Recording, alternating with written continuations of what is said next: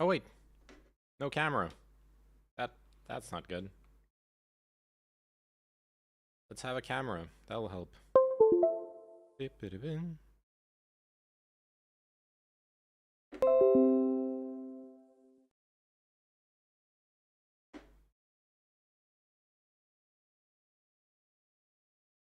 There we go. And lights.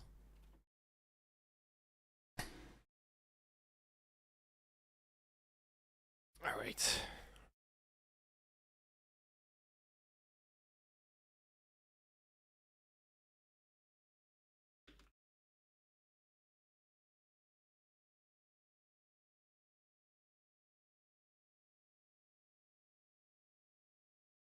All right, let's announce going live.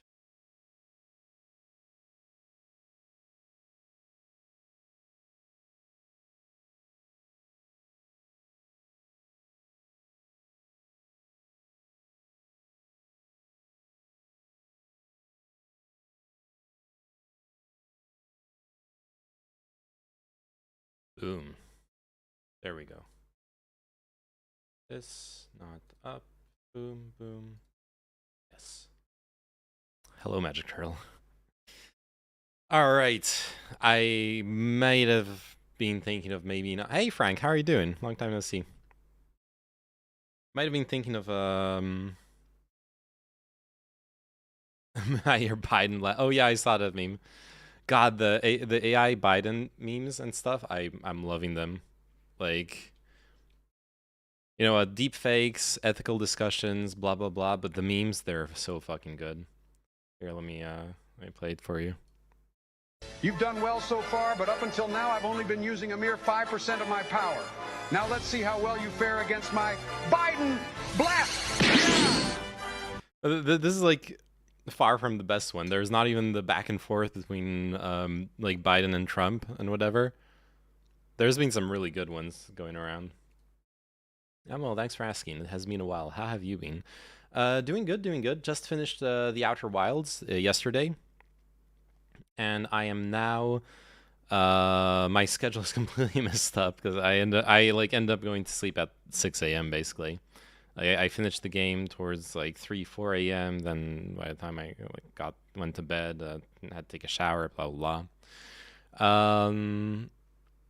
So tonight I'll try to keep it like within a reasonable timeline tonight's stream, though watching an hour and a half video might not be the right approach.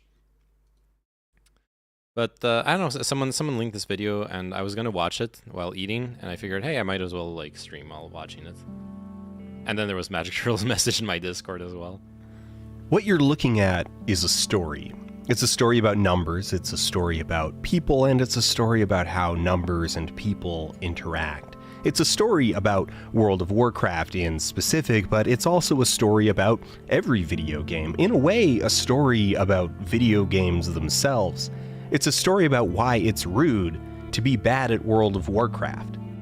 It's December 2004. Massively multiplayer online role-playing game World of Warcraft is taking the world by storm. Oh, and God. Wallace, the gnome rogue...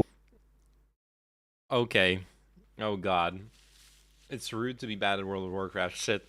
This is gonna be about the psychology of like all team games basically.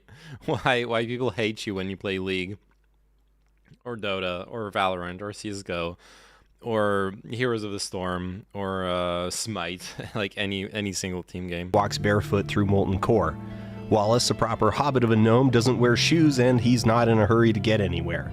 His guild thinks this is a little embarrassing, but it mostly just makes for a story about a quirky weirdo they met in this new video game. Ultimately, they enjoy having Wallace around because he makes the game fun. 6 months later, they're screaming at Wallace and demanding that he equip some boots. True. Ultimatums are dropped, tempers are elevated, and no one's having a good time. Someone calls Wallace a bad player. No one disagrees. I'm expecting it to not be bad players ruin games, but game systems make it so bad players ruin games.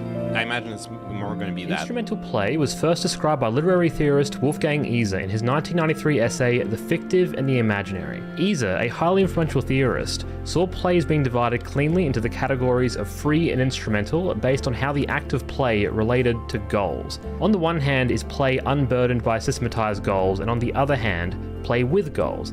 In Iser's framework, play becomes instrumental the moment it has some intended outcome, something resembling rules and structure.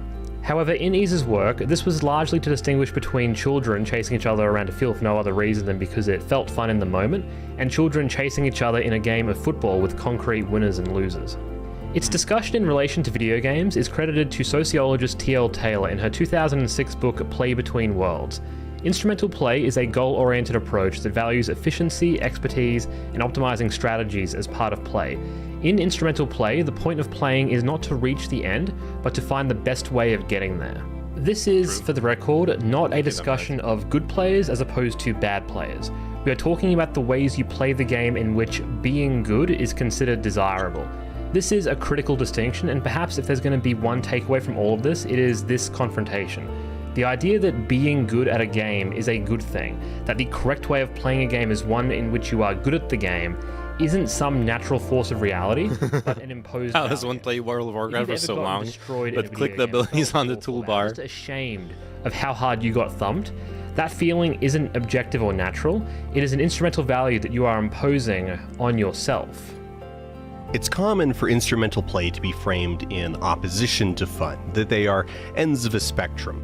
This is understandable in no small part because instrumental play tends towards optimization, which can often result in deeply unfun player behaviors. This gets extended out to the extreme where play framed around challenge or investment is treated as irrational or somehow less genuine than some hypothetically more pure, innocent, unadulterated version of play, unconcerned with doing well. It's important in this conversation to establish firmly that this is a false dichotomy. We are going to spend a lot of time talking about how fun gets optimized out of games, which is why I want to stress that they are not antithetical concepts. Rather than being in conflict with one another, they are instead in tension. There is not an opposed relationship, but there is a complex one. Because if you back up and think about it, it's easy to appreciate how someone can find a deep enjoyment in improving at a skill or achieving goals or discovering solutions to complex problems. Rather, instrumental play focused on goals, can be juxtaposed with free play, the form of play that is without ending. Neither free or instrumental play can exist in their purest form, but René Glass in his book Battlefields of Negotiation describes play in World of Warcraft as movement between instrumental and free play. For every Yeah, I was gonna say, like, even if you take something that would be very close to free play, like Minecraft or you know, like any like free world, free sandbox game. Basically, sandbox game is the right term. It's not that there are no goals; it's that you make your own goals. Legos are a great example as well. Any sandbox, you make your own goals. Your goal with Legos, my goal with Legos, 99% of the time, is to build a cool as fuck spaceship. And then once I have the spaceship, it's to build a space base, and then it's to like LARP out like an adventure. Each character will be like, or at least that's how I used to play with Legos. It was mostly like storytelling. Every single Lego dude was like a duder who had their own goals, and they interacted and stuff happened, and that was like my way of having fun. But there was still a goal, which was to create a story or create a specific thing that from my imagination in the real world. That is, so you're starting off from free play, but you're always ending up in this instrumental play, basically, right? Yo, thanks for the follow, Laughing Fish. Welcome to the stream. We're checking out Folding Ideas video, Why It's Rude to Suck at Warcraft. So we're like analyzing what it means to play video games and want to be good at them, or just want to have fun, and etc. I think that's an interesting discussion. Hope you'll enjoy it. Arena match or dungeon, there is a time before and afterward when you're waiting in town and just stand there. Oh god, waiting for the raid to start. Play approaching its pure form. No, it's not free play. It's prison play. Okay, you're shackled to your you're shackled to your monitor. You're shackled to your monitor for a fucking hour waiting for your guildmates to log on, like farming your last buffs and stuff, buying your last potions at the auction house. It's slavery. It's not freedom. Wiping kick W, dude. I'm eating some like dirty as fuck pasta. Okay, I just cooked up some tomato sauce. I'm gonna be wiping my mouth every single time I take a bite, because otherwise my whole face is gonna be covered in. Oh, you mean the minute rain? Sorry, I thought you were making fun of me for wiping my face. Oh yeah, and dude, wipe. Oh yeah, and yeah, yes, yeah. So you're like waiting an hour in Orgrimmar. For the world buff, you got your like other buff. You're actually on an alt because you don't want to waste the whatever the fuck the valley's name buff on your main. So you're on an alt. So you switch back to your main like 2 minutes before they launch the actual Nixia buff. You log in, then you go right. Oh my fucking god! It's slavery, but it's the best slavery we had then. Yes. It was a lot of fun. I loved it. I had a lot of fun doing it, but I also burnt out on it. Like at some point, I couldn't. But it was good. I liked it too. Wait, what was I gonna say? Oh yeah, wiping. Dude, wiping then on the so like yeah, you get all the raids, then you get into fucking or all the buffs. You get into the raid, and then you wipe, and then you like lose all the buffs. And you gotta reuse like all your consumables. Is this a relatively new setup? What do you mean? Like my streaming setup is actually like it's been the same for a couple months now, or like something else. The stream, yeah, no, the stream setup. This setup has been like this for a couple months. The stream has been ongoing for like 2 years with ups and downs. And mostly we're down a bit right now. And then people leave the guilds. Yeah, like me. I left. I fucking ghosted my guild when I burnt out on it. I told them I was leaving, but like I didn't do like anything special. I just like wrote the officer, hey dude, I can't play anymore. I'm done. And you're like, oh no, let's stay in touch. And then we never stayed in touch. Feels bad, man. An important consideration here is that game design can rarely compel the player to take action. A game can attempt to prescribe an action, such as the famous press F to pay respects, but players tend to chafe against moments like this, as in clumsy hands they tend to come off as naive or insincere, or, in the language of the youth, cringe. If you refuse to pay your respects, then that's it. Them young people with their language. So much as it just bricks, a standoff between you and a choice that doesn't exist. Whether or not you close the application, if you refuse to pay your respects, you functionally stop playing the game. World of Warcraft offers players a tremendous amount of agency. It is, after all, an entire virtual world. You are, indeed, broadly free until to you join a raiding guild. Respects, and the game is generally cool with that. Then your agency 2 to 3 times a week is literally just raiding. You can shun levels, talent trees, and even weapons, and still play the game for a very long time in a way that is still identifiably play. Why shouldn't you stand facing a wall on the far side of Blood Mist Isle and contemplate the nature of the Draenei? I haven't been. I wasn't excited for Diablo 3. Role-playing is a genuine example of the value of free play and the fuzzy edges of instrumental play. Role players engage with World of Warcraft in a fundamentally different way than how you or I might engage with anyone was dude. Anyone used to, and I'm not talking about. I'm not talking about the reboot WoW Classic, the actual vanilla WoW. Anyone played on an RP server here? Because I remember I was on the Lion side going into that tavern right outside the main town. Like I think it was Goldshire Tavern. That was RP City, but like ERP City. You could go in there any time of day, any time of night, and you had like 4 naked night elves dance emoting on the tables at any given moment. It was crazy, okay? Those were wild times back then. It's concerned with the explicit objectives of World of Warcraft and instead red light district emergent activities. By shunning the game's progression system, there's a My clear sexuality was formed in those years. But when role players self-direct, say by holding an annual festival that raises tens of thousands of dollars of charity year after year, they are creating their own goals, and that morphs into a form of instrumental play. In this sense, you cannot have free and instrumental play in their purest forms. You might be surprised just how much of the study of WoW is concerned with role-playing, because it reflects a fascinating alternative and socially driven means of engaging with a game. And that nuance, that question of how you can enable a form of play that, by definition, doesn't concern itself with, like, the numbers, the spreadsheets, the statistics, all the stuff that the game is fundamentally made of, that is awesome.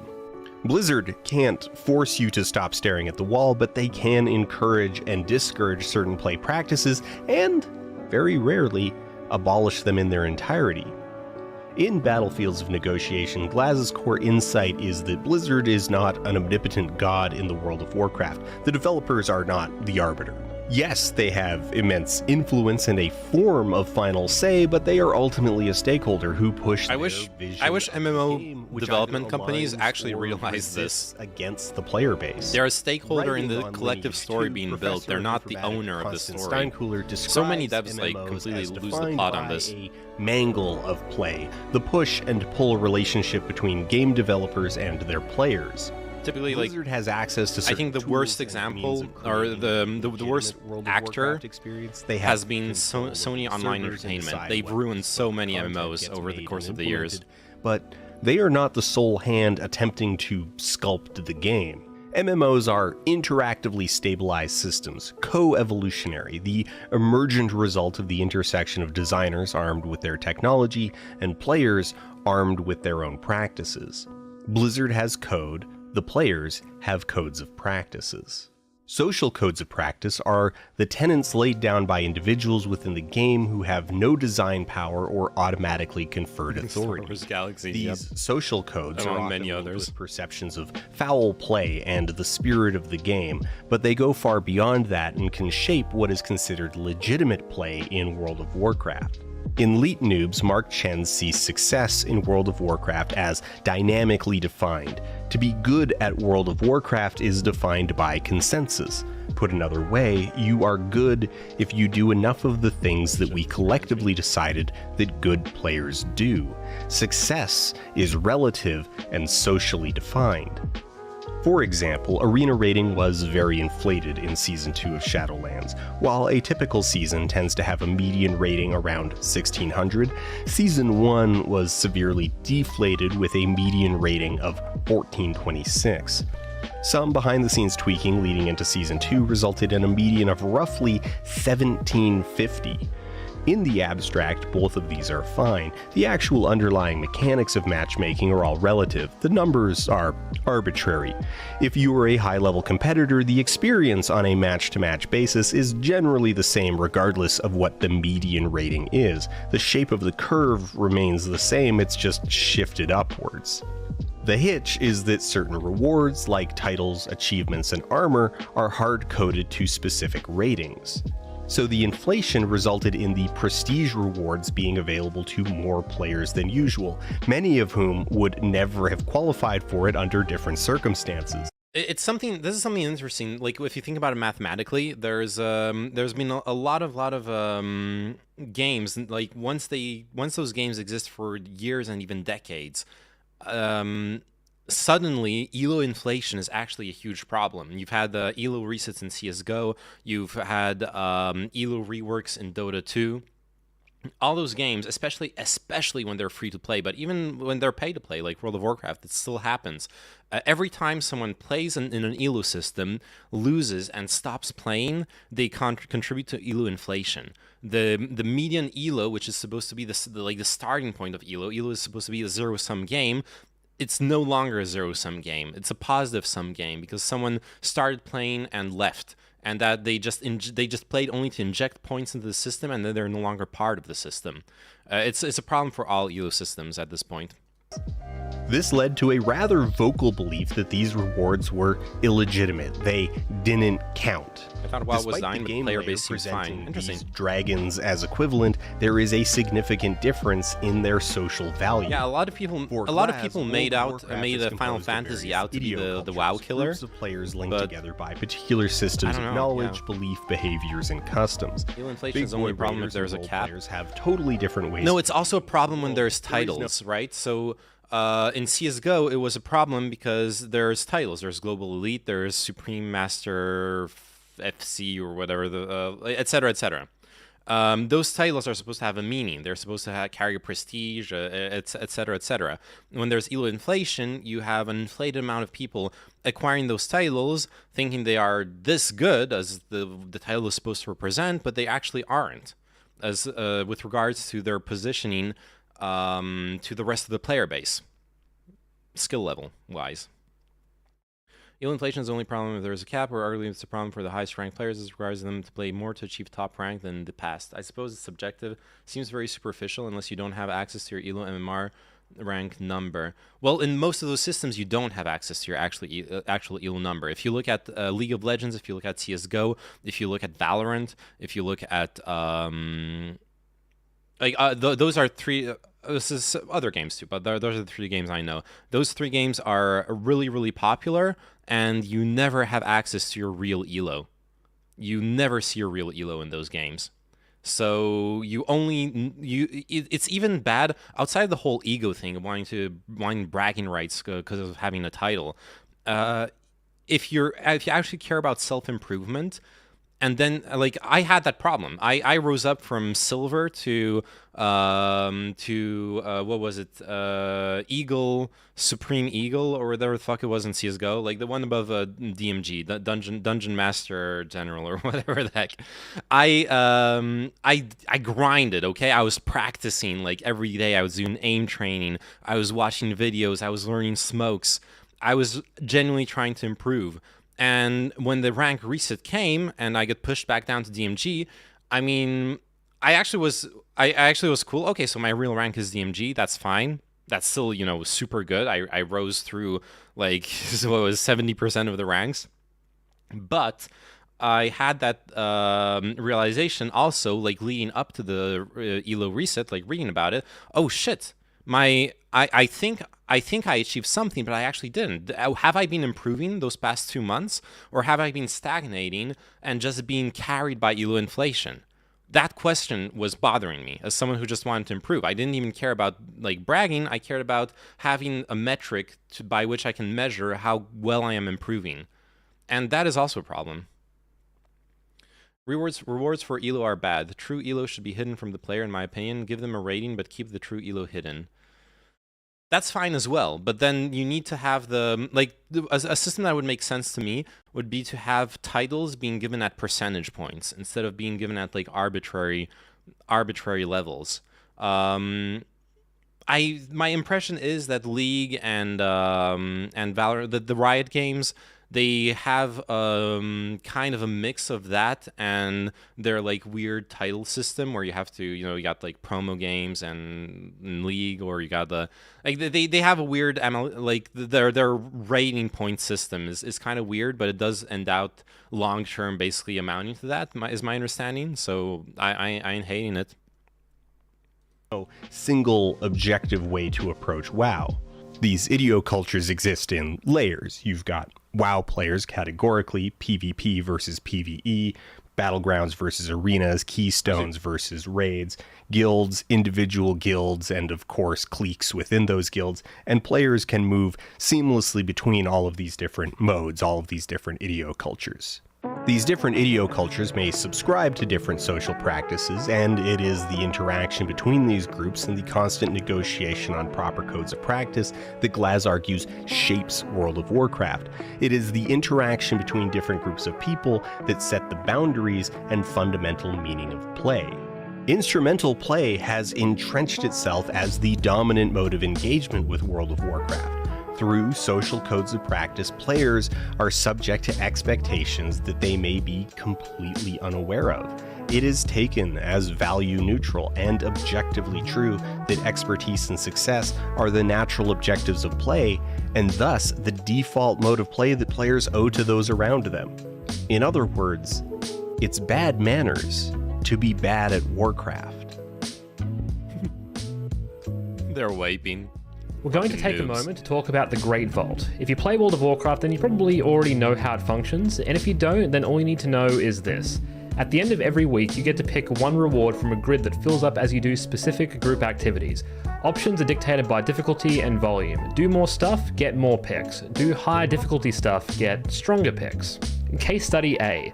During the Shadowlands Season 3 Race to World First in the US 2nd Guild of BDGG, our players were required to fill all 9 slots to their maximum potency on multiple mirror mains. Since there is an element of luck to gearing up, the top players will prepare multiple copies of the same class in order to have a few pulls at the slot machine and maximize the chances of a favorable outcome. For this particular raid tier, our Moonkin player prepared 3 separate druids. Jesus. Our Death Knight raider prepared 4 Death Knights. Each of these characters had the same odds of being the main character, based hugely on the outcome of their vault rewards. These are players who are I don't think I'll play Outer Wilds $10 tonight. for their time as part of a pseudo-professional esports event. Achieving the absolute optimum performance in a raid environment I think is part of I'll their job description. I'll start the DLC either tomorrow or the day after tomorrow. Yeah, I don't think I'll be playing it tonight. This expectation was only maintained until the progression period was over, at which point no one cared. Job's done, do what you want. Case Study B, Venture on Barthelers, US rank 180th. They are a 2-night-a-week guild that have some very different ideas on the Vault. If you'll allow us this one indulgence, let's just take a moment to dunk on an incredibly stupid opinion. If some of this goes over your head, don't worry about it, I promise you will pick up on the important parts. So it's Season 3 of Shadowlands, almost 3 months into a 4-month season.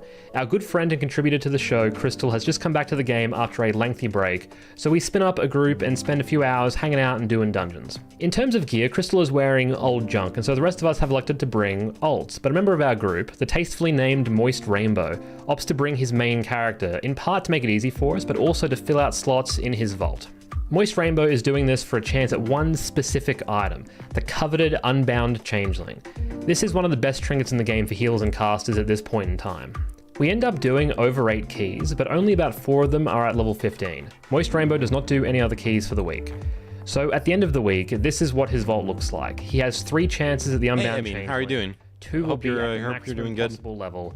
The Changeling is one of 91 possible items. How's things for you and your family? That's good, right? Yeah? A little bit.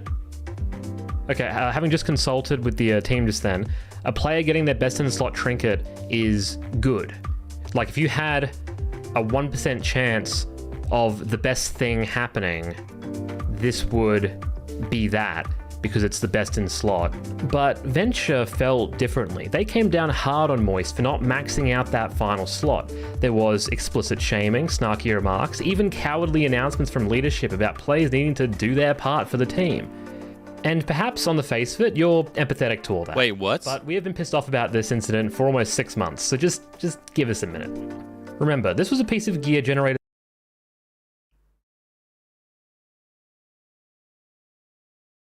solely for Moist Rainbow. This is not typical loot drama. There was no alternate home for this trinket. The issue was entirely in the missed opportunity at a stronger version. Gear in World of Warcraft is comprised of stats that are assigned based on the individual item's overall budget, dictated by its slot and by its level.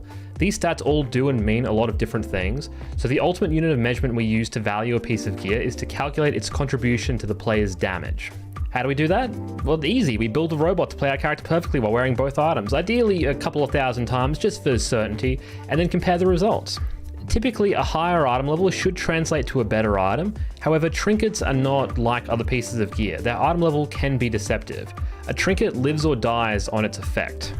So, this Unbound Changeling was the best possible trinket with an item level of 272, down 6 item level from the maximum. If we compare simulation results from a Destruction Walk at the time, we can see that the difference is barely perceptible on the graph. This particular simulation values the overall impact at 0.6%. Here are some more details on that if you're interested. But we've buried the lead on this because Moist Rainbow isn't a warlock. He's a goddamn healer.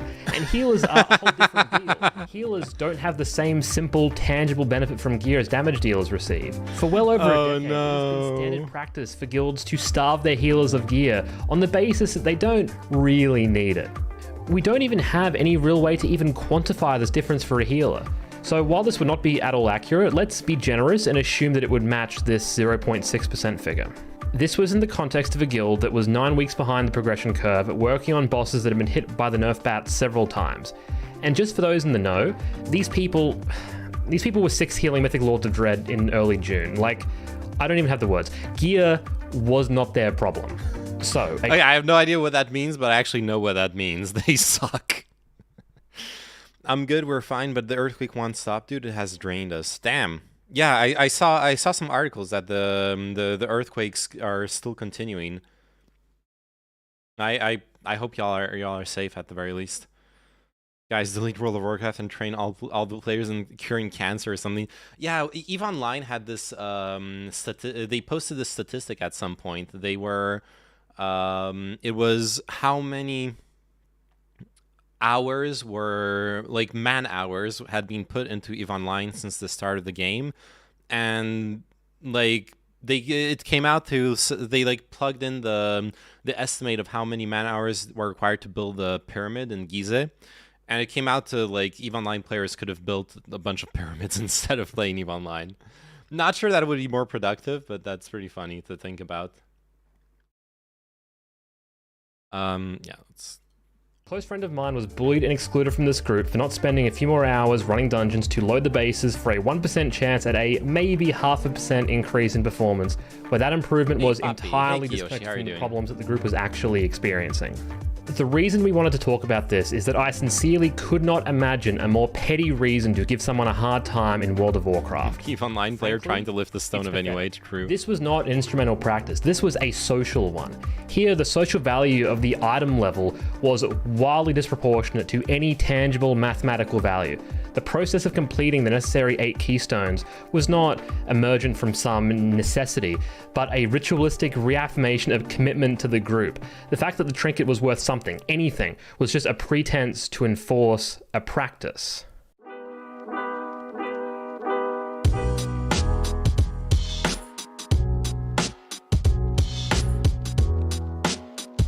Yeah, and that sucks. The whole like attempts at anthropology. The whole like ganging up on someone for over a trinket that doesn't even matter for their build is ridiculous. Logical studies of virtual worlds were fraught. Some might look back on them as hopelessly naive, but I prefer to categorize them as bad. Many of them sought to reify online spaces, really bad, to rope them off from reality and paint them as a separate, self-sustaining world. An actual destination is disconnected from the rest of reality as the moon, or perhaps Australia. In Coming of Age in Second Life, Tom Belstorff conducted a study of user experiences in Second Life, but critically did not involve the users' real lives or any other websites or software in his analysis. The work drew criticism from Alex Golub, who identified this as a dramatic oversight. The virtual worlds of MMOs are not enclosed worlds. My experience with World of Warcraft is not limited to the executable file on the hard drive. Discord, Twitch, Twitter, Google Docs, they are all places where I can engage with World of Warcraft without inhabiting World of Warcraft. I work as a contributor to Skillcapped, an analyst for BDG. I produce my own YouTube content. I might at this point spend more time doing WoW outside of WoW than I spend inside of it. So we have MMO Champion, Wowhead, or whatever. The term we'll be using for this material is paratext. If you're into a certain lame type of YouTube video, paratext is a word you'll have heard before. It's one of those words that is thrown around kind of haphazardly. The concept of paratext was originally conceived by French literary theorist Gérard Genette. Genette saw a book as containing the text of the book, the primary work, but also containing other components that were necessary for the book to be complete, but that were not an element of the primary text. You have the actual story of Warcraft Durotan, but then you also have the cover, the title, a foreword, and so on. Things that aren't the text, but still influence the meaning. The title gives you some idea as to what the book is going to be about. The illustration might tell you what a certain character might look like. For Genette, all that additional text required to make the work complete was paratext. So we can all agree that this is fascinating stuff, really interesting. But let's Yeah. be real, it's not a growth industry, is it? Like, in the year of our Lord 2022, there is not a groundswell of interest in a body of academia focused solely on books. And not texts, but physical books. There have been attempts to apply Jeanette's framework to the internet. If you've encountered the term paratext in the wild, it likely was... Oh, fuck, I found it. I found the meme I was looking for. Yes. Yes. Oh, God, let me show you this. Sorry, it's relevant, okay? It's very relevant to what we're watching.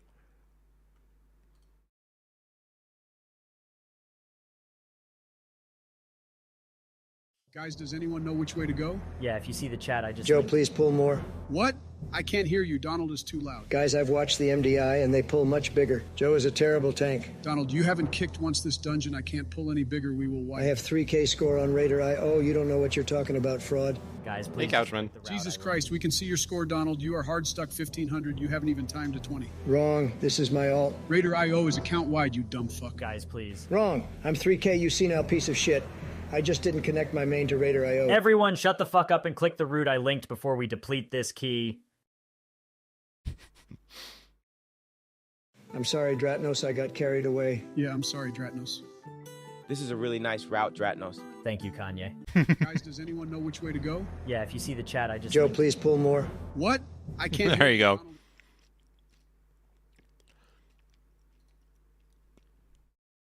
Yo, Couchman, how you doing? We finished. I don't know if you stayed around for until the end. Finished Outer Wilds yesterday. We actually got to see the ending. The best ending too, since we went to meet Solanum, and we even shot the probe into the eye. Well, spoilers.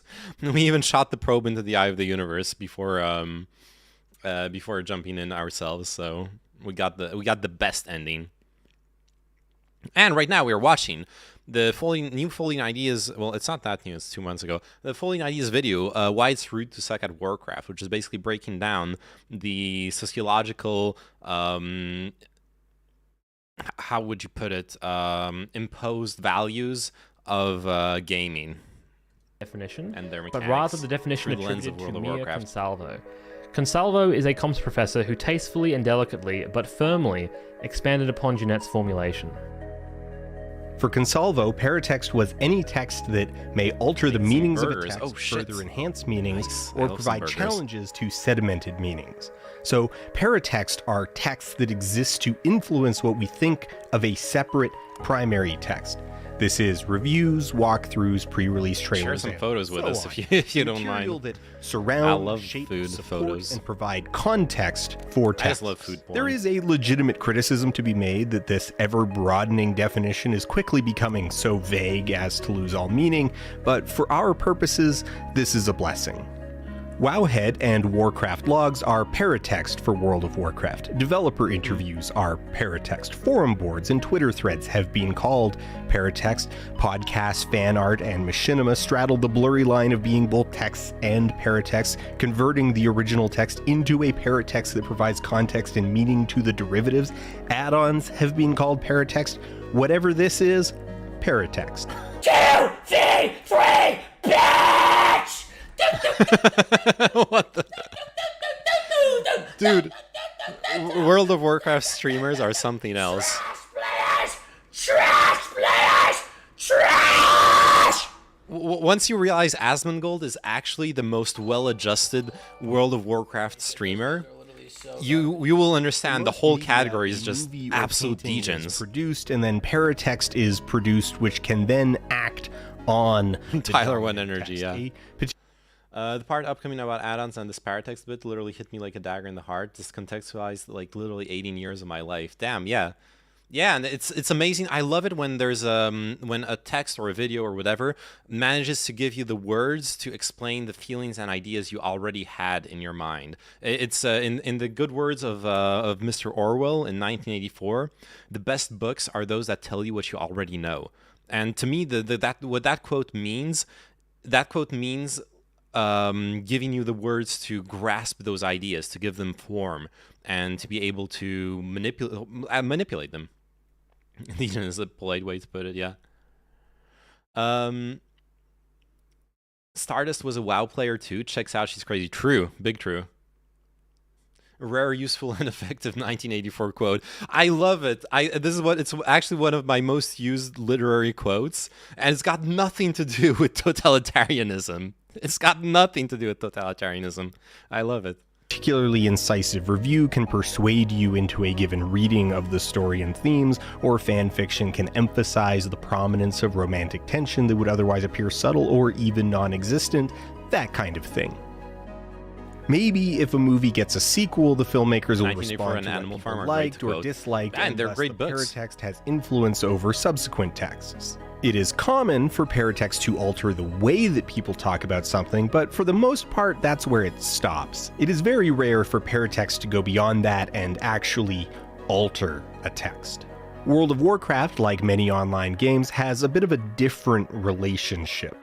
World of Warcraft is constantly being updated and altered. There is no static final product that can sit on shelves and be dusted off by critics decades later, and since WoW is constantly being updated, so is a lot of the talk about WoW.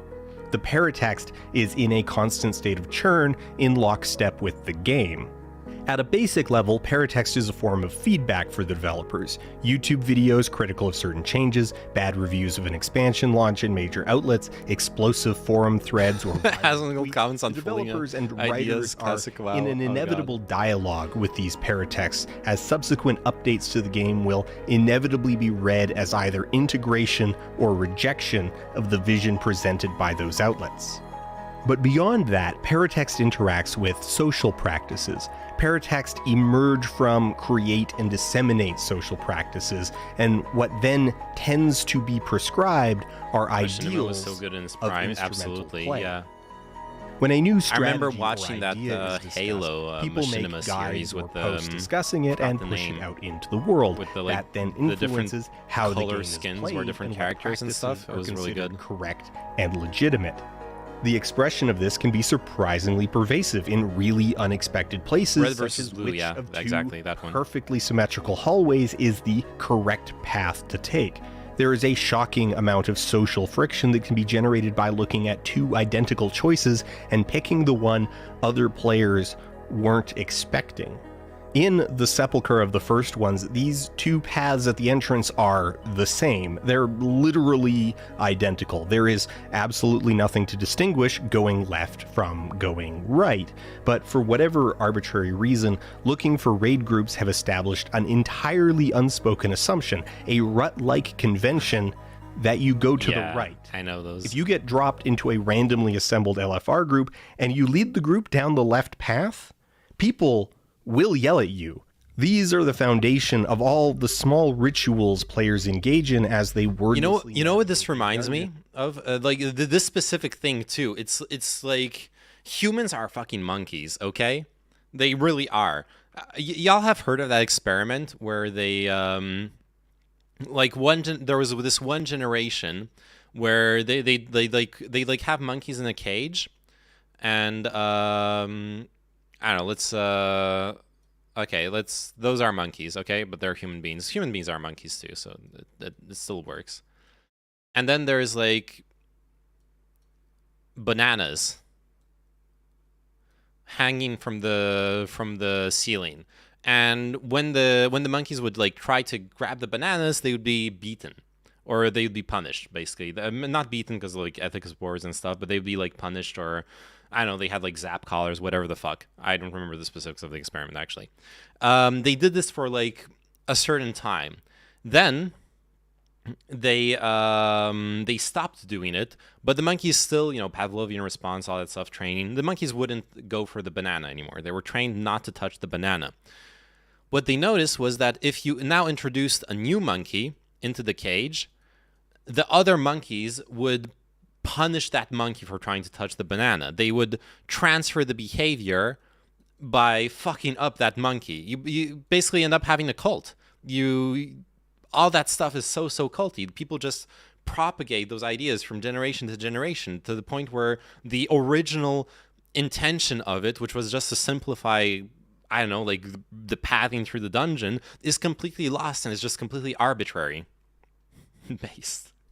for the 50th time. These are the rituals that allow players to just know what their expected role is, why they are the one expected to stand somewhere or do something without anyone saying anything. Many of these silent ruts are just that, ruts of habit with no consequence, but the reactions get even more intense if there are consequences, even trivial ones that can be mathematically quantified in some way or another as less efficient practice. In the Plagueful dungeon, the first boss, the delightfully named Globgorg, will summon sets of slime creatures that will make their way toward him. If any reach Globgorg, he will be healed for a portion of his health. Low difficulty or uncoordinated groups usually just turn and kill the slimes, but at the highest difficulties, the standard practice is to focus damage on the boss and prevent the larger slimes from reaching the boss with crowd control. If executed correctly, this positioning and strategy trivializes the fight. It's not difficult, but the risk is enormous. Any breakdown in the management of the slimes can immediately brick an entire dungeon run. Upon first discovering the strategy on a Twitch stream, we became immediate evangelists for the Globgorg Gambit.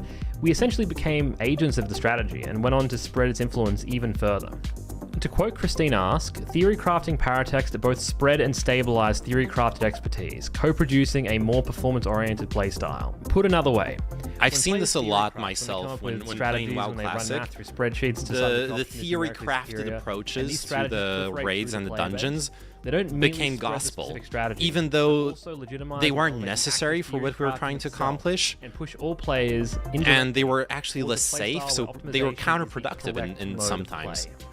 World of Warcraft is so interesting because it has lived through in my guild, we weren't trying to iterations speedrun of the raids. internet. Because the game is so influenced by paratext, changes in our capacity for paratext manifest as changes in the game itself. As the internet changes how we communicate, the way we talk about WoW also changes, and that fact changes WoW. In the game's early life, Thoughtbot and later WoWhead... True jokes, though. Actually true. That's why one of the leading ways to keep nuclear waste from being dug up in 10,000 years is to make stories and rituals about the area being bad. Those last longer than any other information we know. I hadn't made the link with that, but that's a really interesting link. I completely agree. Famously major resources, but they were only as good as the information that users fed into them, and it took a long time for the sites to build up a repository of information.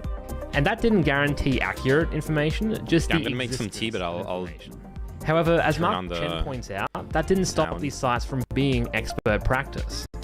listening. Actually, the complete opposite happened. Rather than being seen as cheating, using Wowhead was a thing that the best players did. And in 2006, it relied on word of mouth. You had to be told about Thoughtbot to learn about it. In her book Cheating, Consalvo points out how common it was for strategy guides or sites like GameFAQs to be perceived as cheating, as illegitimate practices. So it's interesting how WoW would invert that dynamic at a similar period of time. And as Ask points out, that's weird. When World of Warcraft released, streaming video was in its earliest stages, and it has persisted from that into the rise of HD videos on YouTube through to 1440p live streams on Twitch. Like, this is actually worth stressing because it plays into the way that information spread. Information asymmetry has changed over the course of the game. If you were watching a strategy video in 2007, it looked like this. Wait, what the fuck happened with the audio? What happened, So?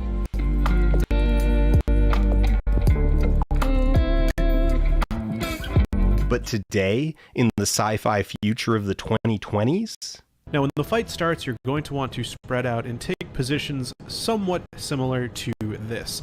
Now, the reason you're going to want to be spread out like this is because Archmod has an ability called Air Burst. Now, this does 1,500 nature damage and a 15-yard AoE around his target. in his 2013 thesis. Yo, what the fuck's happening? With the eyes looping? The fuck? Thesis played a win. Benjamin Eggleston predicted the rise of Twitch streams as a primary source of knowledge for World of Warcraft. The printed strategy guides that Consalvo wrote about already feel like a distant memory. In 2022, it's common for players to seek out primary sources of knowledge in the form of Twitch streamers or relevant Discord servers. Someone looking how to Yeah, I have no clue what's happening. Hmm. Well, okay, well, I'll like refresh the page and hopefully refreshing the player will work. Let me just go get my tea.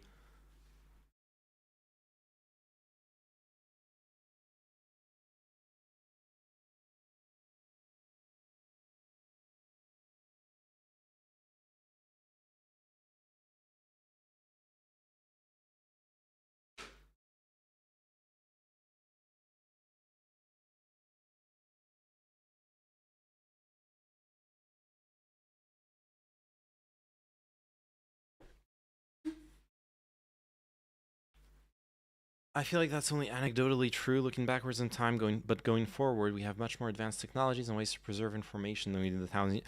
Actually, that is questionable. So, a typical example is photography, right? So we were able to find this canister of old. I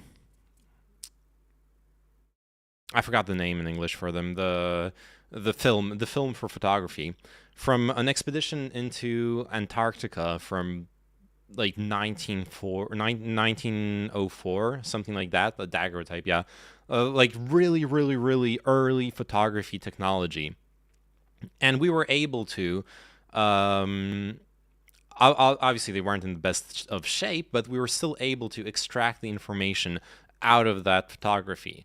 Now, take the example of because like the fundamental process of developing a photo hasn't really changed. It's the same. Obviously, if you don't know the chemical process, then it's just as arcane as anything else, and you wouldn't have access to that information anymore. But in that specific case, it was possible. With modern ways of storing information, they may seem ubiquitous and they may seem much more durable when it comes to long-term storage and long-term understanding of the information, but they might not be. A typical example is the storage of information. If you go to a flea market, for example, and you buy a tape, like a tape storage thing, how are you going to access it? You're going to need to find an old tape reader. Okay, you find it. Then you're going to need to be able to connect it to your computer. You're going to need to like a special serial port adapter or whatever the heck, if it's even older, like whatever way of connecting it to the computer it had. And then you're still going to need to decode the binary data into something that actually makes sense. What file format was it? Under what OS was it running? What even was the tape? Was it just like a backup, etc., etc.? Not even saying we use digital technology. Yeah, but yeah, fair enough. But I think oh, with material sciences, yeah. Well, material sciences have played a big part in what Juxta is talking about, the long-term nuclear storage messages, because material sciences played a part in trying to ascertain which materials, which construction will be the most durable, most safe for the long-term storage of those radioactive materials. So those things are taken into account. They play a big part in that research. But what Jokesa says is true. Like you can assume nothing when it comes to the actual information being decodable. You have to make it as generalizable as possible. It could be aliens, yeah. Play a Blood Death Night in. Oh yeah, I was gonna refresh this. Okay, 29 minutes in. Hopefully the audio stops Distant memory. messing around. In 2022, it's common for players to seek out primary sources of knowledge in the form of Twitch streamers or relevant Discord servers. Imagine someone looking how to play a Blood Death Night in Keystones has access to live streams from dozens of excellent Blood. Yeah, it is still happening. What the heck? Dude, I don't know. Okay, let's try it in another browser. Edge. We are edgy boys now. Oh god. I probably need to like restart my computer, update the. Oh, for fuck's sake.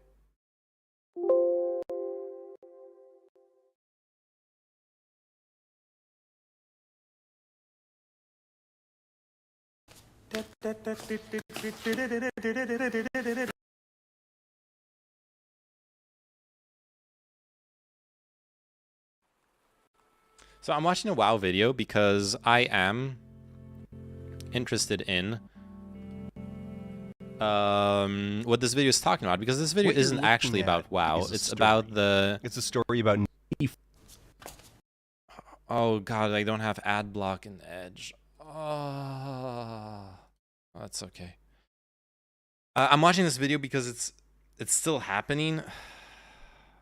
Okay, dude, I don't know. I'm sorry. In 2022, it's common for players to seek out primary sources of knowledge in the form of Twitch streamers or Yeah, it's relevant doing it Discord on my end servers. as well.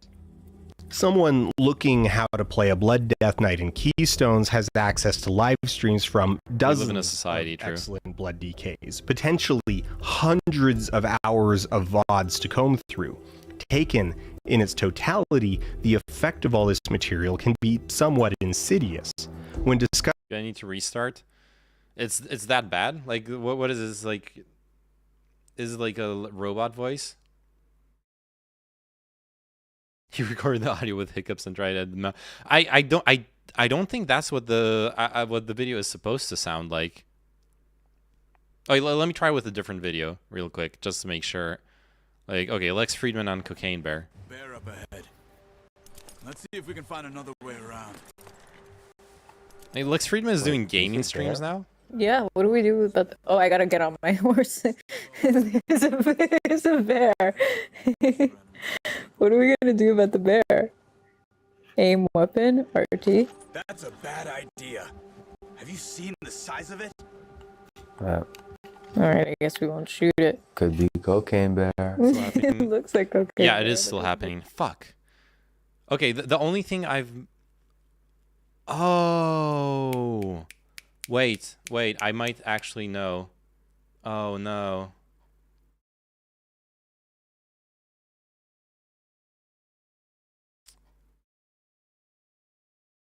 Oh, no. I don't think it's that, but it could be that. Yeah, I think something's wrong with the audio driver. Absolutely. Fuck. Because, okay, the one thing I modified is I changed the sample... the buffer size for my sound card. Can change it now and test. Okay. Okay, let's try with the original buffer size that I've been using for the past, well, weeks. Blood DKs, potentially hundreds of hours of VODs to comb through. Taken in its totality, the effect of all this material can be somewhat Buffer insidious. too big, yeah. When discussing strategy guides, Consalvo Okay, yeah, observed that was these it. guides taught young players that exploration, persistence, and strategizing were essential to succeed in their given game. Essentially, the strategy guides taught its readers what it meant to be an ideal gamer. Alright, thanks for letting me know. When Choice makes one of his dorky PvP guides and pushes it out onto the internet to wither on the vine, it implicitly communicates that instrumental values are desirable traits. The video inadvertently reinforces the idea that watching PvP guides is a good thing to be doing.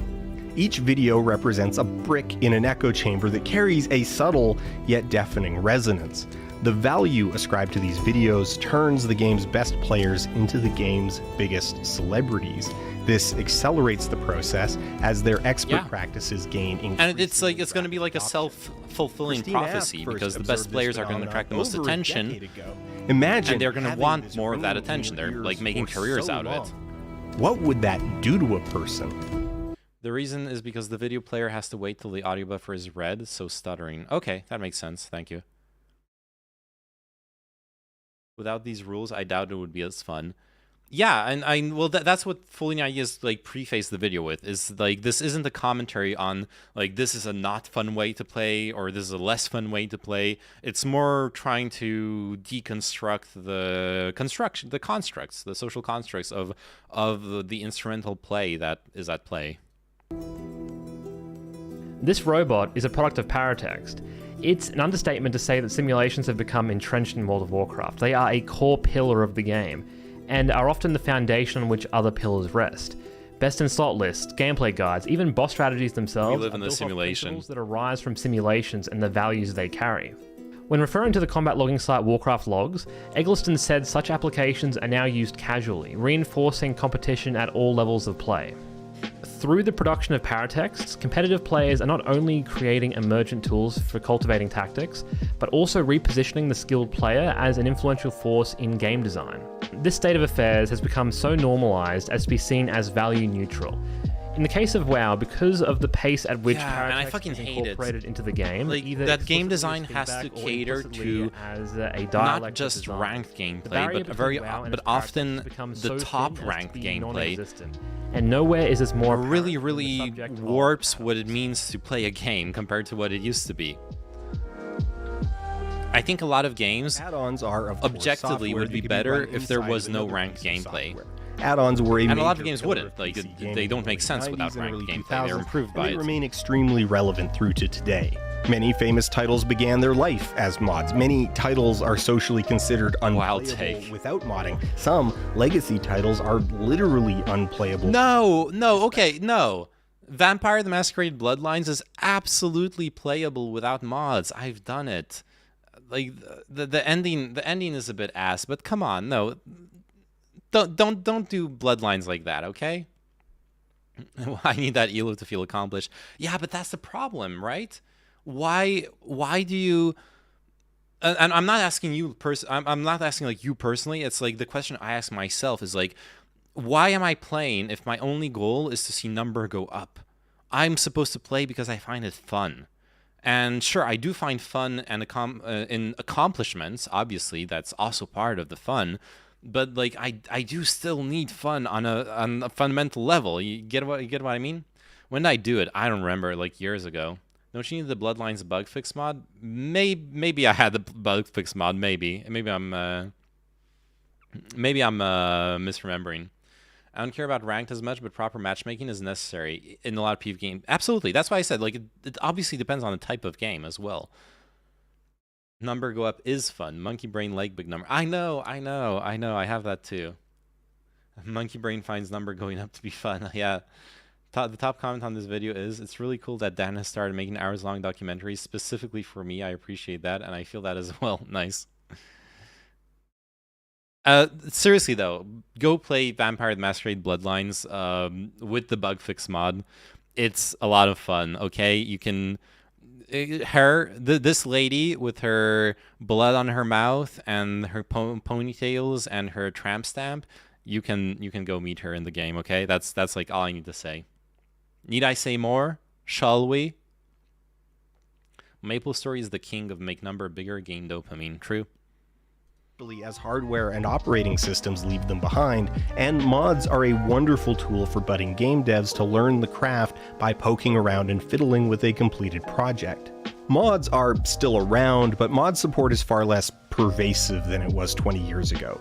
Today, if a game has mod support, it tends to be a hugely influential aspect of the game. Titles like Minecraft, Oxygen Not Included, Cities Skylines, and indeed World of Warcraft don't see mod support as an extra little feature, but a core element of their game's identity. So while mods haven't gone away, their scope is far more limited. In 2022, the biggest titles are online competitive multiplayer games driven by live service monetization. Titles like Counter-Strike or League of Legends place huge emphasis on their competitive and esports elements. These are games where the integrity of the competition is critical.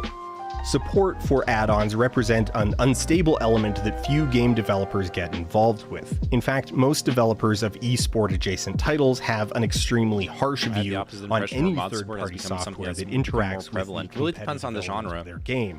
There are a few exceptions. Team Fortress 2 when it comes to those big mainstream online games, Fully 90s is right. Mod support is to change the UI is pretty dramatic. Problem. However, it's seen they as a cannot problem. add new UI elements, only alter the presentation of base elements. The closest comparison I was able to find to a WoW UI mod was like Simple Radar for Counter-Strike. This is a major point of departure for World of Warcraft. WoW wants to be counted amongst your League of Legends and Valorants, and while WoW laid a lot of groundwork for the modern live service model, WoW wasn't built to be like those games. It was built to be like EverQuest and Dark Age of Camelot, both games from the early 2000s with mod support. Mods in that era were significantly less potent, and the competitive instrumental play of 2022 didn't really exist in EverQuest in 2000. Interestingly enough, the controversy around when does modding become cheating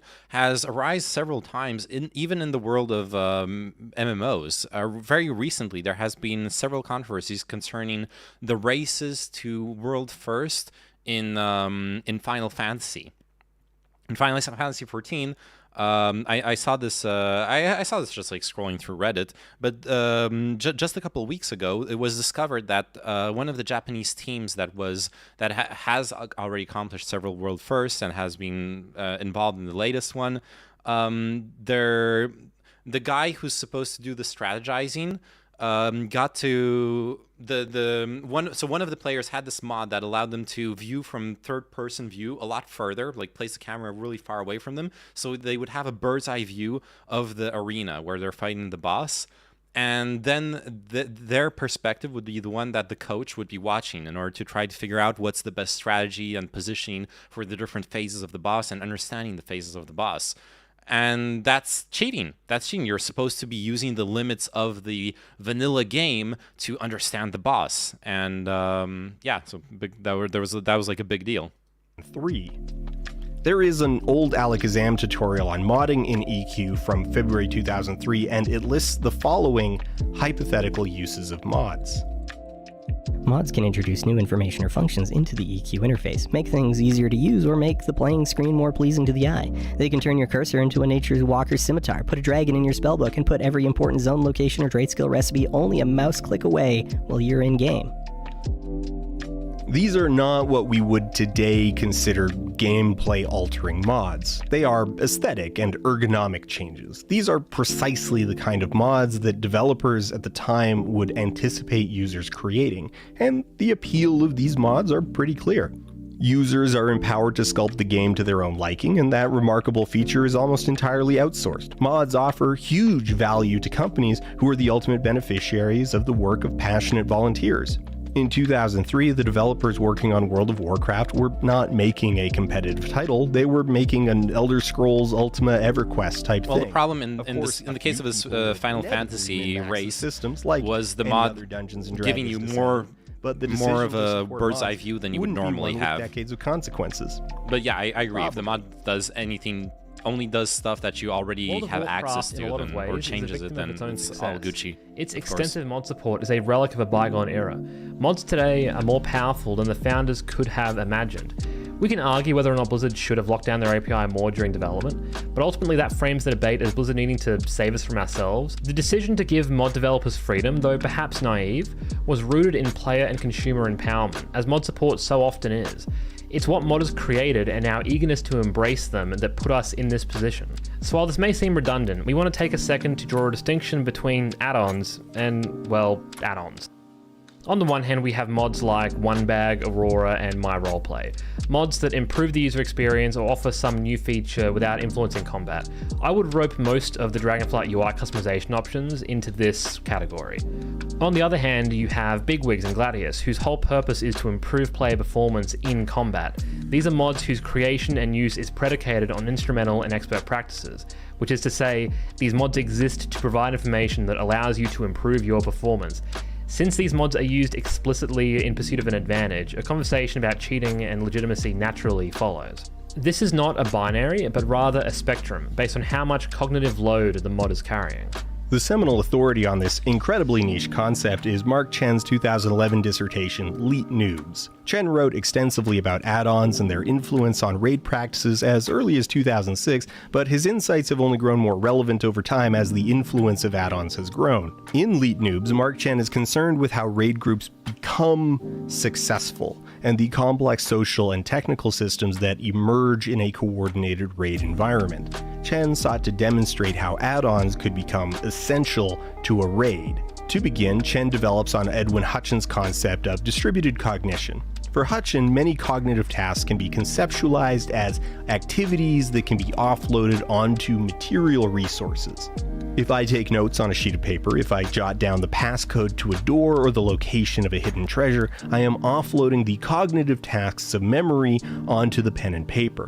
The pen and paper are assuming certain responsibilities. They are not passive things, but are actively performing a duty of carrying a cognitive load on my behalf. Chen takes this concept to its logical extreme and asks whether it even matters whether an actor in a given system is human or non-human. This concept is called object-oriented ontology, where everything exists equally. Tools are treated as though they have agency. My brain and a pen and paper are equally capable of accomplishing the task of remembering my doctor's appointment. There are certainly critiques that can be made of this framework. In the context of note-taking, it could be argued that the paper merely enhances my memory rather than assuming responsibility, but as you will see, certain mods are so potent at taking on responsibility that agency is probably the best way to describe it, so it's the framework that we're going to use here. This leads Chen to a lengthy discussion of actor network theory. ANT posits that the roles and responsibilities within a network of activity, such as an organization or a raid group, are distributed across multiple actors. An object-oriented ontology tells us that those actors need not be human. And since a raid group is nothing more than a network of actors, Chen argues that add-ons can become essential agents in a raid environment. So which actually happens, right? You join a raiding guild, they will impose a list of add-ons onto your computer. Like you have to use the same add-ons so they can communicate with each other and all that stuff. A lot of mods we just don't care about, such as those cosmetic or ergonomic mods, because they carry no meaningful cognitive load in combat. On the other end of the spectrum, we have Gladius, Diminish, or Omnibar, and they carry a very high amount of cognitive load because they desperately want to contribute to combat. The smallest example of a useful mod we can think of, our minimum unit of cognitive load, would be the crosshair. It's not uncommon to see top-end raiders play with a weak core that marks the center of their screen, representing where their character is. Your character cannot typically leave the center of your screen, so strictly speaking, the crosshair is entirely redundant information. It is an actor whose role is to answer a question whose answer never changes. Where is my character? It's in the middle of the screen, where it always is. And yet, if we show you footage of a modern raid, you can see how the crosshair can decipher the visual noise.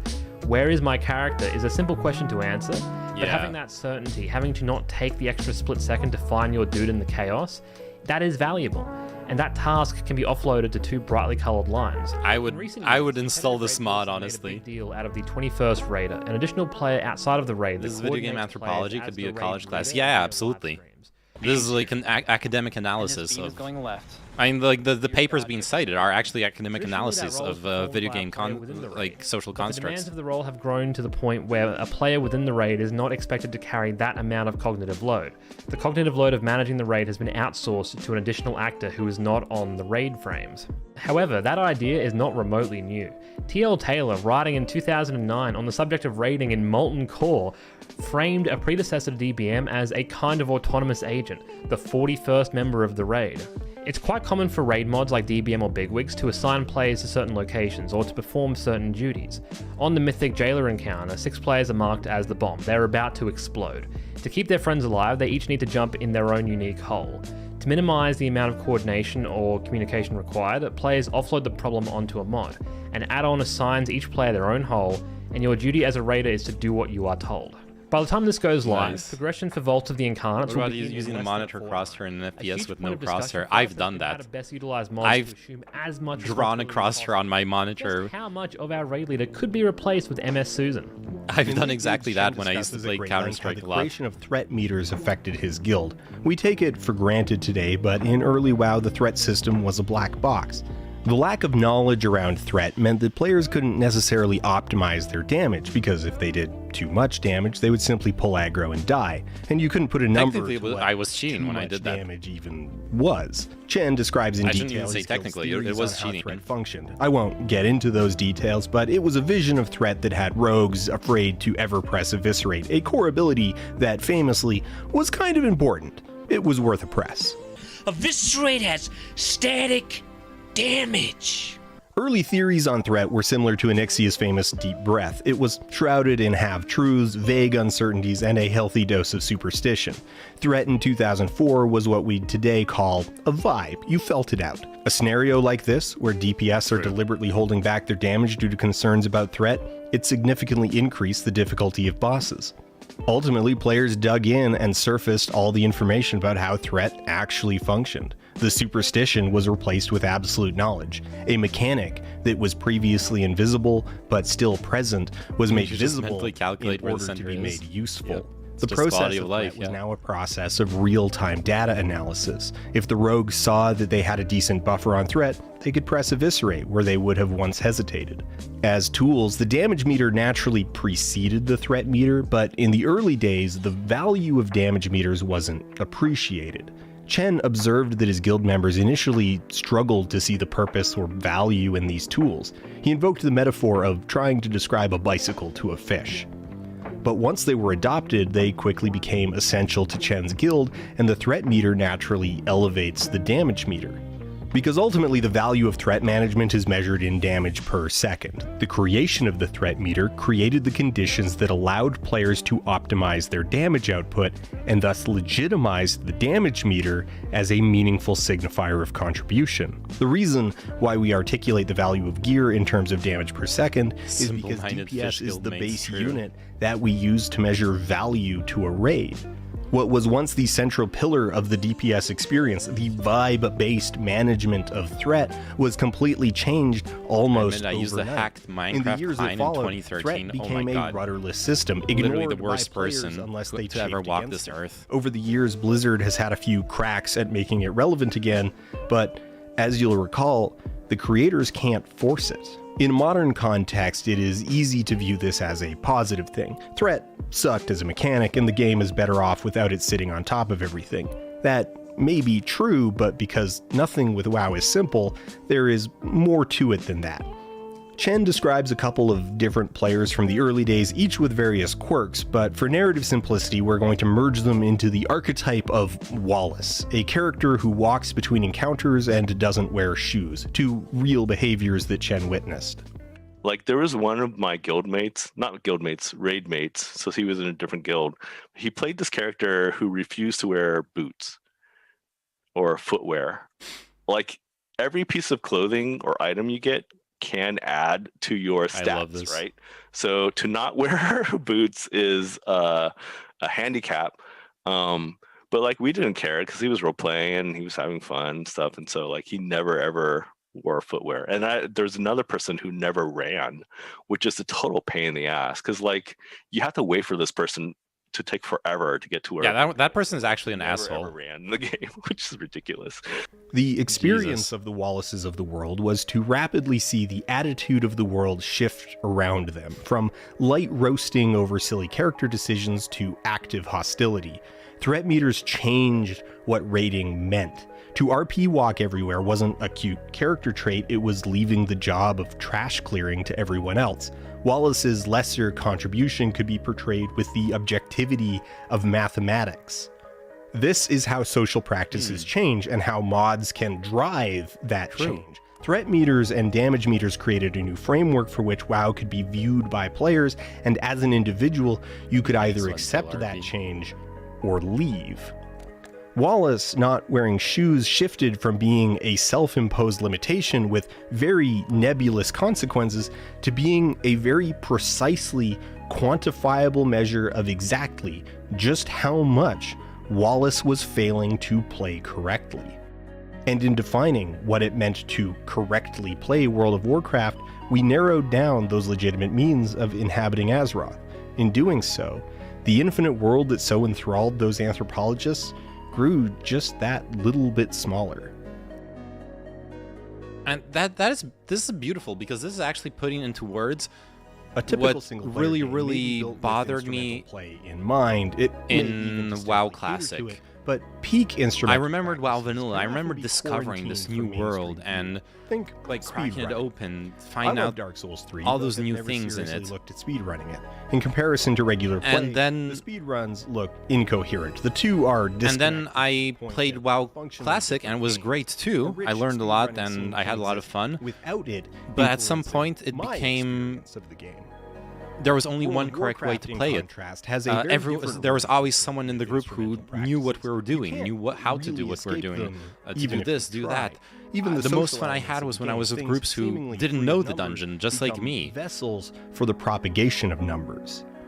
WoW is a big That's why I like game Smash and Bros. is It extremely has depth, complex. it has and is rank, and it doesn't composed have of teammates. nearly 2 I decades of like setting, playing with people. long I actually strings of like stuff playing with positioned people. with I know little it sounds as a basic weird thing to say, explanation but for what it's for, why it's there, or even I get what you mean. should Yeah. bother. When new content is introduced, no one goes back to the old stuff to drop signs saying, "Hey, this place is kind of done. You sure you want to be here?" There's a lot of reasons for that, namely it wouldn't even necessarily make the game better, but it's a thing, and as a result it creates a lot of cul-de-sacs. If you stumble into the Molten Front in 2022, it's kind of left to you to figure it out. The game's not going to tell you that this content stopped being relevant November 29th, 2011. So, given the existence of these cul-de-sacs, what is always the first piece of advice given to new players? Join a guild. Find people who will help answer questions and offer guidance. People who are up to date on the game, who can collectively remember what things And are. will tell you point how at to what play you the game. can or should be doing. That's the thing. Who can tell you that the Molten Front is not only a cul-de-sac, but also kind of lame, and there's not a lot of reason to be there. Whether it be that kind of spontaneous, organic help or the systematized information from elitist jerks forums, guilds are repositories of knowledge. Christine Ask describes guilds as communities of practice, as institutions that store information. They are communities defined in part by what they do and why they do it. From the very start, players are primed to engage with WoW as a process of adopting certain practices.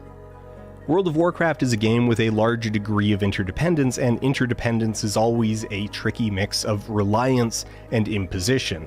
In order for you to accomplish your goals, you may require me to perform a certain task to a certain level of proficiency. And if I can't do that, Yeah. well, odds are no one's going to be happy with what happens next. 50 DKP. WoW's raiding environment pushes this to its most extreme. As you'll recall, Chen describes a raid as a network of actors, like a musical band, sports team, or school project. As a scheduled, regular social obligation, it's fair to say that some degree of success is required to keep players motivated to attend. No one wants to feel stuck or left behind. As discussed earlier, it can be said that success in WoW is socially defined. What it means to be stuck depends on where everyone else is. The raid groups that perform the most effectively tend to do so by treating raiding essentially like work. Their work defines what success looks like in the game, and in turn their practices become the expert practices, as anyone who doesn't want to feel stuck adopts their strategies, their group compositions, their add-ons, and their organization, because there might be a bunch of different strategies that do work, but we know theirs does work, and if it works, it must work for a reason. For instance, Limit No achieved the work. world first kill of Hey, Nizot Beg, how by are you using doing? an external raid leader. The raid group was managed and coordinated by someone who was not among the 20 players inside the instance. This was not unheard of, but it was not a common practice until Limit's success. 3 years later, it's a ubiquitous tactic in the world first race, and our friends over at Adventure, the Trinket guys, they love the external raid leader. From Twitch streams to full strategy guides, guilds like Limit create paratext that document their practices. This paratext not only contains the methodology to overcome a specific boss fight or fix a certain problem, but you'll recall it also normalizes itself as a legitimate framework to apply to raiding. This is a byproduct of emergent play. The game's best players have gotten very good at finding unintended solutions to the challenges put in front of them, which means that what they end up doing can often be in conflict with what the intuitive solution would appear to be. Over the course of years, theory crafting has become so entrenched in the minds of even casual players that it appears value neutral. The way we conceptualize a raid encounter, the terminology we use, the way we judge success. I don't know if you're being sarcastic. From behaviors disseminated But it from is. the top down. I'm Even not when we not do see like innovation so emerge deep. from relative Wow. unknowns, But like it's Restricted's really awesome cool. Mythic Jailer strategy, those strategies are still products of instrumental practices. This goes beyond stabilization of theory crafting as an abstract value. This is extremely tangible. This level of instrumental play creates a player base that is better and more coordinated. Really okay, you're not being sarcastic. Blizzard can either ignore this and create encounters that are trivialized by add-ons and other techniques, or they can presume that they will be used. This has gradually resulted in content that presumes the existence of these tools and thus pushes players further toward adopting them. We have seen this phenomenon play out quite rapidly in the game's competitive PvP. Mods that were once prohibited from tournament play have become permissible, and their rate of adoption has skyrocketed.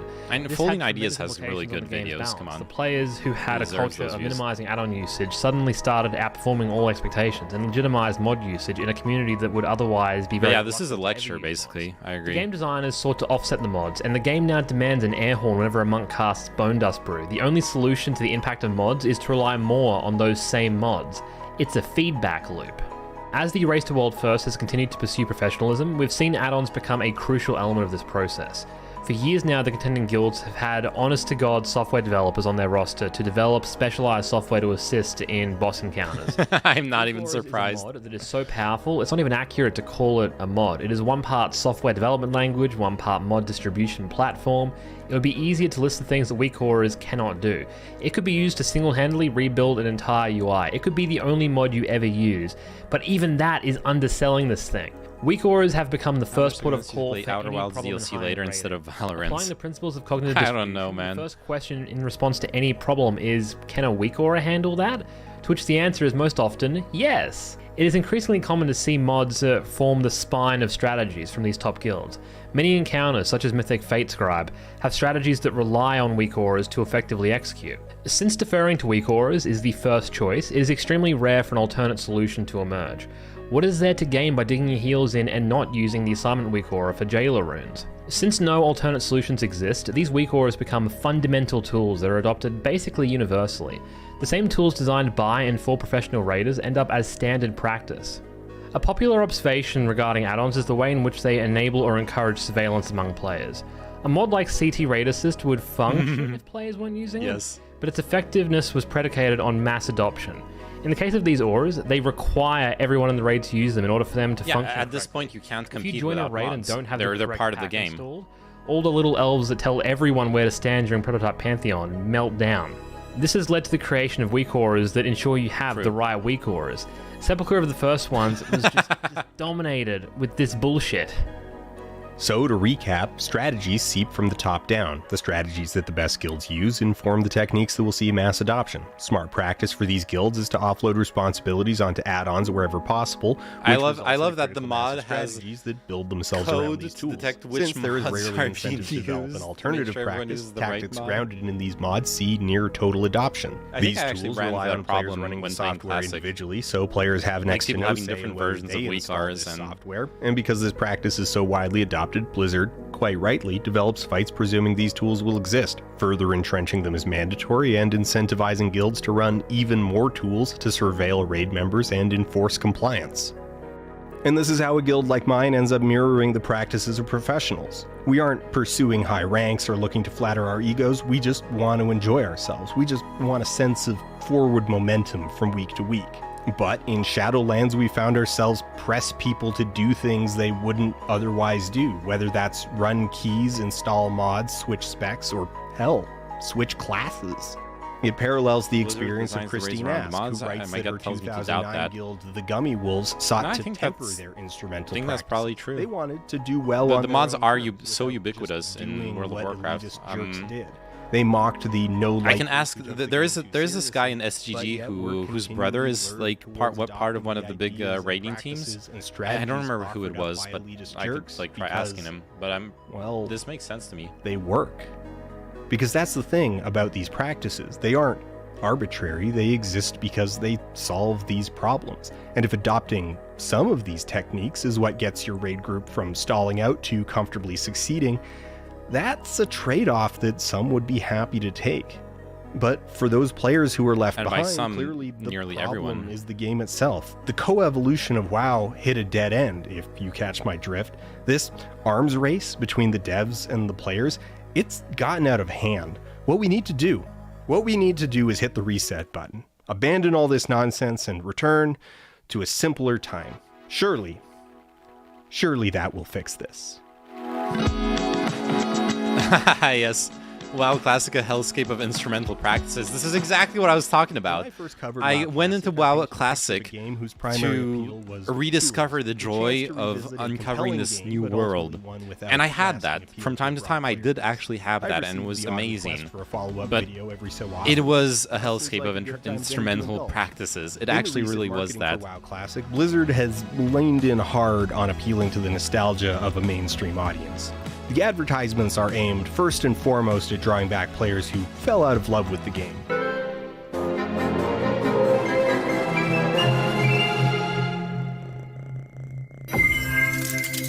I don't know, maybe I was onto something.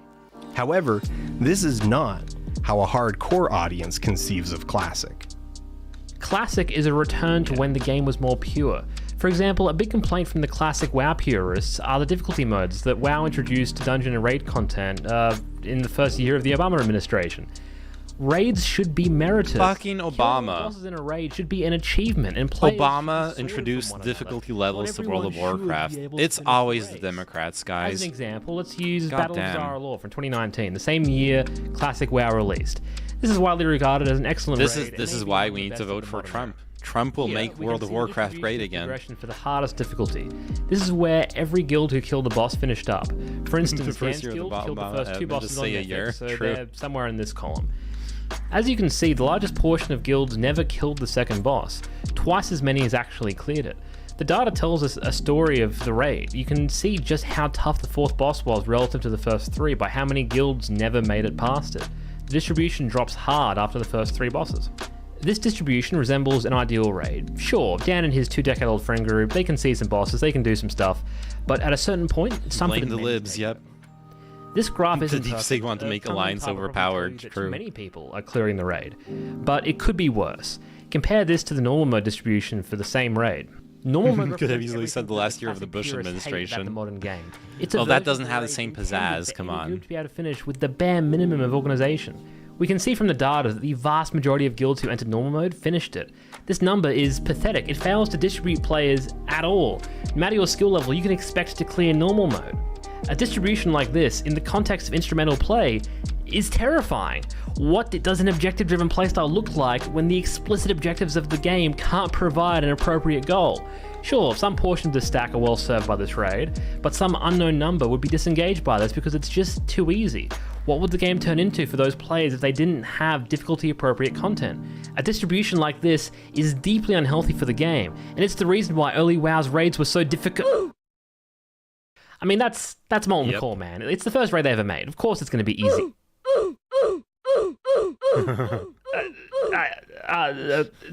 Dan, tag in. A lot of ink has been spilled on why Classic hasn't delivered on the difficulty promised by those early evangelists. We won't relitigate that in too much detail here, but in short, players are better, their internet is better, and for practical reasons the game runs on the final build of the expansion, so player characters end up being stronger than they ought to be. But the big one is the presence of paratext. It's not just that the content is 12 years old and everything has been solved, it's that the solution has been widely disseminated and widely adopted. Like, here's a taste of a 3-hour lecture on changes to Shaman going from vanilla to the Burning Crusade. Please, I insist. The testings of spell coefficients and weapon imbues I present here were done using a 2.4.3 TBC repack, which is not an official Blizzard product. Despite this, almost all spell coefficients and weapon imbue results that I've gathered corroborates what has been actually tested by multiple TBC era 3 crafters. However, until an official pre-patch, beta, and or live TBC game is You literally already had the best in slot lists for every single class going into the game. Yeah, you had we were the strategies always for every going single to dungeon, demolish every Classic. single It boss, was every single always raid. going to go this way. That's not to say that Sunwell or Ulduar Raid is an unenjoyable experience for modern players familiar with the game. It's just that it's not strictly a challenging one. Stop. The issue, then, that Classic faces is that the vast majority of players are exhausting the content at an absurd pace, most within the first week or two. These are people who love the game dearly and are magnitudes better than the creators could have imagined. What are they supposed to do to fill the time? Well, the same thing as anyone else who has a deep love of a single game. They started speedrunning. Speedrunning has been an element of WoW for basically the game's entire life, but before Classic WoW was released, private servers took it to a whole other level. These servers would spin up and shut down so rapidly that players developed techniques for speedrunning the entire game. Yeah. Those players and their imitators applied their techniques to Classic WoW at launch. Molten Core was cleared in just 6 days, down from 154 days back in 2005. This was a big story in the Classic circles, but it didn't really affect the tourists in any meaningful way at launch. Over the life of Classic, more and more players found themselves adopting more and more of these speedrun techniques. Maybe it was an organic process, people just looking to make their raids easier and find a way to make them more engaging, but I would suggest that instrumental play compels players to try and organize themselves by hierarchy. Remember, the elitist players who want to gatekeep content, they're in here somewhere, so they are naturally going to elevate means of separating themselves from the pack. So speedrun practices become expert practices, and well, over the course of years, that cooks your brain. Classic ought to have been our salvation from all of this. After all, the content doesn't demand the kind of optimization we've been discussing, not by a long shot. And yet, it's gone the other way.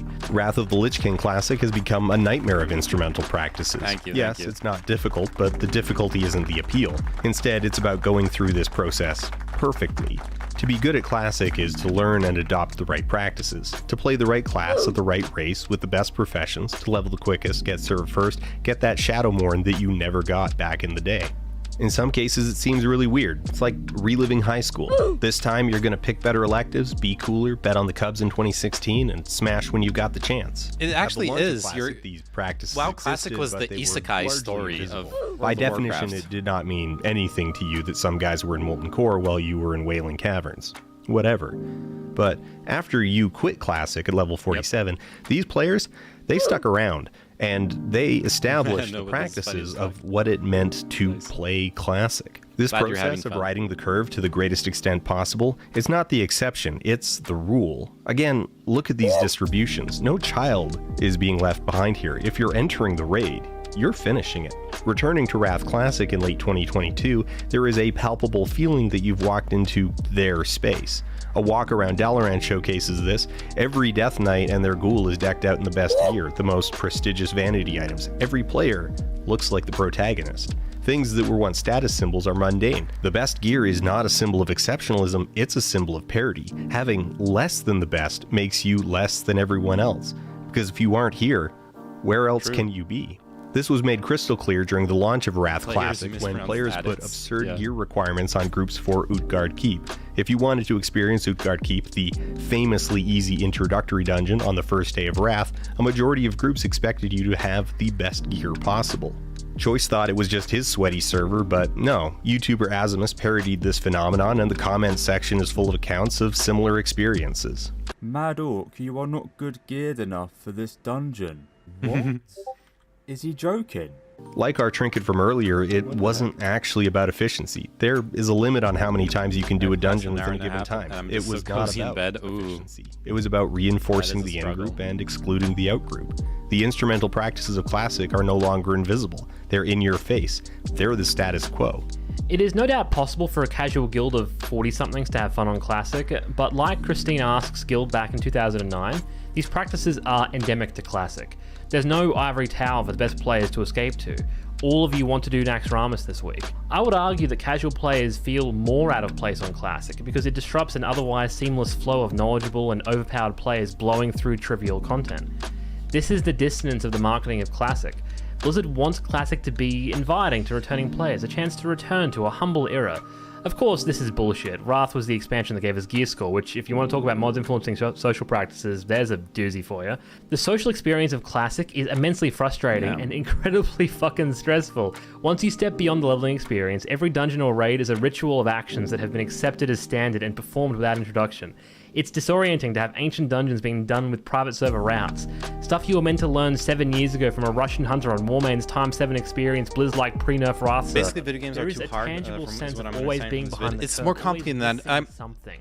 So to me, with this vid, it's taking World of Warcraft, but it's analyzing the social constructs of the dynamics within World of Warcraft to show us the mechanics of instrumentalized play, how how you have those social norms that come into play, come in place in like in the different social groups that form the game. It only works for social games mostly, for the most part, and well, massively multiplayer online games obviously are very social, and then you have those emergent things from those games that are like from far away. Those games are sandboxes. You can do whatever you want, you can play whatever you want, you can explore them in whatever way you want. But what they're showing here, and what was my experience as well, is that the sandbox is an illusion, because the more you play, the more your scope of play gets restricted and restricted into simply what's the most efficient and what's the most mathematically optimized way of playing. They call it a meta. Yeah, exactly. Replace WoW with a gene sequencing program or something slowly. They'll never notice. True. I feel like it's more of a deconstruction of MMO dynamics more than anything. I doubt this is widely different between MMOs. Yeah, this applies to all MMOs, but where I find this even more interesting is that this applies beyond MMOs. This applies to a lot of human ventures, even in the real world. That's where I find this very, very interesting as well.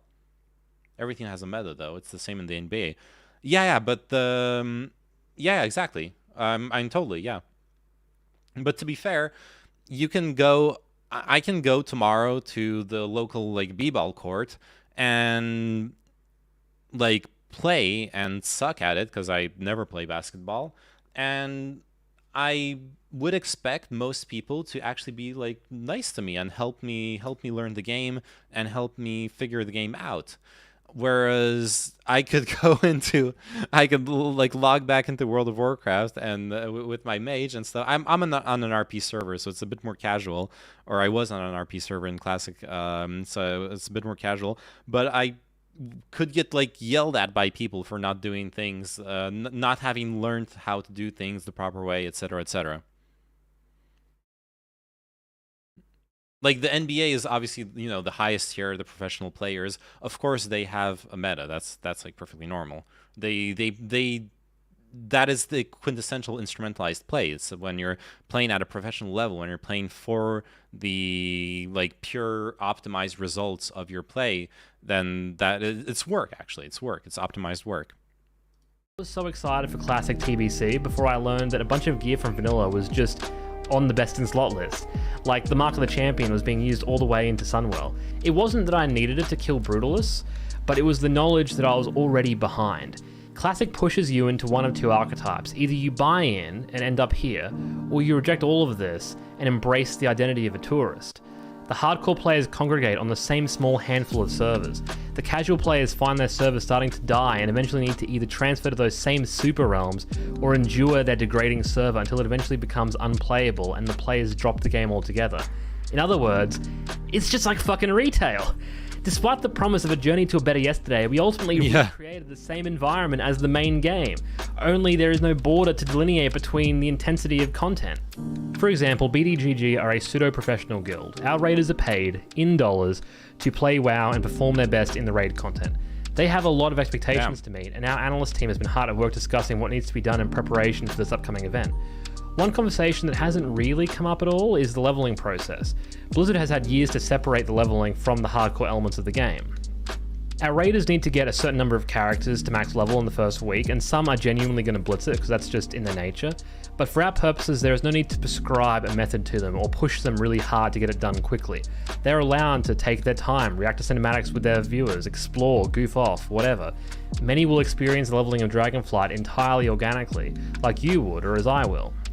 By contrast, check out this selection of guides on speedrunning to max level in Classic. There is a whole industry built on selling you instrumental practices. The funniest thing I saw in Classic were these guys who call themselves Team Supreme. So for context here, I joined a kind of middling guild on a middling PvE server for Classic, and I wanted to sort of strike that balance between hardcore and casual play. I wanted to do well and sort of skip the failure portion, but not have to go too hard. And within this, I think my audio is desynced with the video. Wait, let me refresh the 1 hour 8 minutes.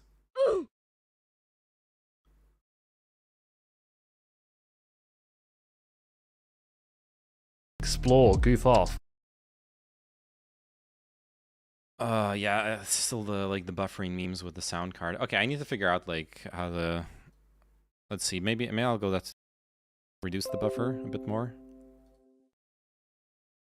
Test. Okay, it's working. I was too young and innocent to realize I had my fun exploring the sandbox, and that's why I don't play. Like if some players' kids become players themselves, they have the mods for their respective sport. What's the point? The game being too methodical, no fun. It's fun for a lot of people, but for other people it isn't. Yeah, and I think it's more about one size not fitting everyone than like it not being fun, or like there is no objective measure of what is fun. It's very fun to optimize. It's very fun to like theory craft and figure out the best gear and calculate stuff and all. I've had a lot of fun doing that in World of Warcraft. I had a lot of fun doing that in Path of Exile. Those kinds of games actually fit that approach pretty well. The problem I had was that there wasn't much left in World of Warcraft outside of that for me. Whatever. Many will experience the leveling of Dragonflight entirely organically, like you would, or as I will. By contrast, check out this selection of guides on speedrunning to max leveling classic. There is a whole industry built on selling you instrumental practices. Yeah, from these guys, it's like, okay, a mistake's been made. I became obsessed with this because in a way it was a thing of like, am I the one out of touch, right? Have these guys pushed this farther than I could possibly have ever imagined? Or have they... Okay, it's still bugged. Fuck it. 1 hour 9 minutes. Let's just... I'm no longer pausing the video. Fuck it. Guys, because they were a middling guild. I picked them because I didn't want them to have heard of Joker. So to see so much energy being funneled into like these 5 guys to do this one activity, and to hear 20 hours out of them, I knew they'd made a mistake somewhere. To be honest, like not to be rude, but to hear 20 hours from these guys, it's like, okay, the mistake's been made. I became obsessed with this because in a way it was a thing of like, am I the one out of touch, right? Have these guys pushed this farther than I could possibly have ever imagined? Or have they made this crucial mistake? Seeing all this work juxtaposed with what I thought was just a ungodly number, I had to know what was going on. So I asked them, like, hey, have you been on the beta? Have you tested this strategy? To which, to my astonishment, they said yes. They log on the beta, turn in all the pre-quests. That process takes a full hour and nets them 1.5 levels, which is like, that's a really good outcome. That is solid stuff. And so at the end of the first hour, they're doing really well, looking good. They then proceed to run dungeons for the next 9 hours straight. So by the 10th hour, they're at level 65, the halfway mark.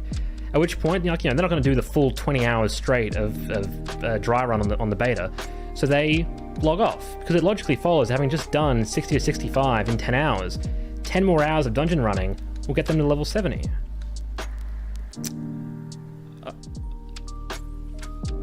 Fuck.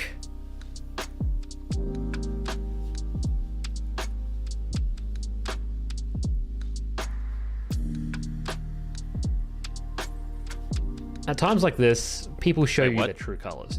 I could have stopped them. I had multiple opportunities to stop them, but I wanted to see this train reach its destination. I was revealed to be an asshole. But them? They streamed the whole thing, and when the penny finally dropped, they stuck together. They would. I don't understand what he's talking about anymore. And they didn't yell. Instead, they pushed through it. They didn't sleep. 20 hours became 37, but they got what they wanted. They were the first group on the server to hit max level, and they even finished 2 raids before anyone else. They won. Oh, it's about the speedrun to max level. Okay.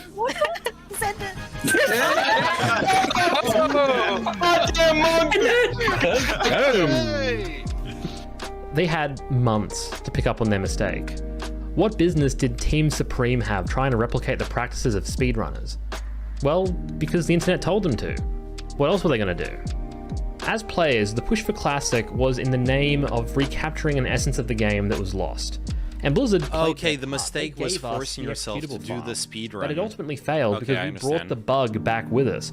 We brought back the paratext industry that sells solutions. We brought back the practices that trivialize content. And when we had nothing left to do, we made a leaderboard out of our day-to-day experiences. Shout out to Rooster Juice and their 9:57 Heroic Nexus time. What a legend.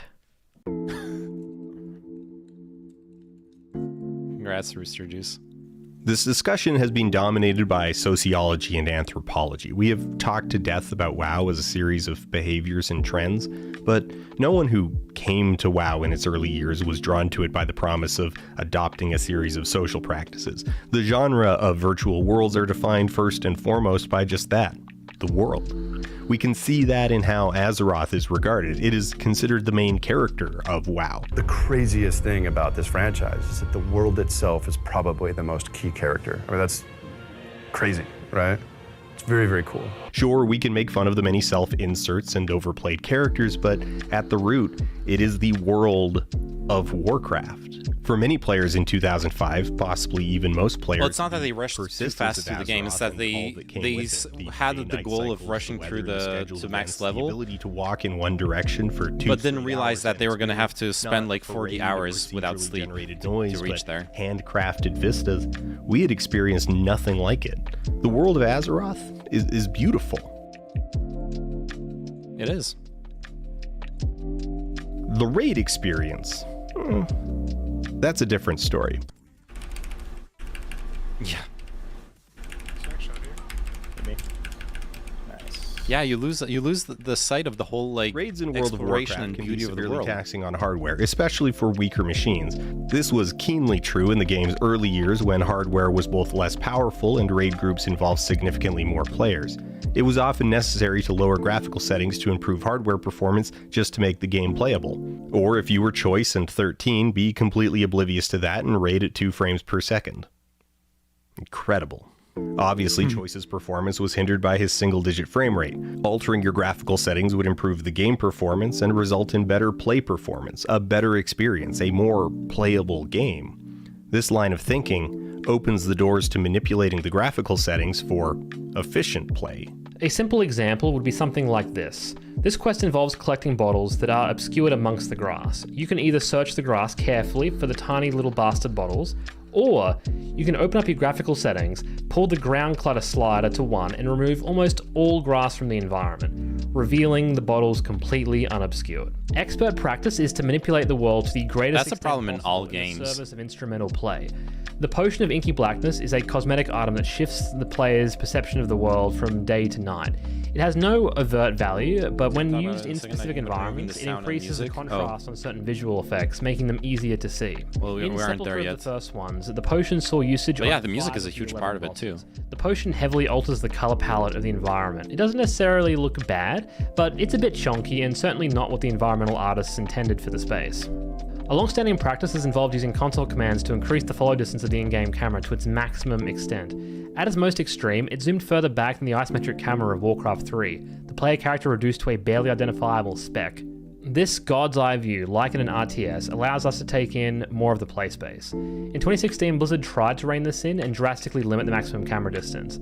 As we have come to expect, the players took this in stride, adjusted their behavior in response, and remained, above all, respectful in their dealings with their fellow man.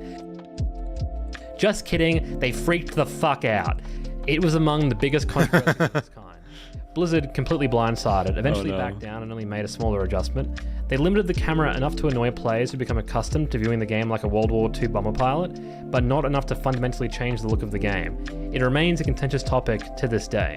Blizzard's argument for a reduced camera was based on the nature of WoW as an RPG. They argued that players ought to feel attached to their character and feel like they are within the world. The difference between this and this. Yeah. It has been observed for a long time Yeah, now it is a that completely expert different practice approach. is to disable the diegetic sound, but particularly the game's music. Raids rely on coordination, which is often done over voice chat software.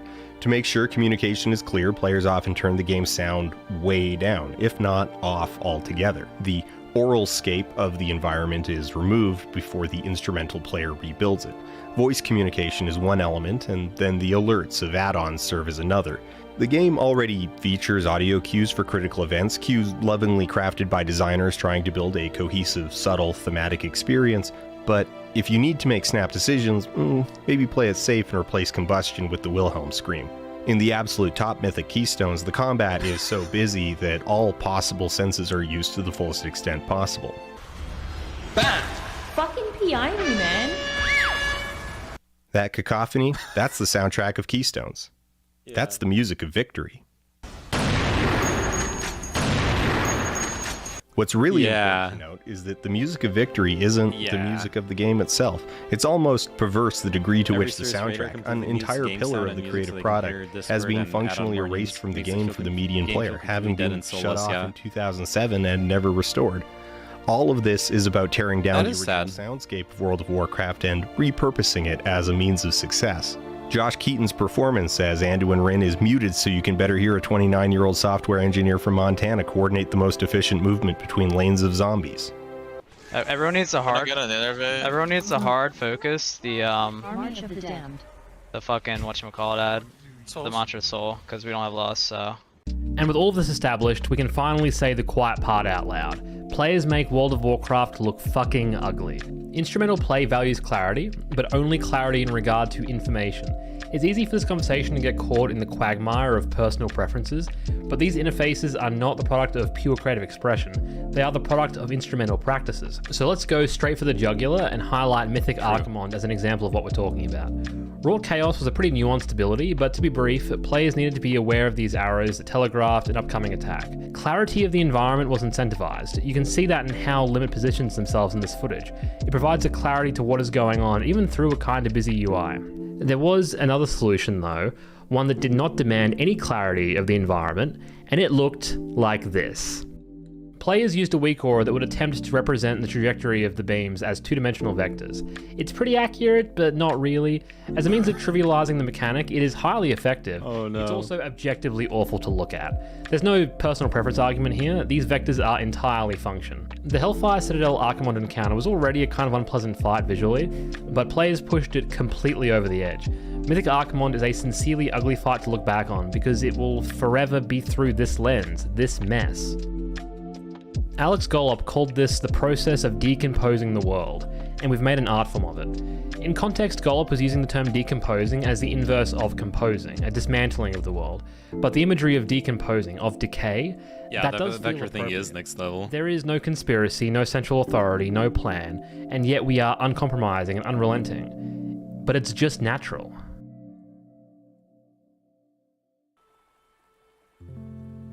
And if we could roll the credits there, that would be a great ending. If only it were that simple. The relationship between instrumental play and fun is messy. We are far from the first to observe these issues. They aren't exactly hard to see. A common solution put forward is to heavily wind back, if not outright remove the game's add-on support.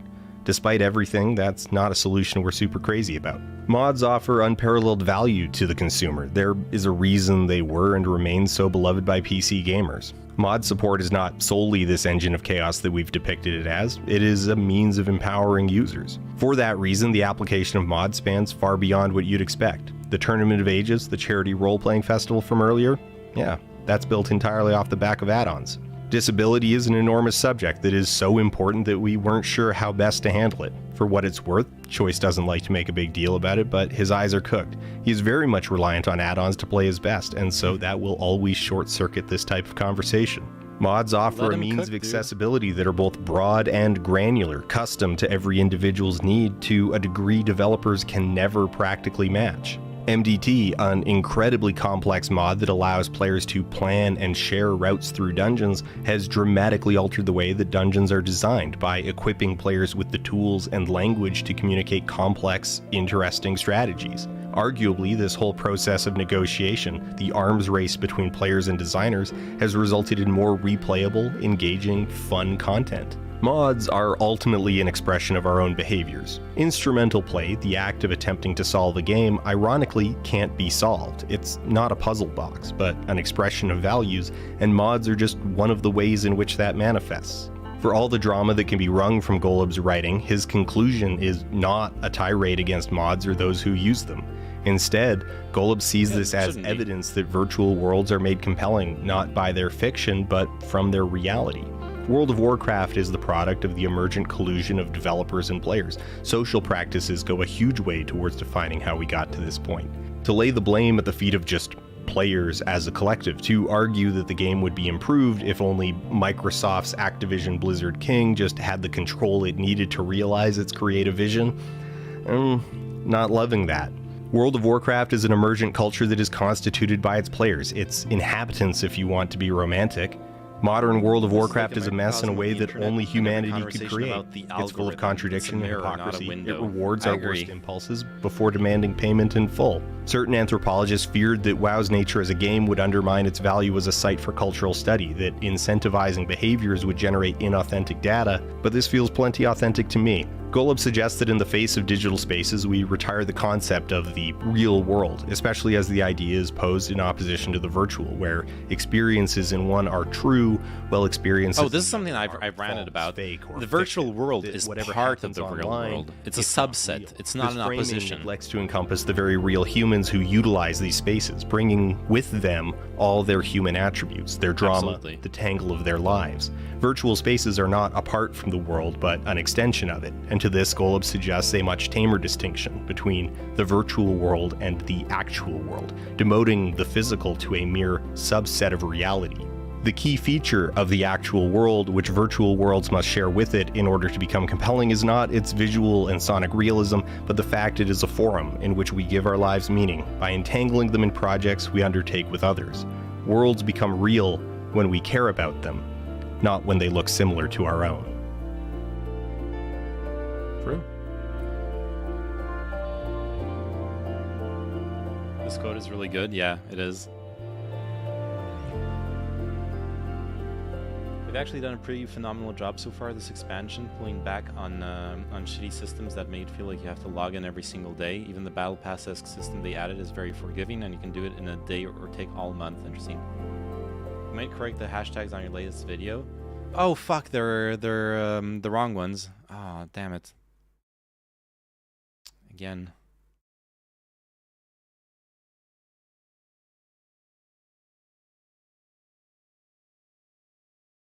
Oh god, the thumbnail.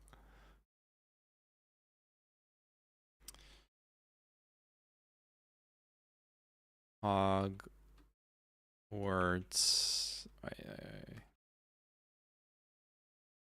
Hogwarts Legacy. Hashtag.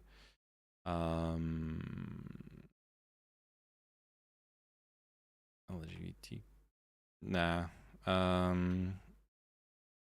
Harry Potter. J.K. Rowling.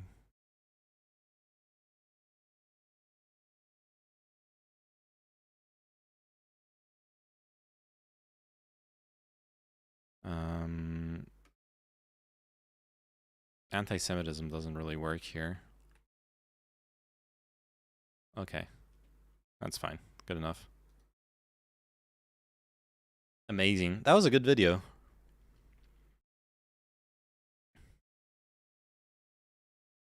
Now, if only I got to be in this pug with Trump, Biden, Kanye, and I don't know who the other guy was, some like WoW streamer. Right? Yeah, it was a really good video. Thank you for linking it to me. Grindr is trending on Twitter. Oh, now I'm interested. Re-downloaded Grindr again. Got a guy willing to let me suck them off for cash and is allowing me to film/record it. Would any dom be interested? Okay.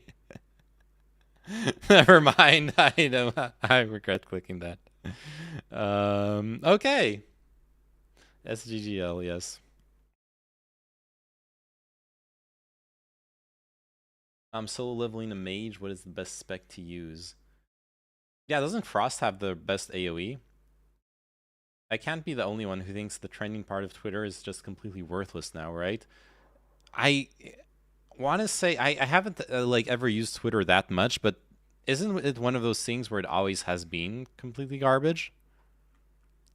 I could be wrong. All right, this is a study or paper I want to read later. I'll read it off stream, but I want to keep it open. Now I'm gonna play Valorant. It wasn't always perfect, but it was much better than it is now. Yeah, it is known that Elon Musk has made a lot of unfortunate changes to the stuff happening in Twitter behind the scenes. I click on a training thing and get tweets about it from 2 months ago. Oh, yeah, that's bad. It's not at all supposed to be how Twitter works in the first place, for sure.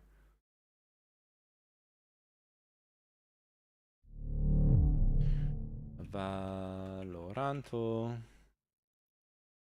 Oh wait, dude, I need to figure. There's a problem with my audio. Let me check real quick while I'm at it. Firmware driver 4.102.4. Is this like a? Is there like a driver update I'm missing? Focusrite Claret for pre-driver. Is there a new one?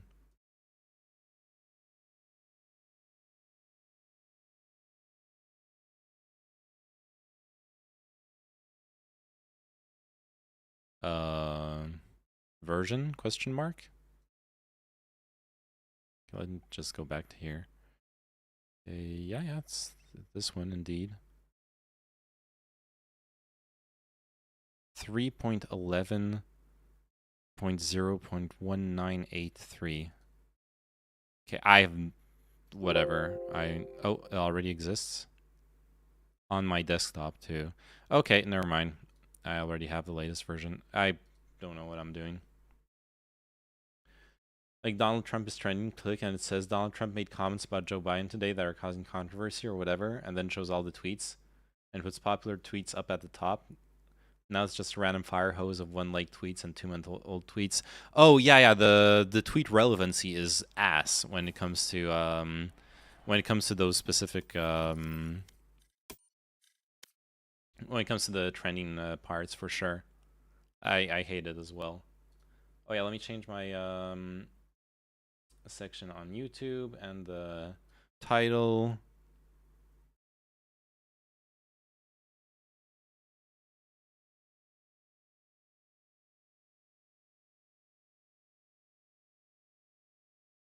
Gaming. Oops. Valorant. Save. All right. Boom. Boom. Boom.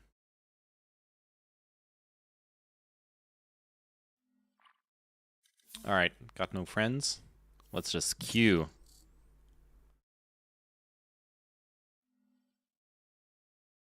No need to warm up. We are already warmed up from that hot video. That was really cool. I really like the sociological approach to video games. What it reminds me of a lot, there used to be this this like master's project from a sociology student. They made this website. They were really into MMOs, and they made this. Yeah, I'm still queuing. They made this website that that had like every single week they had different polls directed at MMO players.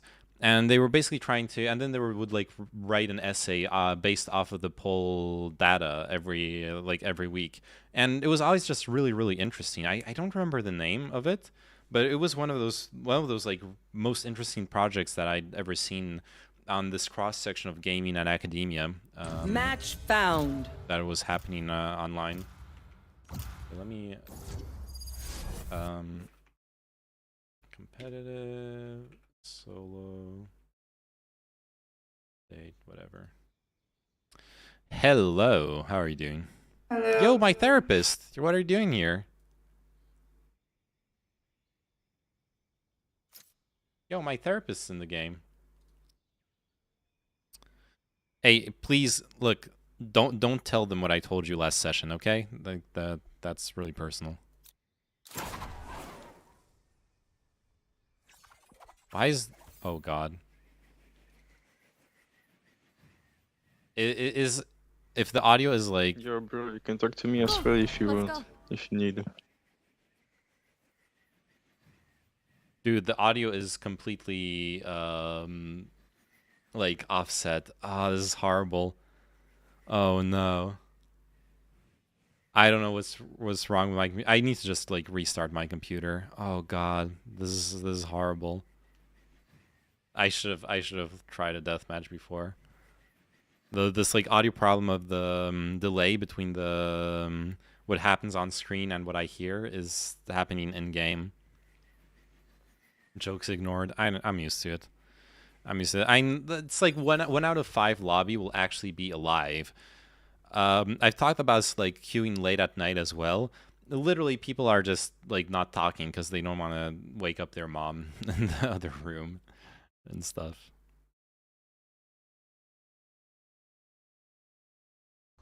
Let that solo find me. Whatever. It'll help him look death in the face. Dude. Oh my god. There's literally like a 1 second. Look at this. There's like a 2-second delay to the audio. This is horrible. Oh god, I should have dodged. Oh no. Can I like...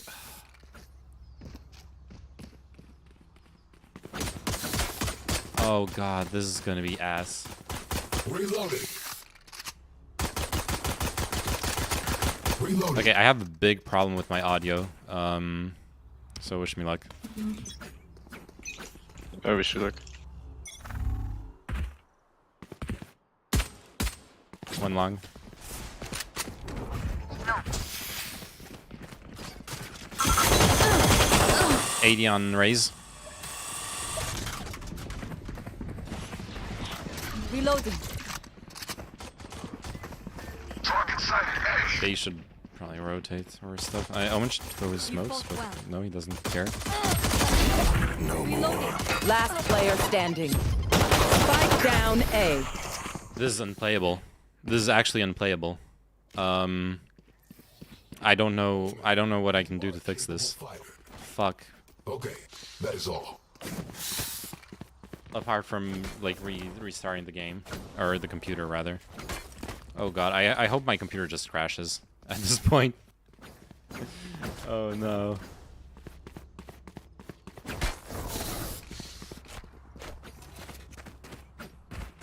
Okay.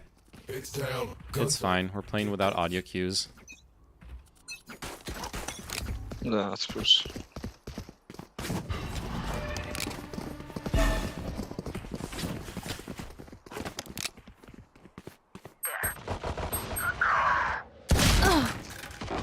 Last player One coming standing. from mid. Flank. Spike down A. Flawless. The Russians messed with your sound card. Yeah. Okay, I'm gonna try something. Fuck it. Yeah. Okay, this might mess with the stream real quick. Gonna like turn off and turn my sound card off and on again.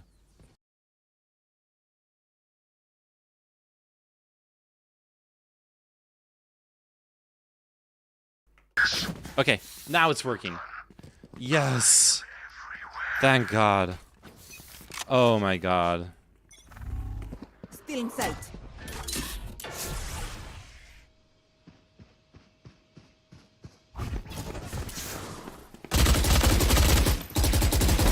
Poison's gone. One cosmic, nice. Gun here. Cover going out. Okay, that's all I had to do.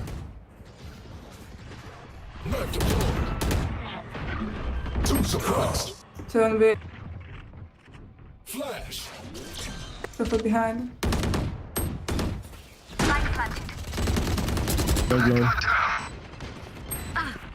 I'm behind through door.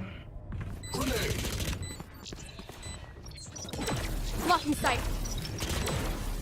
One enemy remaining.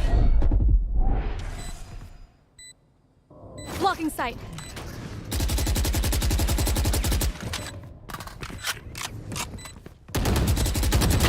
There you are, little shit. All right.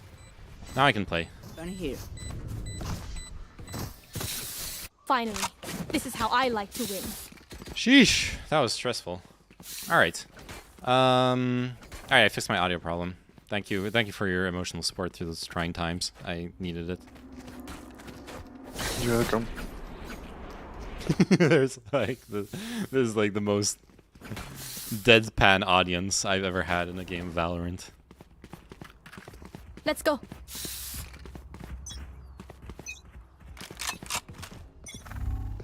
Cutting their vision.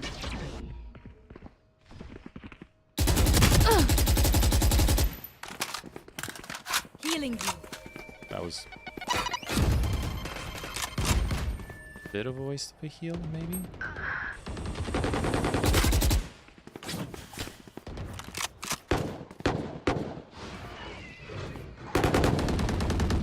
Need to keep an eye on short Reloading. for them. Nice. We should rotate. Come on, guys. Let's go see. B looks clear. They coming. Okay. Wait. Are we going B then? Okay. Wall raised. Face your fear! People behind us, maybe.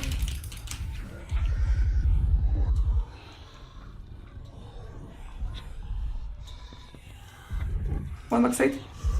Last player standing. Ah, fuck, I messed up my spray. Whoa, real human interaction, I know, right? Weird. Fuck, I messed up my spray there. Should've just gone for the little, like, bursts. Could have gotten the Sova, then it would have still been really rough. I don't think we should have gone B, but whatever. We should probably force. Are you okay with us forcing Sage, even though you don't have money? I think.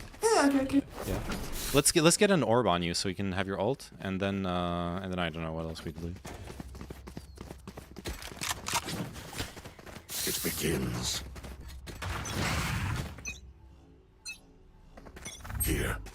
Still in sight. Here. Cover going out. My ultimate is ready. All right, we don't need to go C, but we could. Okay, let's go elsewhere. Reloading. Night for you. Thank you. Okay. Run. Okay. We're being. Oh wait, one mid. Party spike down. Okay, let's go back to C now. Go back to C. One guy. All right, let's just stick together. Actually, whatever we do.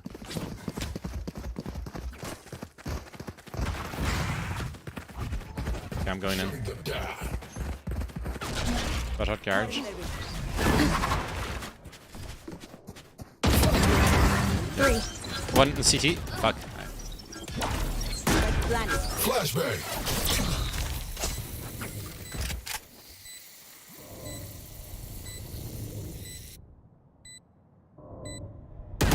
One enemy remaining. Last player standing.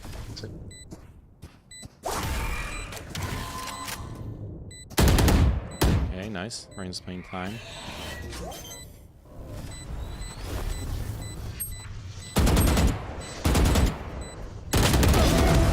Nice shot. Nice.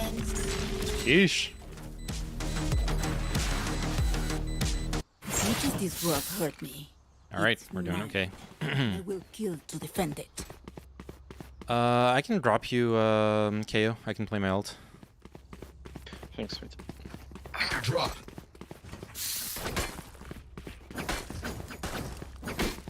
Let's go.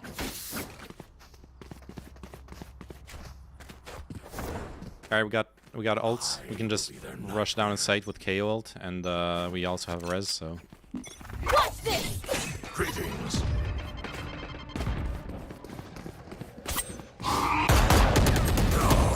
Enemy spotted A. Spike down A. Brain is short. Last player standing. Hush. Good timing.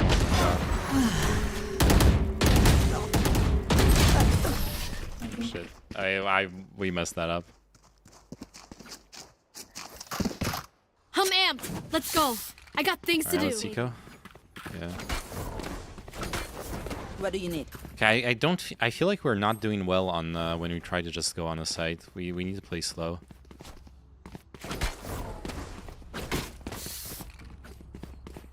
Rushing does not seem to work out for us.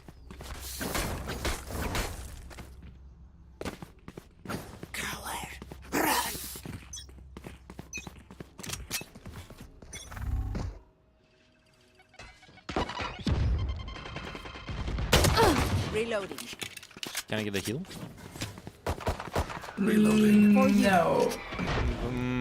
Thank you.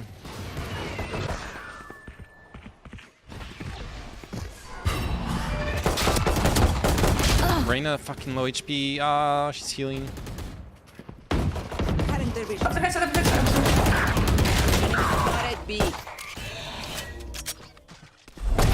Last player standing. Spike down down mid. Oh, why they were fucking baiting me. I headshot Reyna. They were sitting behind their corner. Like, ooh, you're hiding. Oh, dude, fucking peek. I hate to Fucking say peek it, when your but teammate's fighting. probably best to play as a team. So, what's the plan? Oh, I don't know what to do. There's shots. I'm scared. I'm gonna die. It's a video game, dude. You're not gonna die. It's a video game. You're gonna turn off your computer. Nothing's gonna happen. You're fine. You're alright. You can try to trade me. You can try to double peek. It's okay. You can take risks. You can live a little. You're free. I should have probably said that with an open mic, no matter how. Even though it was a bit toxic. Would have been funny. Opponents. Nice.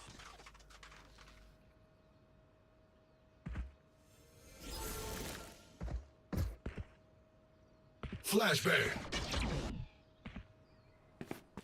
Let's check short.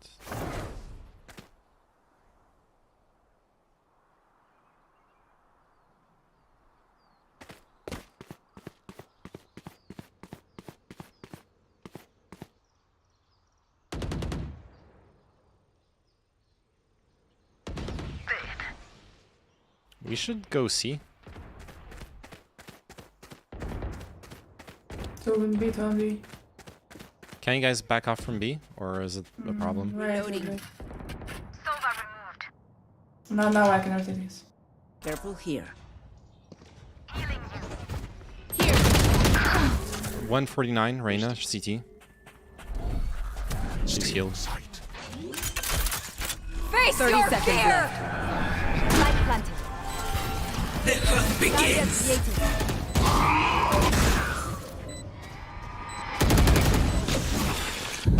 Why is no one helping Sage? Amazing. Last player standing. Dude. That thing I used last night on your mom, what?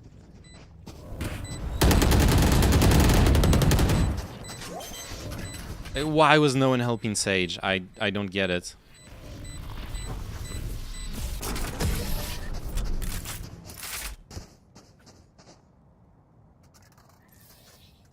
Wind, show me where to go.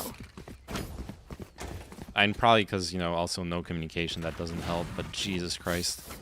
This game is cursed. 149 damage.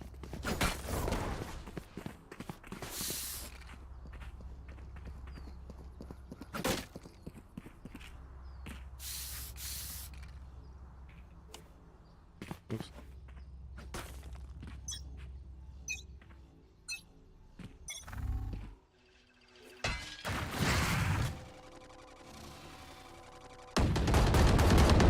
Enemy spotted. A.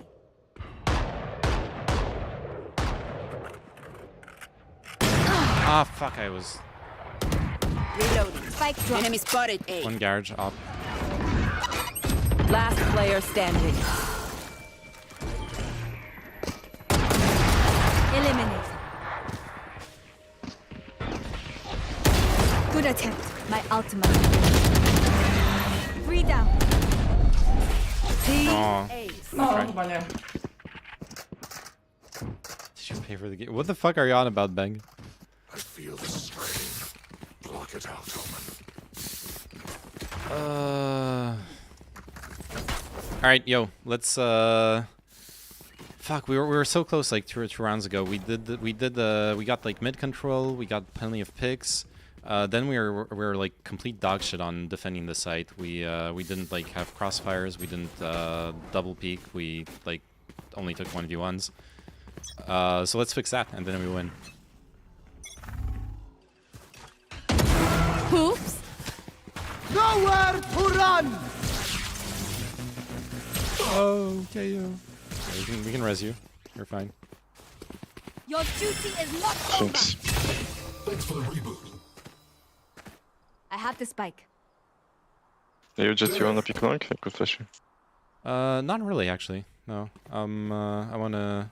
Uh-oh. I'm going C long. Fire in the Behind us. Behind us. Ooh. One dead. Garage.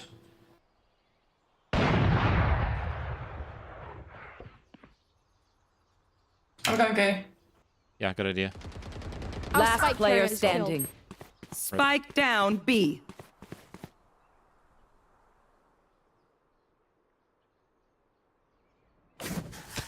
I don't have time to do this. 30 seconds left.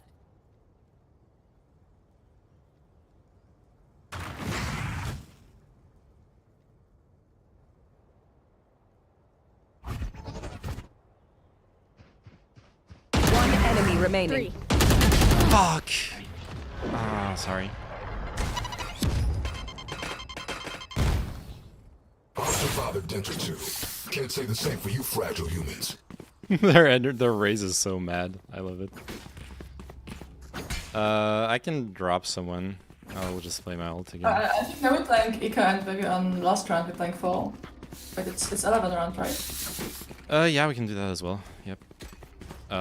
Yeah, let's do that.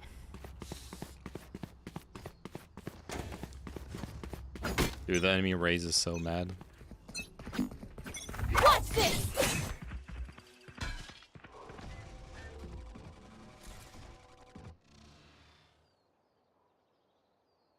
Flashing.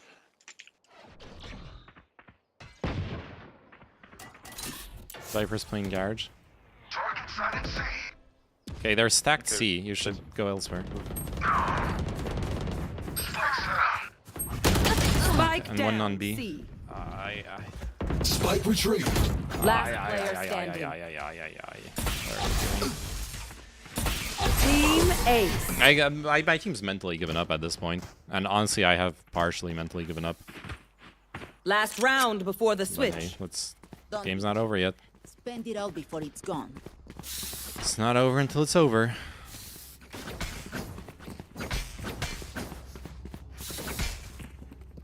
So Viper doesn't actually lay down her utility in Garage. I think if I run it down, it could be a free kill. So let's go for that.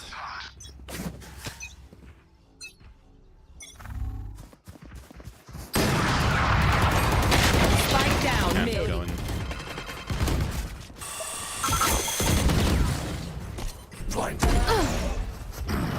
We should use our ultimates, it's also not. I need the garage.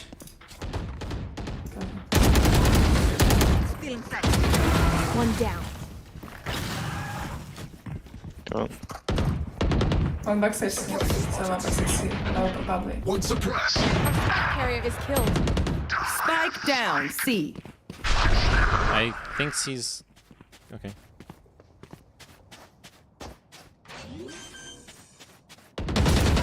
One long, watch out him. Last player standing. Begins. Why? Check why is playing for long when we came from One Garage enemy CT. remaining. Every single time. Like people are fucking like wired to plant in the default positions. Probably defusing. To the point where they're incapable of like it can't fucking go through their brain that you should plant elsewhere. I survived obliteration. Been having that experience. I will survive them. Should have said something on plans to plan for CT instead of complaining about it. It's all right. Weapon here. No.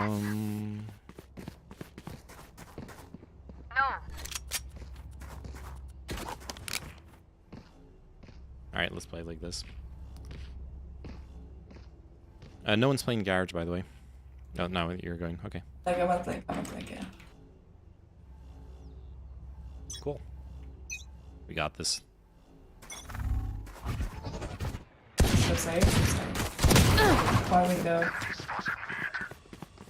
So I have healing. Healing you. Thank you.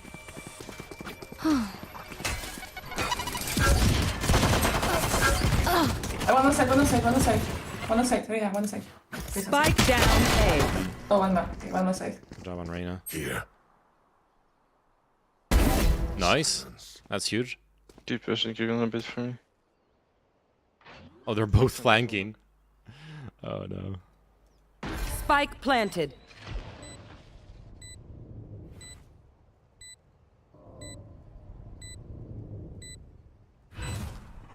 Shadows traveling. Shadows traveling. Last player standing. Short. One enemy remaining.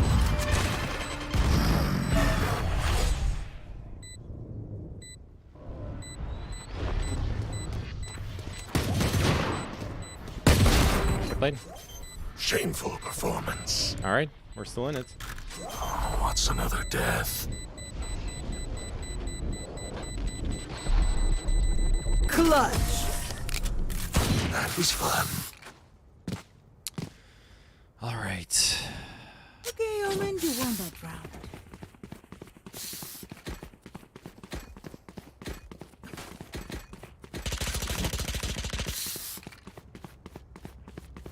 So now they'll go like C probably. I think Omen maybe just go C. Like so, let's stack C since they failed on A. They might go like mid or C change.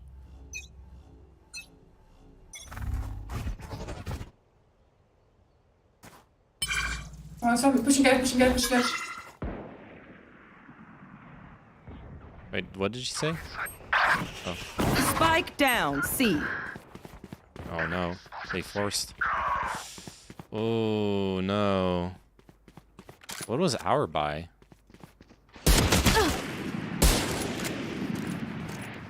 Sova tag. Planted. Last player standing. Enemy spotted C. One enemy remaining.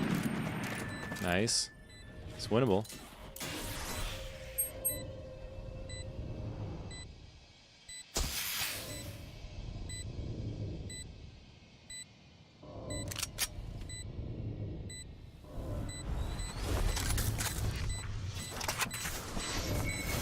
Wall raised. Yo, you got it. Oh.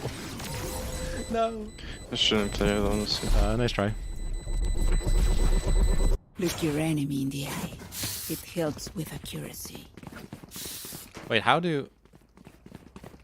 Oh no, Omen saved last round. That's how he has money. Okay. I don't like forcing this, honestly. But then they're at 12. We just lost. Okay, let's just do this. Try our best.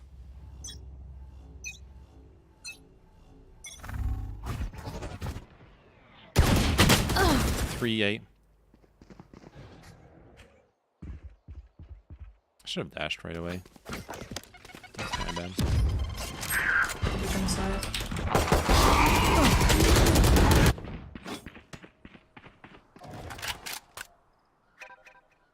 Here.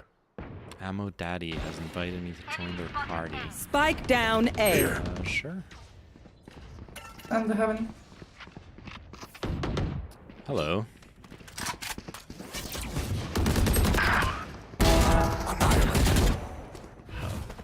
Cover going. Oh. Spike here. Spaghetti-o. Shadows traveling. I don't hear you, Ammo Daddy. Stealing sight.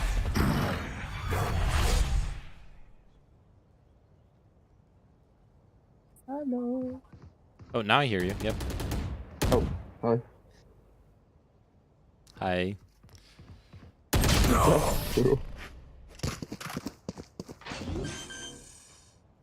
All right, we lost. Oh no, we still have. We still have one round. I can't be away for long. Let's end this quickly. All right.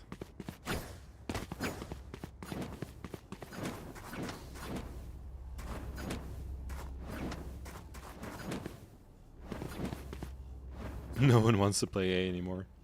The site is cursed. Keep up.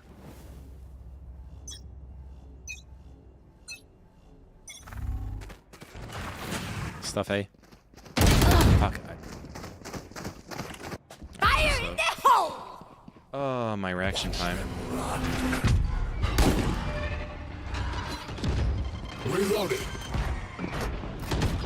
you wanna jump down with the flash? Spike planted. He just got yeeted through that window.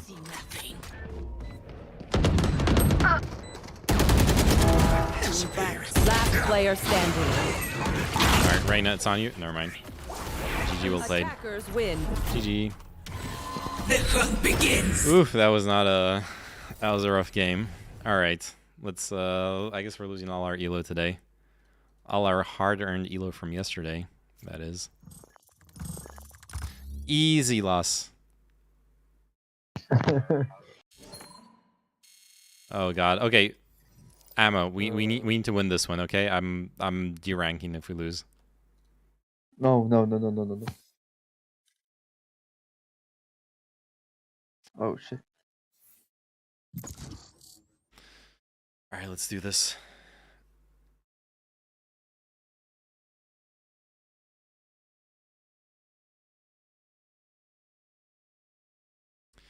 Dude, that game was depressing.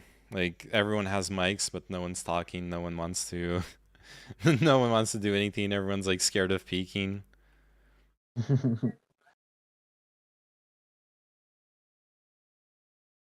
Match found. What? Sorry? They didn't give info?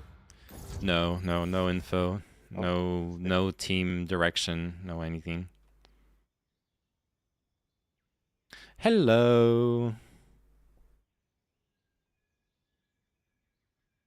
Oh god, it's gonna be that game again. Hello guys. Oh, never mind. Hello, how are you doing? Good, and you? All right. Hoping to win this one, or I'm D-ranking. Just lost the game, so fingers crossed. D-rank. The rank the game before. Oh, okay. Well, then at least you don't have pressure anymore. You know, you're already D-ranked. What do you? Hello. Hello. Oh, nice voice. I'm plat 3 now.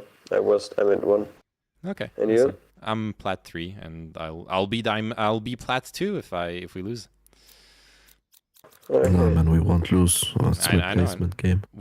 Dude, there's no way we lose with your sexy voice on our side. For sure. Speak more. Okay, dude. Talk to me. Okay. Are you dodging or are you picking something? Okay, there you go. Good job. I'm coming, Daddy. I am both shield. Jesus, it's gonna be one of those games, actually.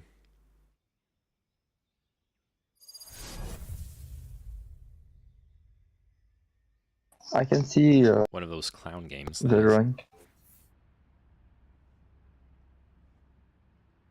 What does it mean? You can see the rank. What does that mean? Brimstone, Chefino! Thanks for the paint canisters. Best gift ever. You bet. And don't use them all in one day.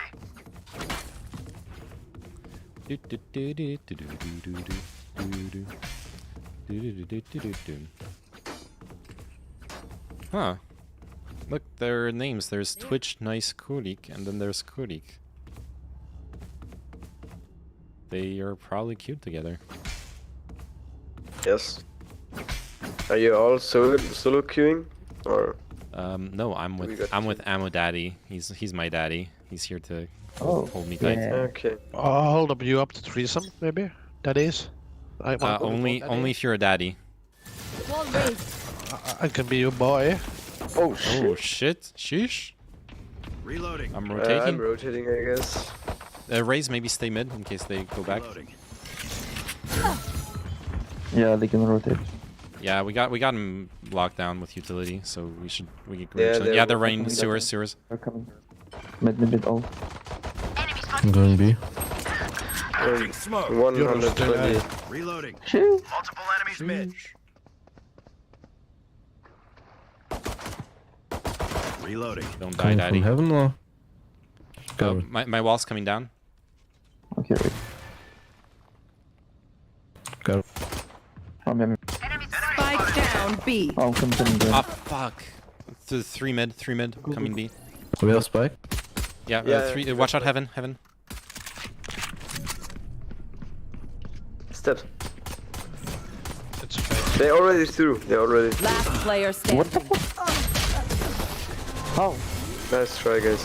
I fucked up. I thought I could run through, but I thought there would only be the Yoru. But I had no info. Why did I assume that? That was my mistake. That was my bad. Let's want to push mid together, like all 5. Yep. Okay, can you come vents? You would Imagine they're. I mean, your daddy is suicidal. Yes. Okay. Watch and learn. I'm not buying anything. Okay, mid. Nothing mid. Here. I hear it. Reloading. It's a port. Pushing on side B. Finding me. We're going back. Raise. Good luck. Spike planted. Push beyond raise. I'm going back too. They know that you're Mid, coming. they're pushing mid. They're coming behind you, right? Oh, whoa, stairs. Heaven. 90 on Phoenix on side. Last player standing. 78 on Phoenix. Phoenix is 1, I think. What is he doing? Yo, nice. Suppressing. One suppressed. Save. No, you shouldn't save. Not on Eco. Oh, come on. Nice try. Good Eco. 3 kills is good. If they bonus, they have shitty guns. Everyone's motor functions okay? I know humans get tired. Someone has a Venom skin. I have a dragon dildo. Oh. Yeah. You want it? Can I have it? Anything. Can I have you? I like the horse stick more, but it's fine. Equipment. Thanks. I can buy you right now. What? I have already a skin, thank you. Just don't give me this. Who got the dragon medal? Me, Sage. Sorry. I thought you were Reyna. And I'm Sage. Huh. Caution here. Okay. Let's say. They pushed A. Are they actually on site? Doesn't seem like they are. Can be fake. You just have ramp. Maybe fake, yep. One top ramp. Fuck. One ropes. Fuck. Why was I so? I was like, that was controller gameplay, dude. Like me turning around to shoot at him. No. I'm gonna flash again. I flash again. A. One enemy remaining. Calm down. Nice. I do have the spec, guys. Whoa, I need to wake up. Yeah, don't die, dude. Nice. Very nice. Sheesh. This party's just begun.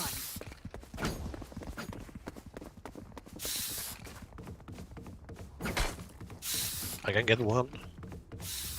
Oh, they did get their bonus round. Shit. Look at their economy. They're gonna have good guns this round. Well, we shoot them to the dick and they die. Can someone get this? Thank you. Can I get a drop? Oh, Safety's off. Thanks. There we go. Oh, fuck. One mid, watch out. 3 garage.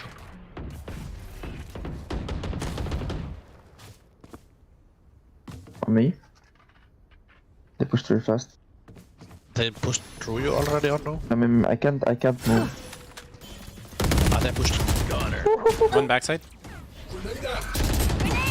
Nading backside.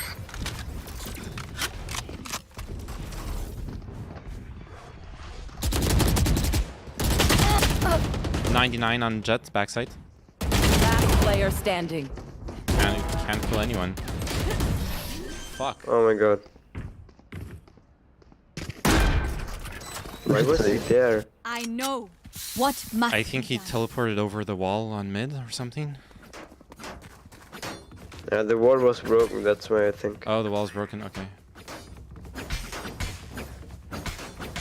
I didn't notice. Oh, we need to eco.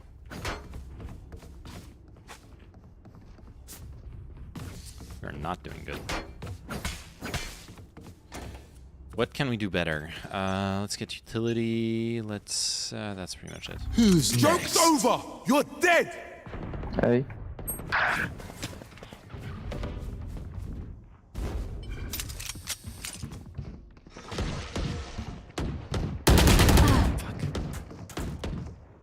They have heaven.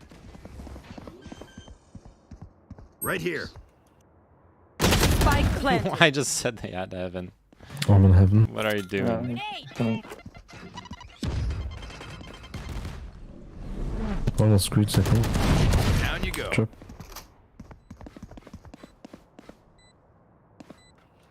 Last player standing. 120.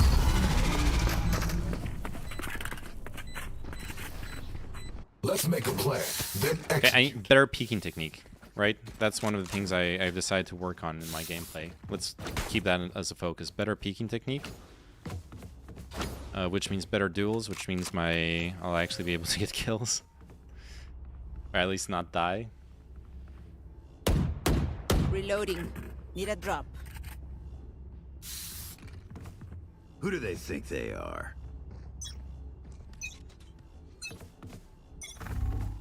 Barrier Steps created. mid. Or B, yeah. Are they shooting the wall in mid? Yeah, they broke a bit of it. Nice. Grenade! You will not kill my allies! Reloading.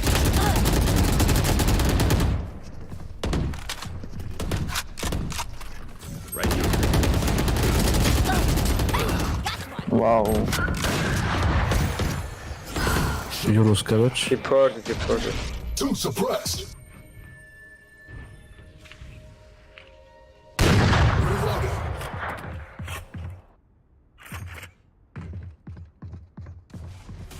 Smokes B. One mid. Smoke speed.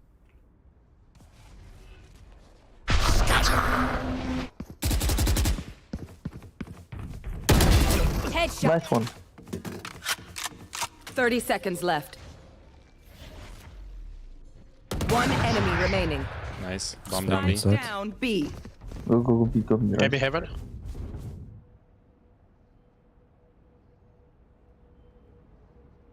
Knife deployed. Yep, heaven. Oh, Nice. nice one. I would let you live, but that does not compute. Damn, all those assists. I finally got a kill. 134 on one, 140 on the jet. Thank you.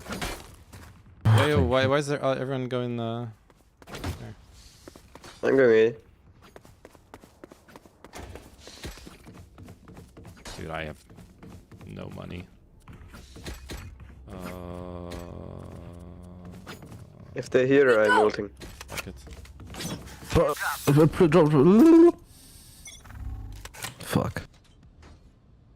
Bist du Deutsch? B. Yep. Ich hab die Waffe verkauft. Fuck, I should have asked them for a fucking smoke. Dude, just smoke mid. What am I supposed to do there? I'm stuck.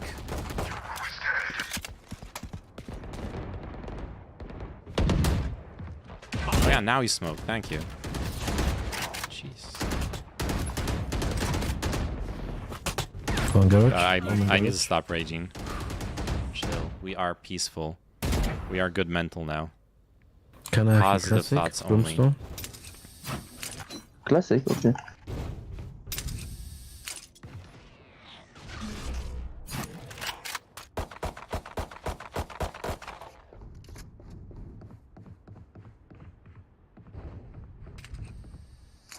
Right, there's a weapon here if you want to have it. Yes. Wait. Holding you. Oh my god. It's the timing. You stepped and then you. 30 seconds left. I'd say. Oh my god. Hey. Spike down A. One enemy remaining. Watch out heaven, I think. I'm not sure. Yeah, I haven't. Shutting them down. Last player standing. played. Nice. Up on site. All right, we are doing it actually. Malfunctioned yet. Can we celebrate that? Never solo queued with such a nice team. Aw. Please.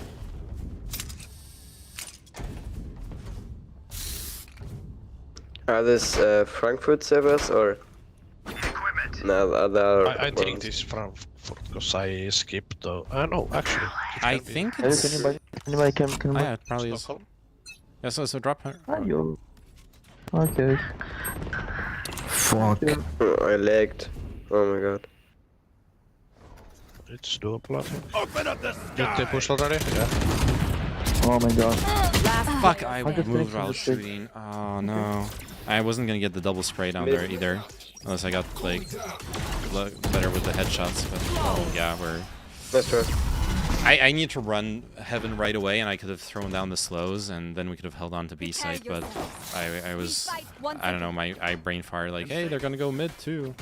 Why would they go mid? They just got 2 kills in garage. That was my bad. Not playing well. Just goes to show, like, the emotional state. Yes, no? Yeah, we have to. Yeah. No, playing, like, tilted? Not good. Get out of the tilt zone, oh yo yo. Get out! Oh yeah, that's a lot of people. Oh, Phoenix. Flash. Should have technical. I Last player go for standing. the fight. 1 minus 1 and 10.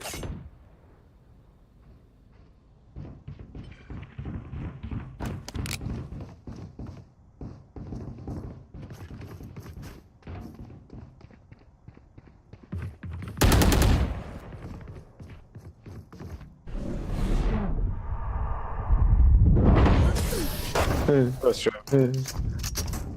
Hey, you got yours. Got your kill.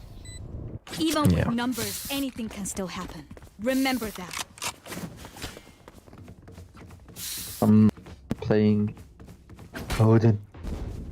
Do it. Okay.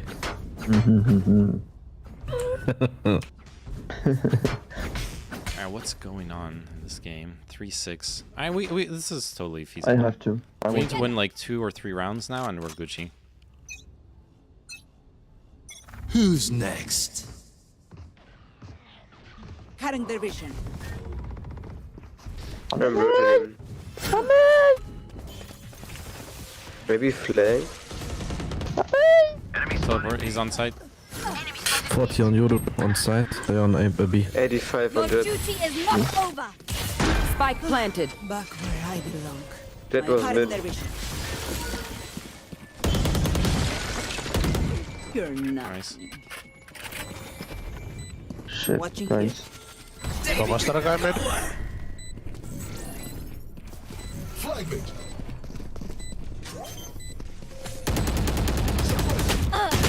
Joke's over. You're dead. One from CT. And 1 heaven. I can't. Heaven. CT. Last player Oh standing. my god. Gone. Oh my god. Nice. Just Nice try. I wanted to... I should have just jumped onto the bomb and climbed the wall there. Deep breaths, everyone. Get the Your safety hearts first. are pounding.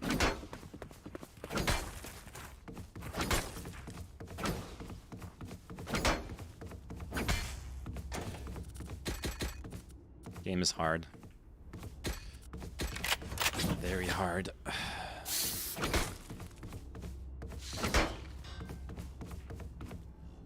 4 assists Désolé pour pas trop.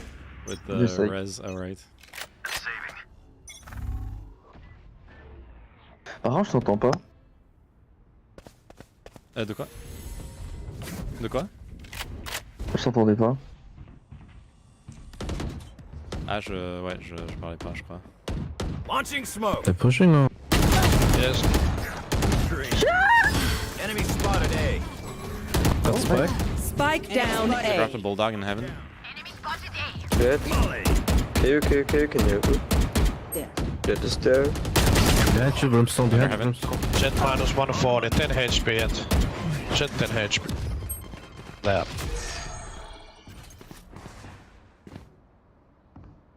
Running away with 10 HP. Ramp. Where is Be careful, she? ramp.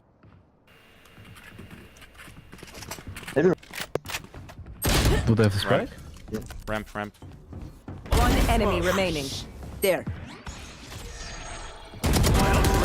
Okay, time for a protein shake. Okay. I love protein. Last round in the half. We cannot keep our goods and someone get this. Thank you. Thank you. You're welcome. I think they can beat this round. Yep, I have my ult. Oh shit.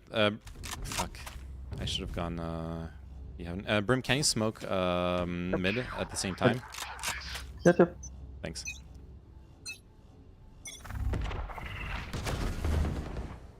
Garage. I want. Fuck. Why? I can't. I'm too bad. One mid. Watch out. Heaven.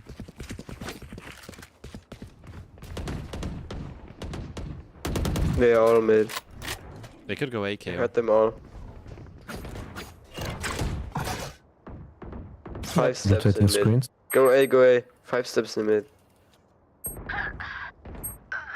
Yeah, Less. pushing heaven already. Every time I get Omen is flash. heavy. On me? I should have Okay. ulted ropes. Not too late. Holy shit. Spike planted.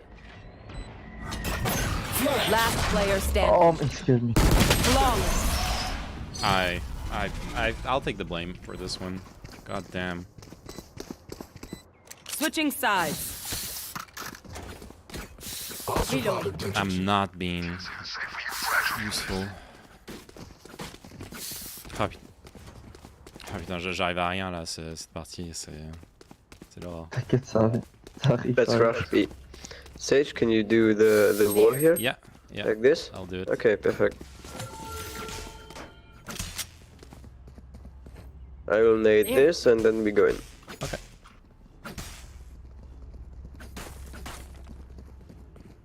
Okay, you got a flash for us?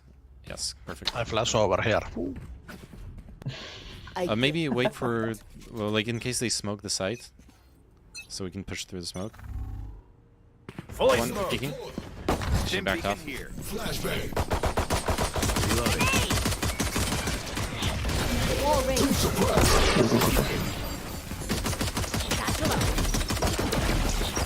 Reloading. Backside clear. Oh fuck, three on site. Oh my god. 2 backsides. Spike down B. 3 backside actually.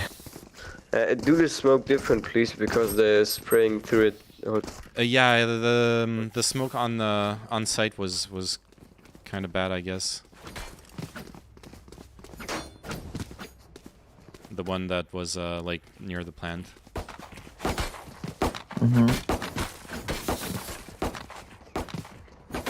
Yeah, that smoke helped them a lot.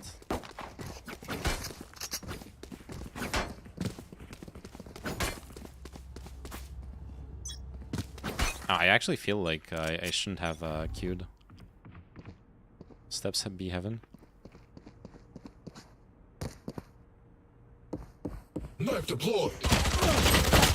Close. Dude, you should have waited for Raze to peek as well.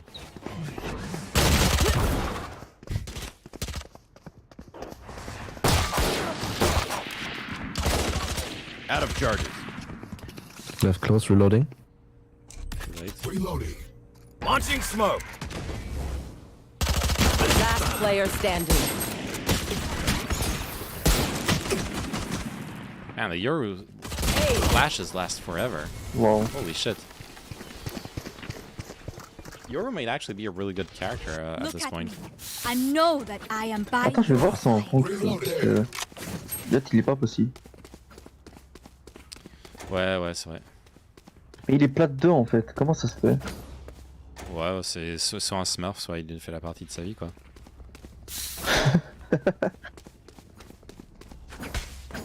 Yeah, my daddy's like, wait, but Jet's plat 2, what's going on? Il est mort 6 fois. Yeah, only 6 deaths. Nice. Nice. Pushing inside. Sage wall mid. I'm coming. Got heaven. Smoke's down. I don't even need my wall. I'm holding heaven. I'm holding this. Nice one. Spike planted. One is heaven. Wall raised. Right or left side? Right. Okay. I'm watching here. Molly. Hit. Enemy spotted B.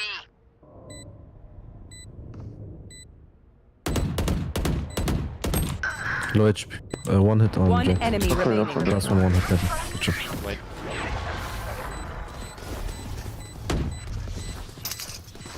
Once more into battle. I'm not tired. can drop. Are you? Thank you. Drink.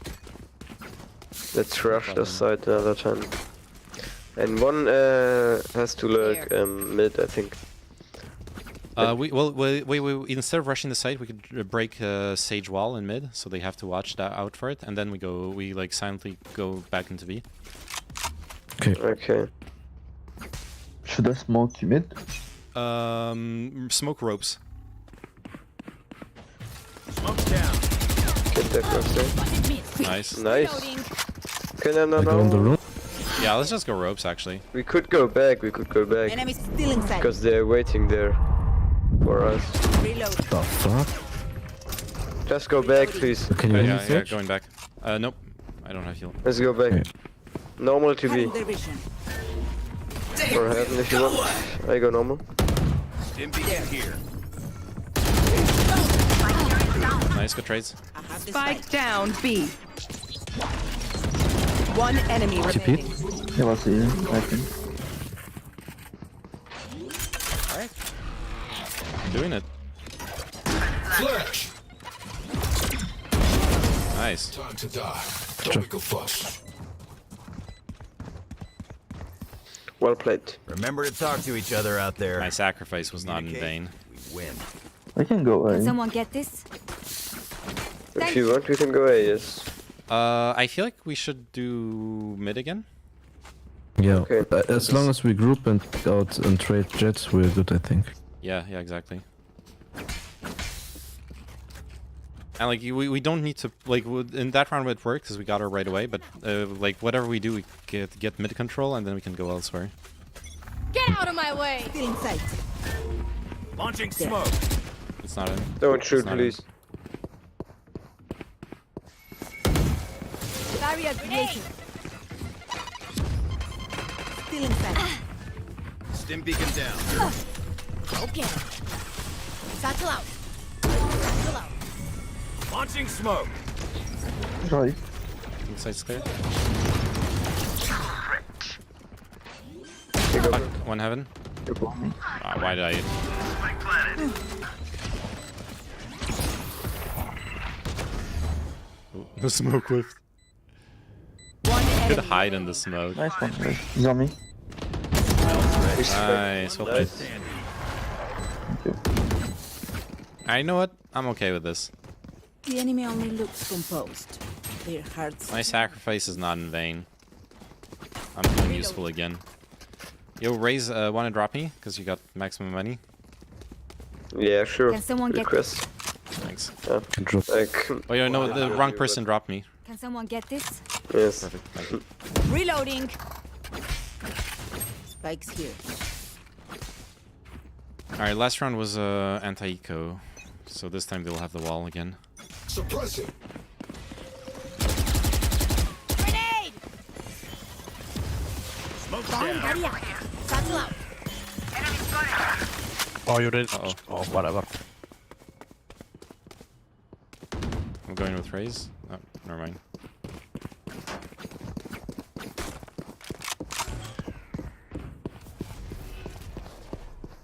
Sheesh.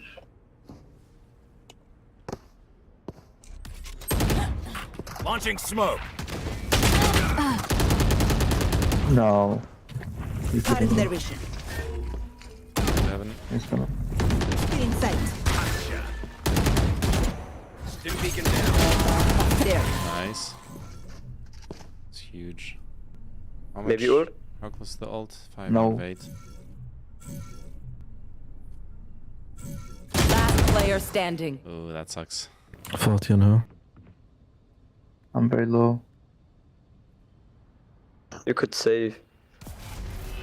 Oh, we got money. 30 seconds left.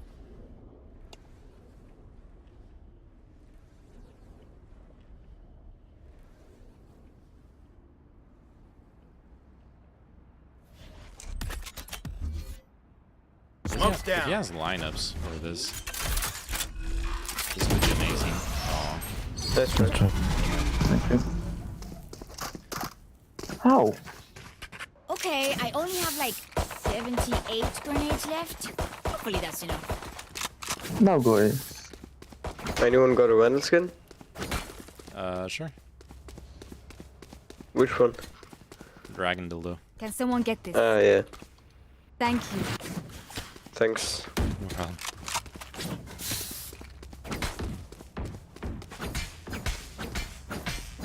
Wait, are we going A? Yep. I think so. next? On me. You're on me. On us. Hearing people rotate? Can No, someone that's you pick guys. it? Flag it. On Oh my TP. god. Spike down A. On 40.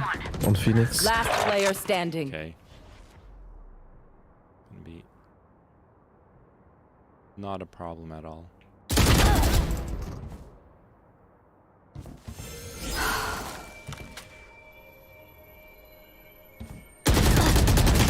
Oh, my spray. Yes, sir. Sheesh. Match point. Sage diff. My knees are gonna kill after. True. Sage diff indeed.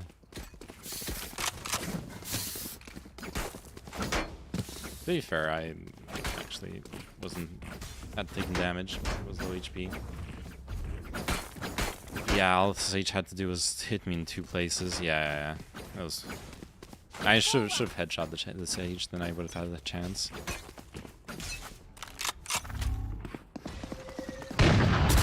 Nice one.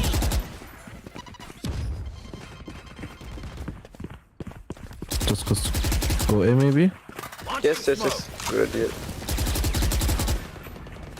I'm gonna ult. Not now. I want to go flank. Careful from- side. Yeah, TP. Deport. Screens. My ultimate is ready. Oh, he's outside. That's outside. Oh my god. Spike down A. They're playing so ready.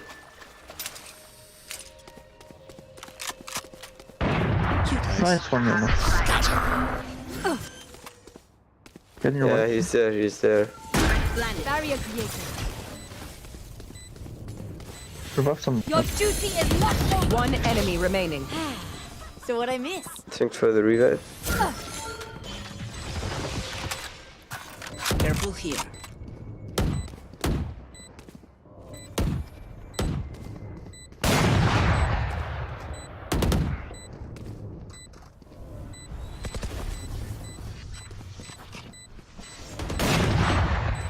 Enemy spotted A. He's saving. Nice fight. Alright. I believe. Shoot the bad guys. How's that for a plan? I now believe that we can win this. 8-12. Yeah, it's feasible.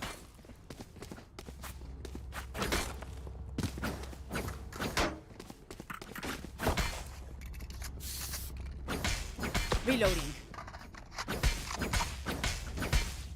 Enemy jet doesn't have money, huh? The rest of them do. Interesting.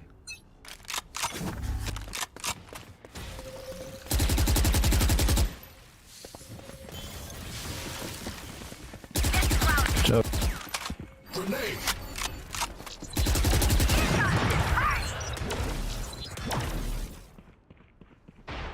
Come on, let's push A with the race. Push B with the race. 140 on Euro. Wall raised.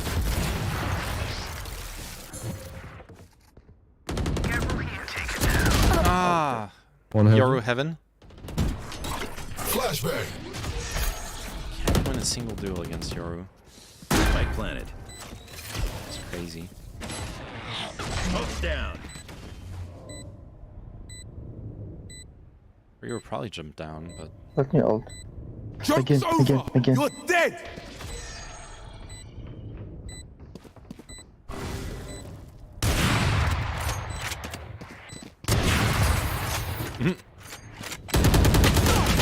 on the bomb. On spike. One is on spike. Ult. You have to ult. Last player standing. Oh, what? You have to ult. They're already defusing. I think it was disconnected. What happened? Oh yeah, he got disconnected. That's Okay. unfortunate. Defenders win. Lucky. I'm sorry, Sage. That's all right. Oh, there goes all the elo from yesterday. There we go.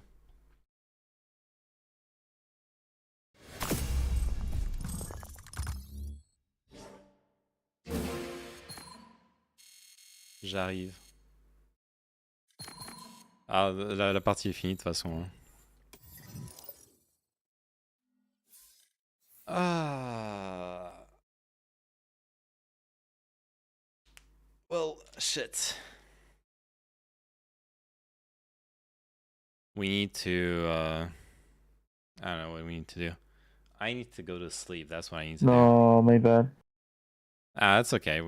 I probably would have lost there anyways, but My game crashed at a bad time. yeah, the worst timing. And the people are like, Brim, ult. Yeah. I was gonna ult. I know. I am gonna go to sleep. I need to try to get back to a normal schedule. Okay. I'm gonna play again. One game. Actually, no. Let's do one more game. Fuck it. Yeah, I'm plat, but I just deranked Paula. I was plat 3, and I just lost 3 games in a row, and I deranked. Look at this. I ranked up yesterday. We're on like such a good like streak, and today I'm just playing like ass. It's horrible. I feel so sluggish. Like I can't do anything correctly. It's one of those days. Wait, how did I get team MVP on? Look at this. To be fair, our entire team was ass in this game, but look at this. I'm team MVP with 10 kills and 15 deaths. What's going on here? Okay, I was just looking through my through the games I just played today. I have a game where I'm team MVP with 10 kills and 15 deaths. Yeah, I see. Yeah. What's your Match. stream? Oh yeah, you got the stream open, yeah. Oh no, please. Oh, I like this map. I actually do. Do you remember first game with you? Yeah. I do. That's gonna be fine. It's gonna be fine. How about Doom? I like Doom, actually. I have gotta boost viewership during Valorant somehow, Pepe. Wait, what do you mean? I like... Oh yeah, by getting my the people I play with to viewbot me, yeah. I like Doom. Okay, everyone just insta-locks, no communication, that's fine. I'm not salty about it at all. I should play Killjoy. I'll play Sova. Wherever they run, I will find them. I need to learn to play Fade, actually. Fade is better on this map, probably. Because of all the closed spaces. Anyways, I like playing Doom. I actually have a playthrough of Doom Eternal that I still need to finish it. But the problem is, dude, I think Doom 2016 is unironically one of the greatest video games ever made. Hands down. Doom 2016 is incredible. But the problem I have is Doom Eternal is also thank you. Doom Eternal is also amazing, except Doom Eternal has so much of a barrier to competitive, competent gameplay. You need to constantly like play around with the use all your abilities on cooldown, etc. I'm also like fucking around at the highest difficulty level, so Just me, no, not Eternal or 16 classic. Oh, that would actually be fun. You know what? That would actually be fun. Playing like the old school Doom. I would just need a mod so I can use the mouse and keyboard, like the mouse. I mean, I hate the original Doom control scheme. I'm never playing that.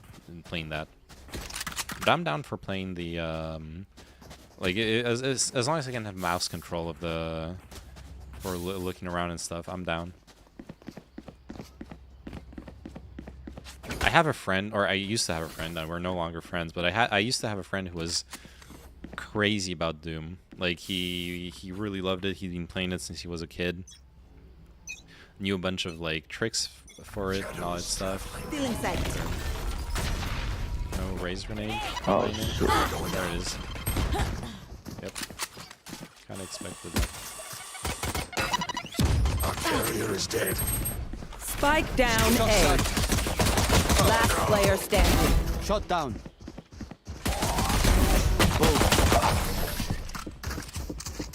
Well. Fuck, I should have warned you guys. Whenever you see Breach and Raze on a team on this map, they do this. They stun you on A and they throw a grenade. Gotta watch out for that. Okay. This is like it happens like every time I play this map, so. I played on the Switch version, but I'm thinking GZ Doom. Oh, I don't know like the different versions and stuff, but sure.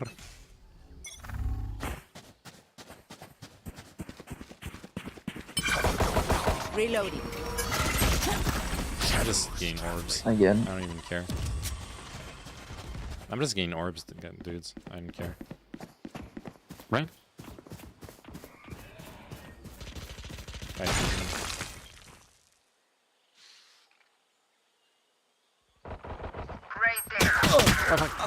I should have just gone the orb. Never mind.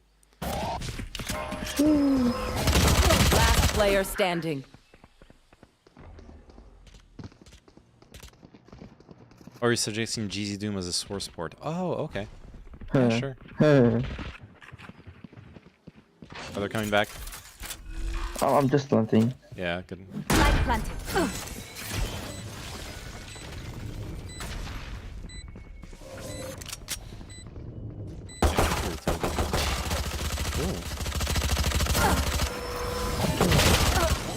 nice try. Thank you.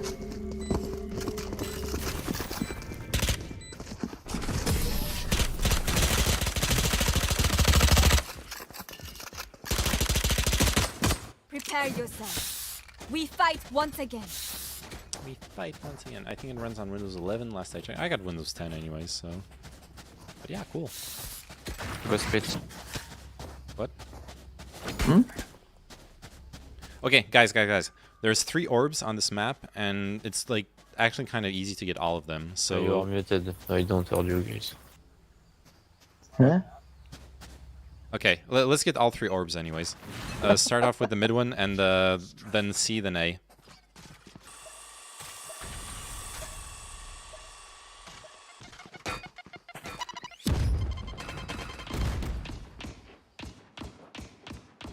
Okay, cover. Okay, let's go C now.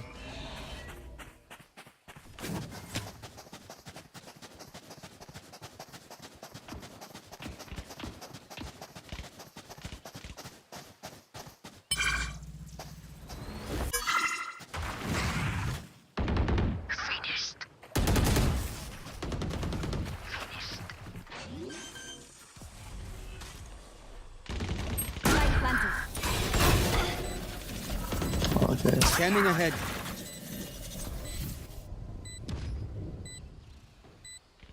One enemy remaining. Drawn.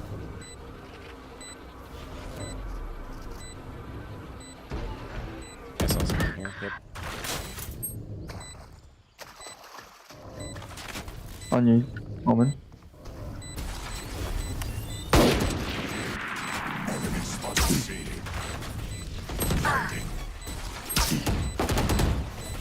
Cover going out. Ult is ready. Death is cold. Cool. I also recommend Brutality, a really good fan mod of Doom that's Proto 2016. Oh, that sounds like something that I really enjoy, for sure. I can drop ammo, Daddy. Can someone get this? Thank you. Good full armor. Alright, orbs. Let's get him on Sage or Raze. It doesn't. One of you guys can get your ult this round. Okay.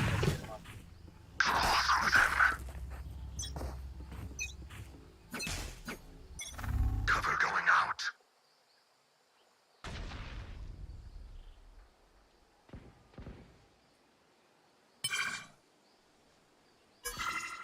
Okay, come. Let's go see. Enemy spotted A. No way. Gone. Oh. Get that orb. And let's go A. Actually, fuck it. Let's go C. I shall see.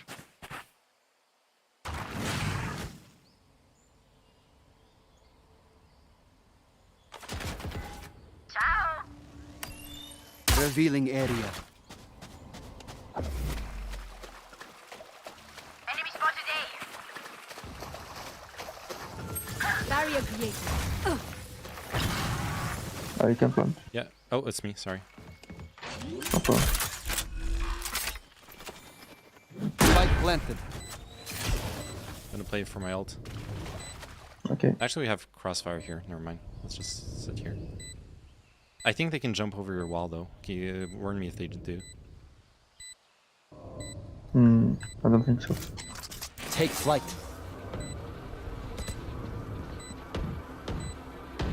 Here.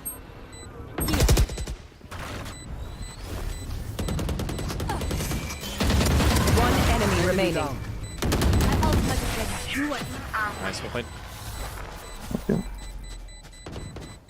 Show you some of the weapons from the mod via YouTube. Yeah, after the game, or if I die, like you can just post the video. I'll play it if I die. I can drop you, Raze. Can I get a drop? Thanks. All right. We have ults. We can just go somewhere. No, unless we want Omen ult as well, but. Break away. Yep. Can you buy me? It's too late Oh, now. sorry. Raze, when you coming in? Maybe. Go fuck. Spike dropped. I have the spike. Right here. Enemy spotted A. Shock dart. Nice. Omen. Sleep, brother. Omen, can you Right smoke this off? Your duty is not over. Oh, he's low. Spike down A. I have the spike. Okay, I'm just planting. Bomb buddy in sight. Spike planted. Satchel out. Revealing area. Reloading.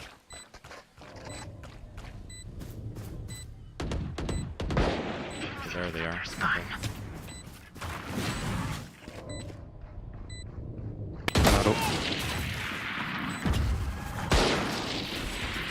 Shock dart. One enemy remaining. Nice, well played. Sheesh. My power does not end. Ask for aid, and Good you job. shall receive.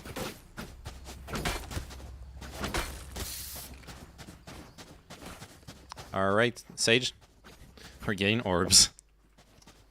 Again. You're gonna ult like 10 times in this game, okay? That's what you get when you design a map with 3 orbs.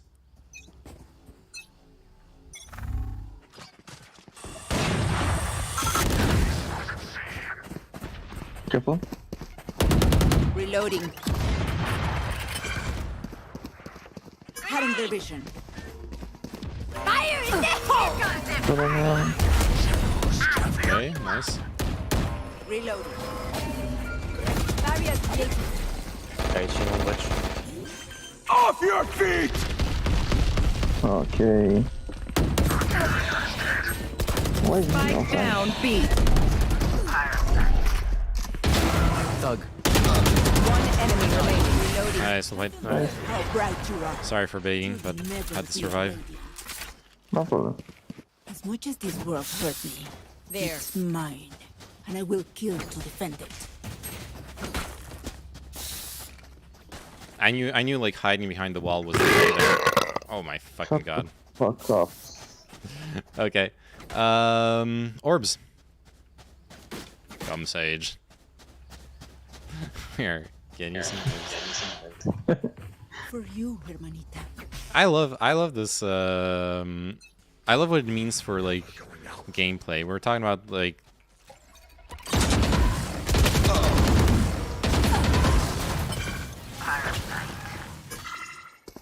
okay, let's go get the sea orb.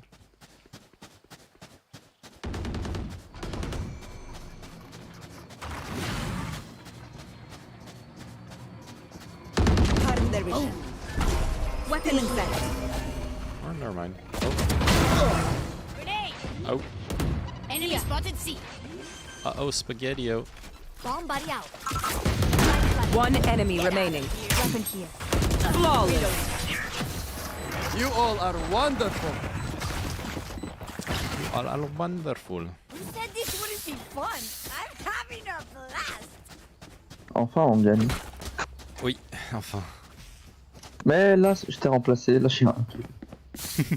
Oui, mais au moins on est en train de gagner. Franchement, moi je veux bien faire un seul kill et gagner, hein. Ça me dérange pas. Non, comme ça, je gagne un peu de points. Pick them off. Alright, Sage, come. Guess what we're doing. Like, it is free. It's free on this map, especially on attack. Free for all. Sage it, please. This way. Sage it. Yep. Come. Healing you. Thanks. Okay, let's go back. We can go B. We could actually. Enemy spotted A. Okay, go, Sage. Wall raised. Grenade! Spike planted. Neutralize. You One want more to fight? heaven. The hunt begins. Enemy One enemy remaining. Nice. Okay. Sheesh. Look your enemy in the eye. They got dumpstered. Accuracy.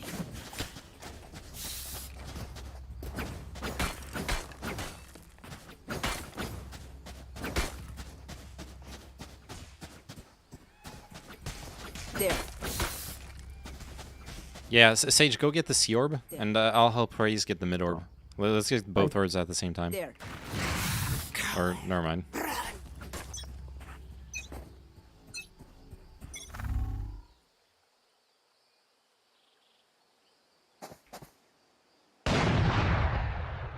Take the orb. I have my ult already, so... Reload. Scanning ahead. Get him. Deploying drone. Enemy. Planted. Wall raised. Shot down. Snap out. Reloading. Wow. Satchel out. 14 on Killjoy and 43 on... Oh, nice. You should run. Can you ping the ult for me? Actually, never mind. I'm just gonna play my ult for the defuse. I am the hunter! One enemy remaining. Last player standing. Oh, hit the vision. Clutch. Oh yeah, he got the half. Rip. I feel the strain. Block it out, Omen.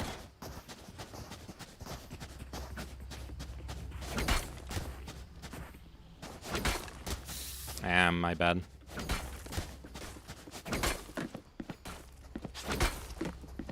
Need a drop. Should have probably stayed with the Omen. Instead of pushing up there. I don't know. Come or like push into to the the unknown. Killjoy ult. I'm not sure what was the ideal play there. Shadows traveling. They will cover. Here comes the Nice. Watch out, Reyna's tree. Take Got him her. out. Revealing area. There they are. One enemy remaining.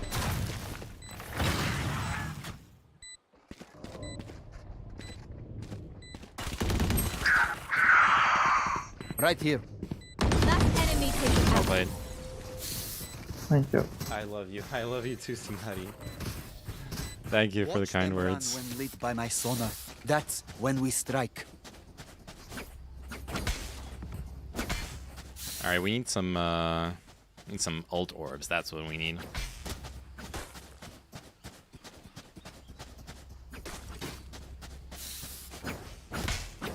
That's what we want to get. I can't really go get them by myself. Yo, can someone help me get the sea orb? Wait.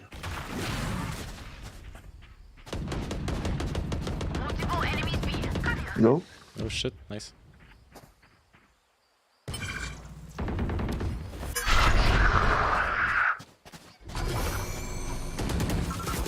Oh fuck, close. Nice, good trade. Let me ice. Deal. But yes. Let the ace, let the ace. Go. He's low. Nice, well played. Let the ace, let the ace. Not there enough. Last round before Thanks. the switch. Spend those credits before we use them. I feel like getting an ace where everyone's like, oh no, let him get the ace, let's stop shooting. It doesn't really count. I don't feel any satisfaction from that. Like, that's not an ace where you actually earned it by fighting for it. You know what I mean? It's an empty ace, an empty feeling. Here, take the bomb. I'm tired of playing with the team. I'm a lone wolf. Shadows traveling. You are divided.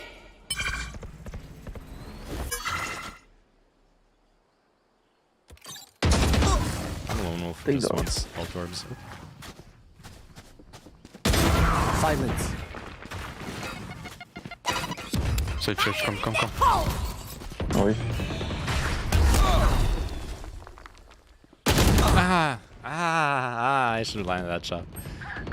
Raise mid. Your duty is not over.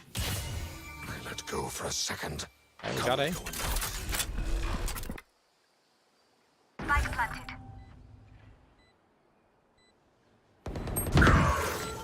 Barrier created.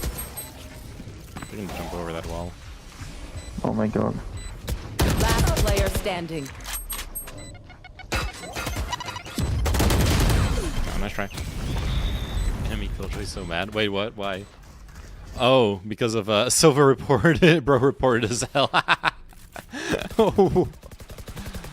Lol. I'm reported for what? For landing my shot? If you're not a good shot today, don't worry. There are other ways to be useful.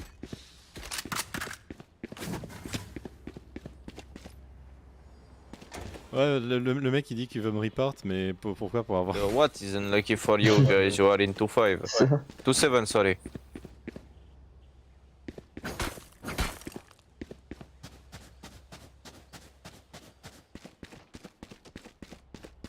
Alright. Check this out.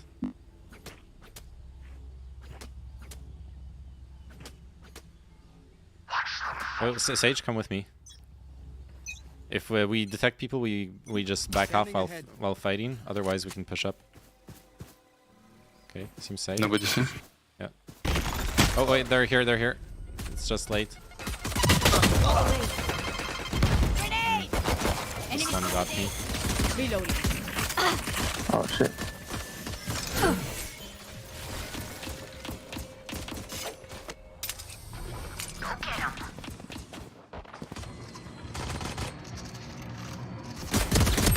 Oh my god. 16 race. One tree. Nice. Return to dust. 90. Spike planted. Great kill. Oh god. Killed. Shadows traveling.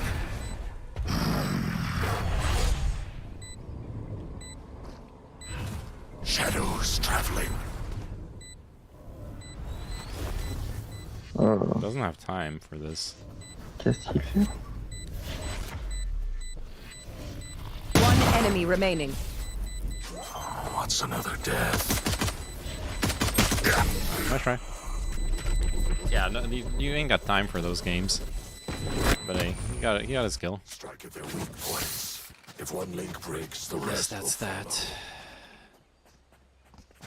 Oh man, that breach stun messed me up hard. I'm like trying to play as if I was a Jet. If I was Jet, I just dash out of the breach stun, you know, and I can do shenanigans. I can push up, do crazy stuff, but I can't. I'm a Sova. I'll find them. So I'm gonna play like a Sova instead, I guess.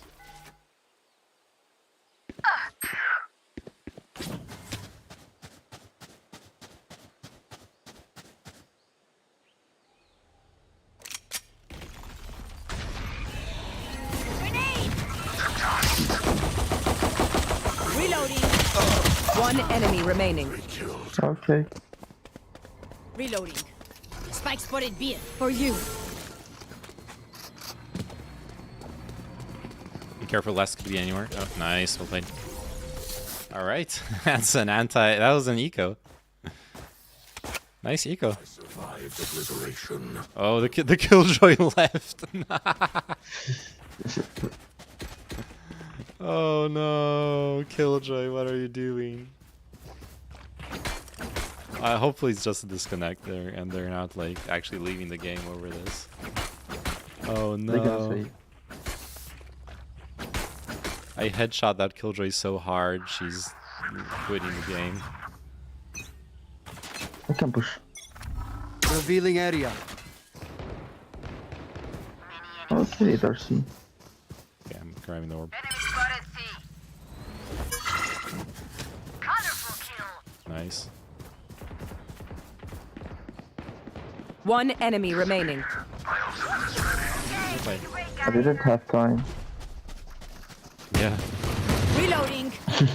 They're going to scatter from my stuff. Super easy to pick off. It's a good problem to have. They're all dead by the time you get there. Okay, I need to like learn. How do I line up to scan over there? What can I figure out? Stop their breach like at here? all costs. Hey. Scanning ahead. Where's this line? I think that's pretty good, actually. Uh-oh.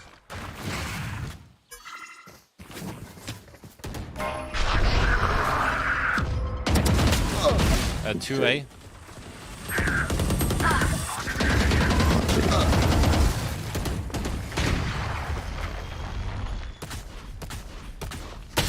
Oh, fuck. One heaven. Spike planted. Last player standing.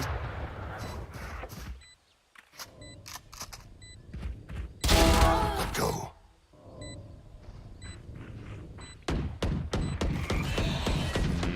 I'm not sure this is gonna work. I need to get one more kill, it might work, but... Ah, there you go. Nice try. It's not bad, not bad. Wasn't fine. It's okay if we were like struggling to get wins here, in the sense of like, you know, winning 2 rounds, they win 2 rounds. That's okay. That's okay. We're ahead. We win off of this. Now the big issue is if we stop winning rounds, then I'm really worried. But yeah, they're doing those late A pushes. They're pretty scary.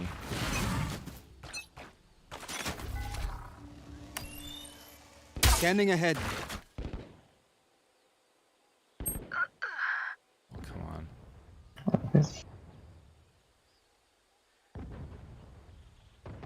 See?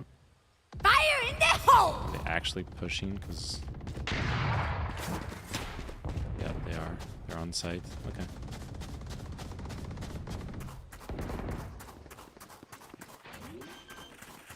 They retake. Raise, I'm gonna drone. Spike planted. Nice. Enemy spotted C. 1 enemy remaining. Last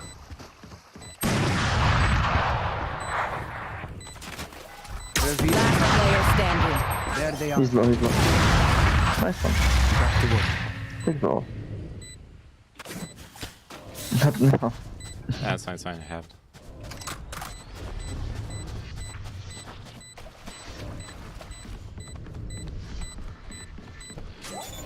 All right.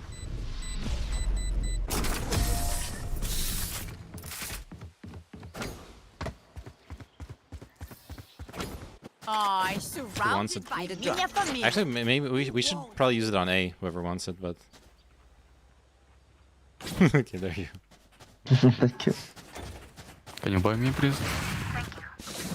Thanks. No problem. If you can like play 8, take it.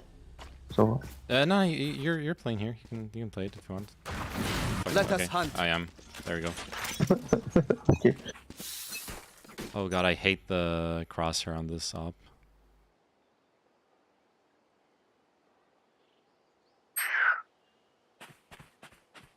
Should I rotate? Probably not. Let's wait until they actually push aside.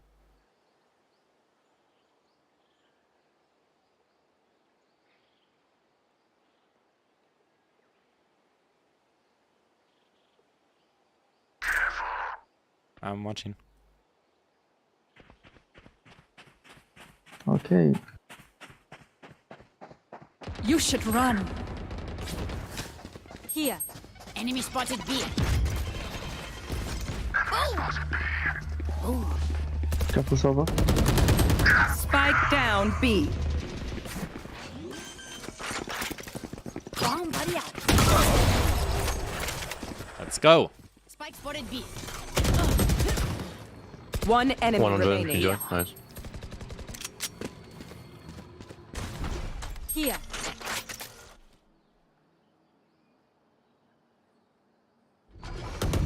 Ah, 30 seconds left. How?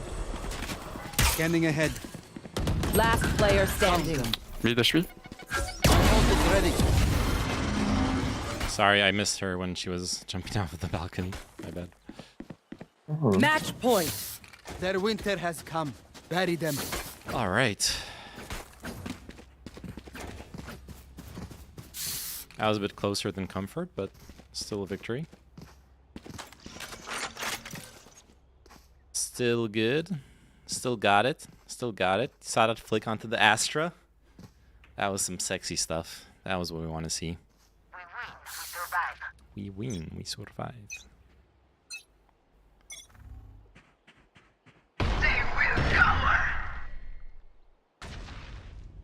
Action on A, some utility, but we haven't seen anyone yet.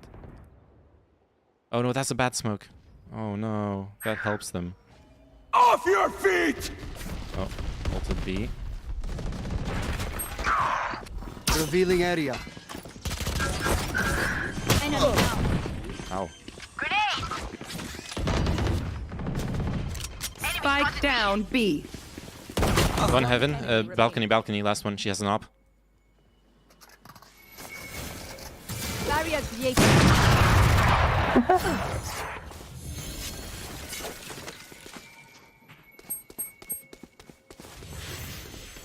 Your duty is not over.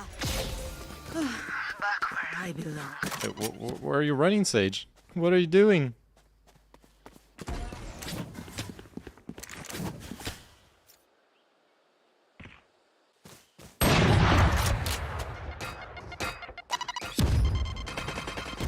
Thirty seconds left. Well played. Defenders win. All right, that was a victory. Do I? I'm not gonna MVP this game. Not with. I'm gonna get a good score, like good points though.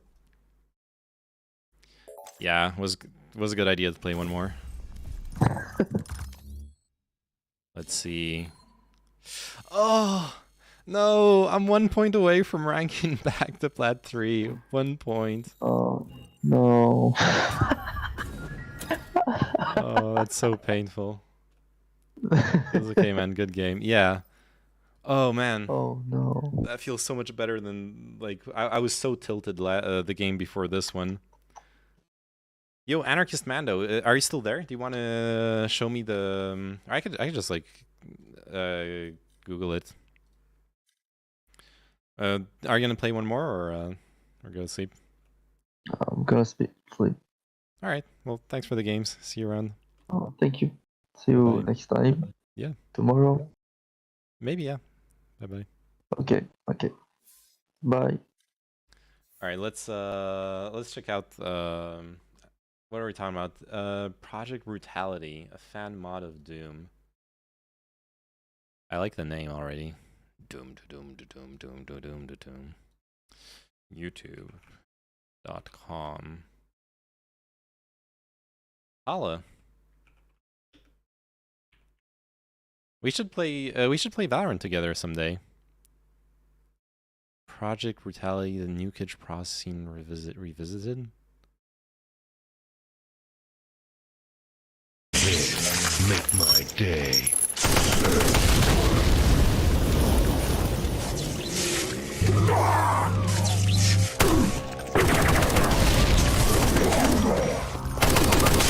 Oh, so it's like a high-res mod of old school Doom.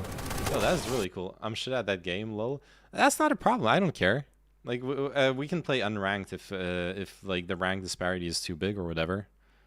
As long as we're having fun, that's what matters. Yo, I'm actually interested. Project Brutality for GZ Doom. I guess I need GZ Doom first, right?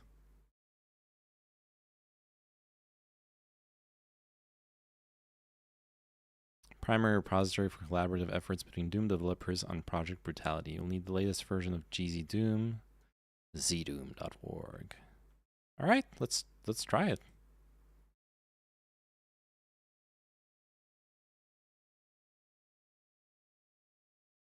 Wait, are we friends, Paula, in Valorant? Are we friends? Do you consider me a friend? Ooh.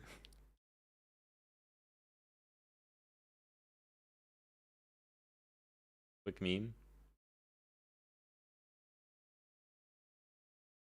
Oh no, an Andrew Tate meme. Uh-oh. Reject all. Andrew Tate.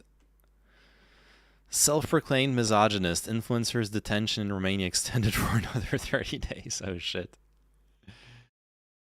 Tate and his brother Tristan are being investigated over allegations. Okay, they extended the detention. I see. Oh, look at oh my god, look at this photo though.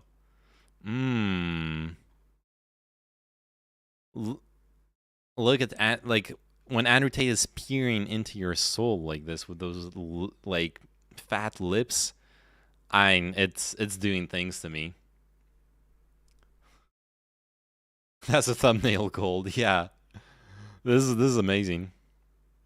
This is an amazing photo. But yo, Pa, no pressure. If you don't want to play, like that's, you know, no big deal either. But if you want to play, let's play. Wait, what's that the horror thing? Wanna play a little game?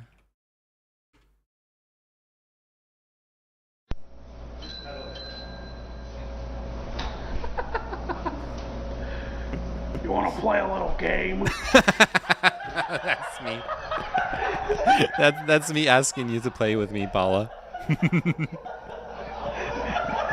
That's it.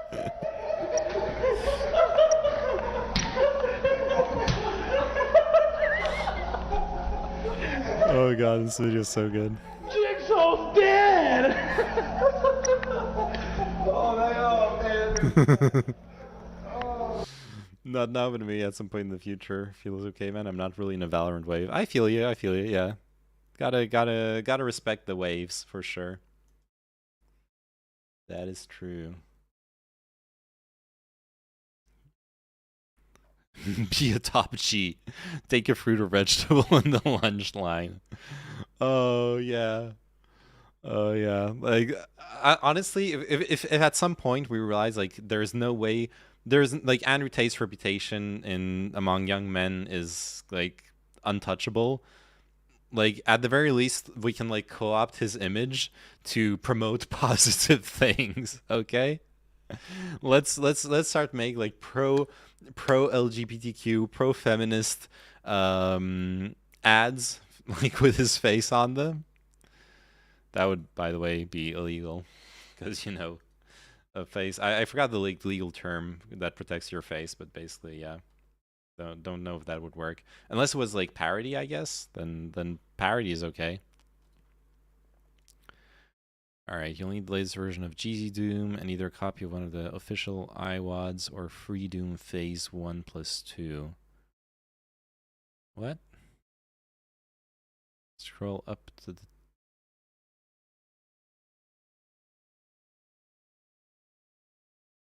Oh. The iWads, the original games. Okay. So I need to download Free Doom. This is how you kill off his reputation. Kids will associate him with health stuff and get annoyed. True. Actually, that is so big brain. That is the real only way we can change Andrew Tate's reputation.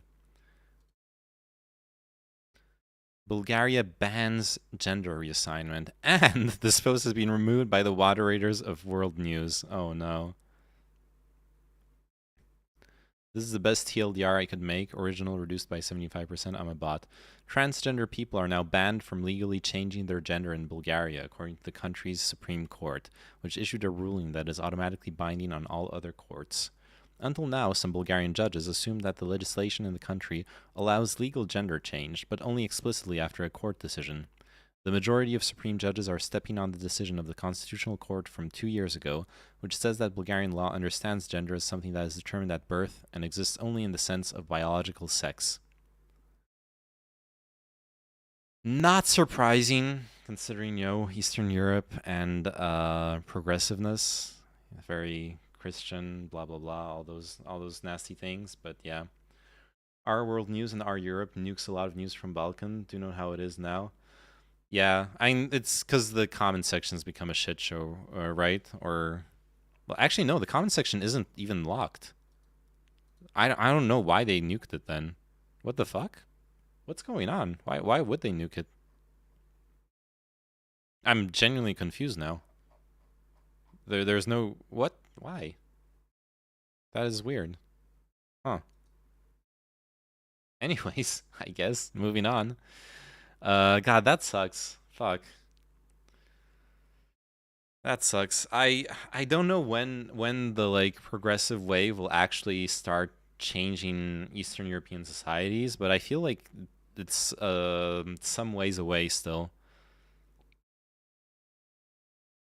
Because like even though the younger generations are more progressive, at least what I've seen in Poland, I don't know about Bulgaria or other countries, but what I've seen in Poland is the younger generations are more progressive and are more open, but as they get older, a lot of them get molded into older generation people. They actually get transformed by the societal norms. There are, of course, people who resist that transformation and who still remain true to their own values, but like there is a percentage of people that you lose when they get old, as they get older, as far as, you know, being more open to new things, etc.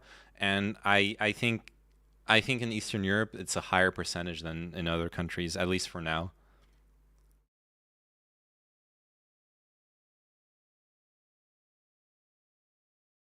All right, so how do I install Freedom on? How do I install Freedom onto this?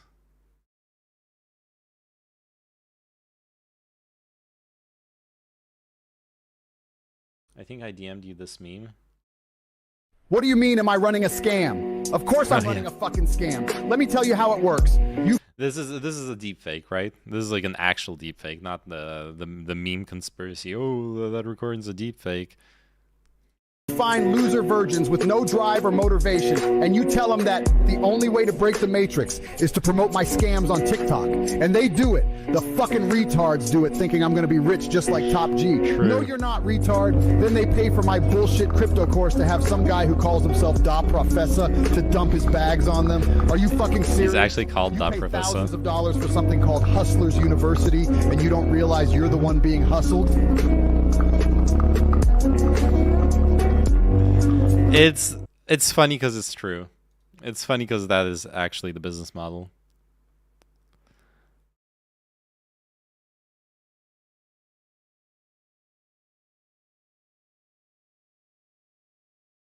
All right. Redoom manual. Oh. Okay, never mind. Okay, what do I do with the WADs? Where do I copy them? I'm like learning to do this Doom bullshit. I guess in GZ Doom, I don't know. Could not find an iWAD, a game iWAD. Did you install GZ Doom properly? Place one or more in the same directory. Okay. Okay, cool. Now I can pick a WAD. Okay. And now, download is the master zip for Project Brutality.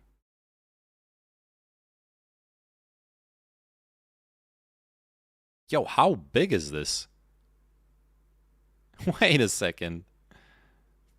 400 megabytes and counting. Unknown time left. I'm actually down. Okay, never mind. 450 megs. Okay.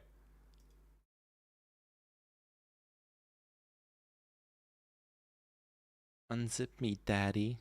Ooh.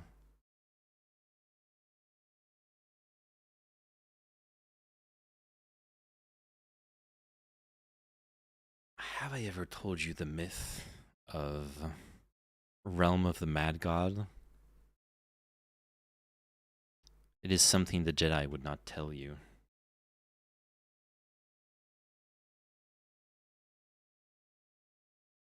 I had to ask my friend for the for the password to my account, or just like make a new account. But oh god, no, I don't want to. Yeah, I just need to ask my friend for the password to my account.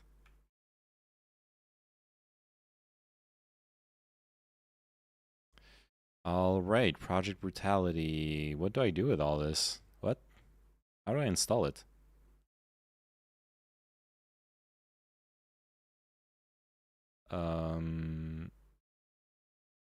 Is there a README? There literally isn't even a README.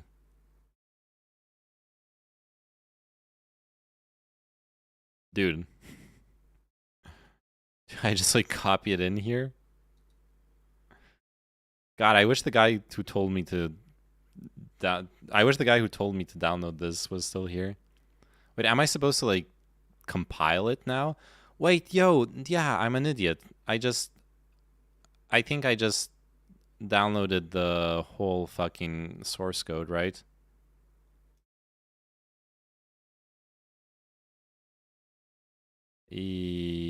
Yeah, this is some source code. No, not source code.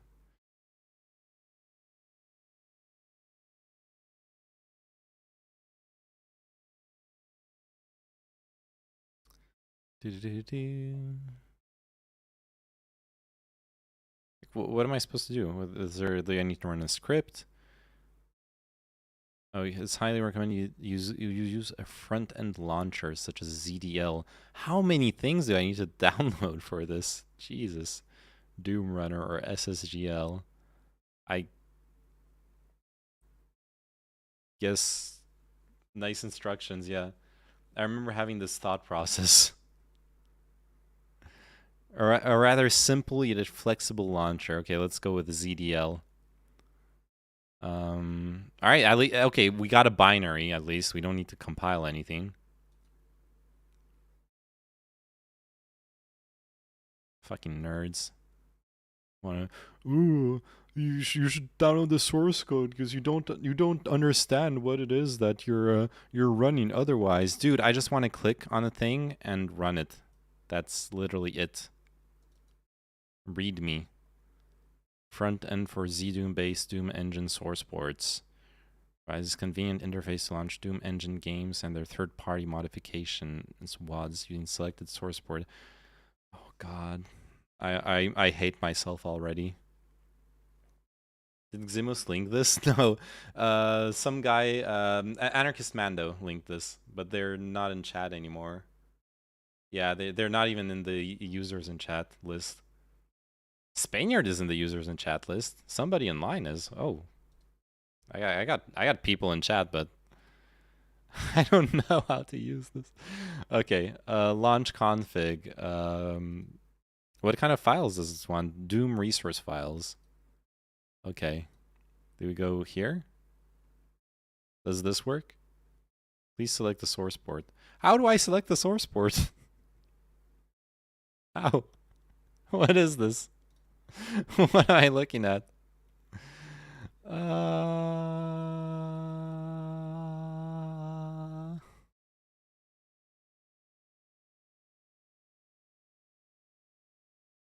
Okay, other idea.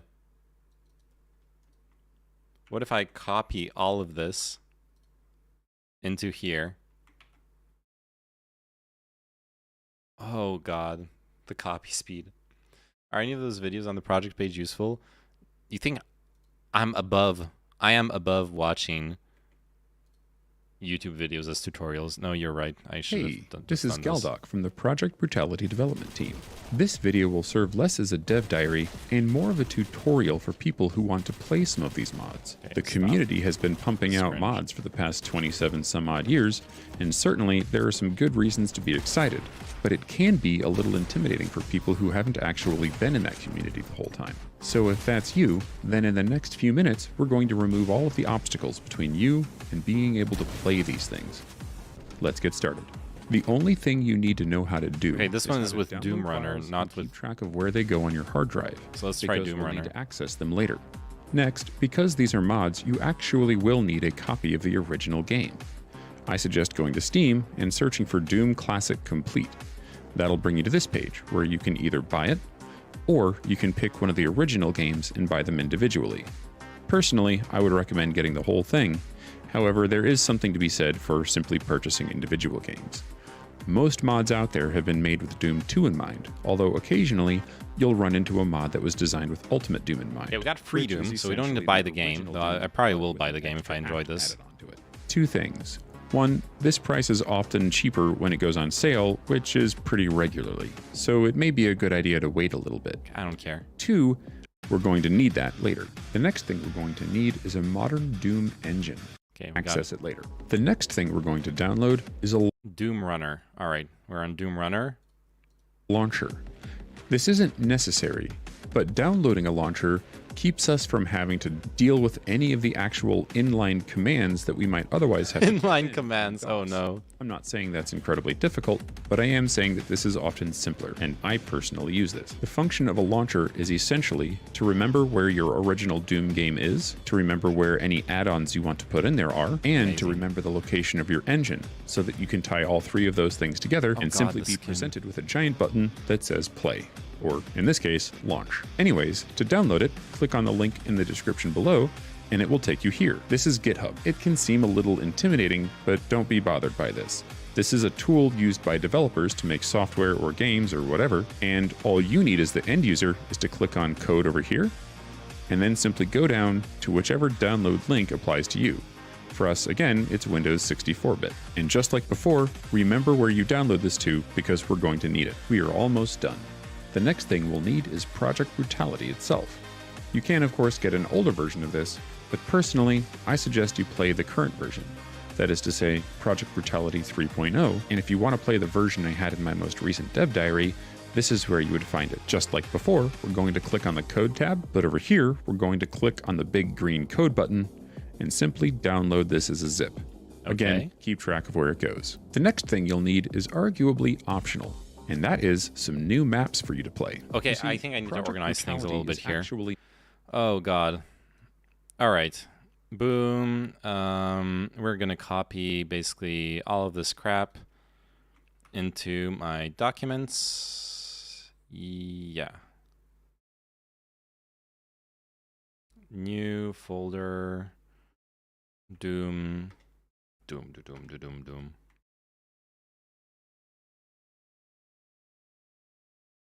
Not a map mod.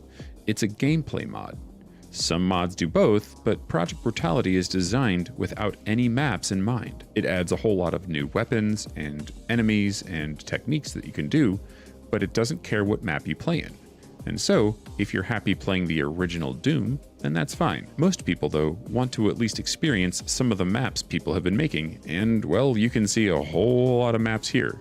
But this isn't the only place. I've left a few links in the description below where you can find some, and there are a few YouTubers out there who regularly start playing. So let's go to Launchers, Doom Runner, and simply run this file here.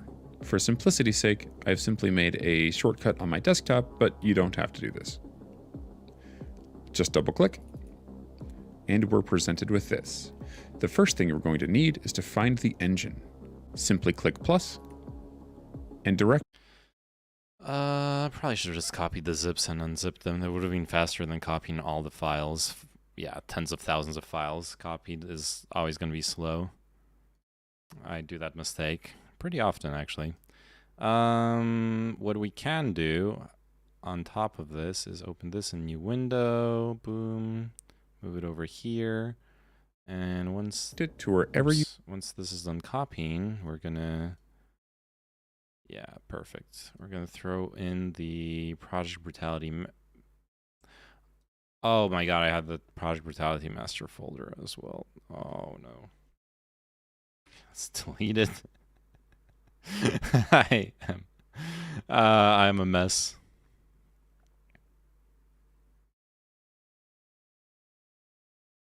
It's like I'm gonna have to move it again after this as well. Okay, perfect. That was fast. Okay, that is much faster. Now we need to make a folder. WADs.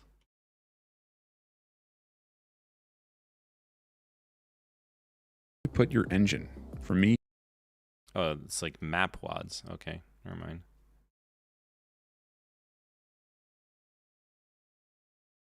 It's gzdoom, and it will highlight the executable files, which in this case is gzdoom. Next, I would suggest you set up a directory with the maps in it so that you can see them in the browser. Simply click Browse. Is Freedom the maps? Direct it to wherever you put your map WADs. Oh, is this original need to select WADs? any. You simply are telling the program where your directory is, where it expects to find them, so it can populate the browser window. Next, you can put in this directory for mods, but I haven't actually gotten that to work very well. The next important thing we want to do is to set up the iWAD directory. An iWAD is simply a way of saying the original WAD files. Those are the Doom 2 WADs that we picked up from the Steam directory earlier. Simply go to Auto Update, and then click Browse, and once more, direct this to the location that you put your... Okay, then we go boom, boom, gzdoom, let's go, okay. Original WADs. Wait, close this one.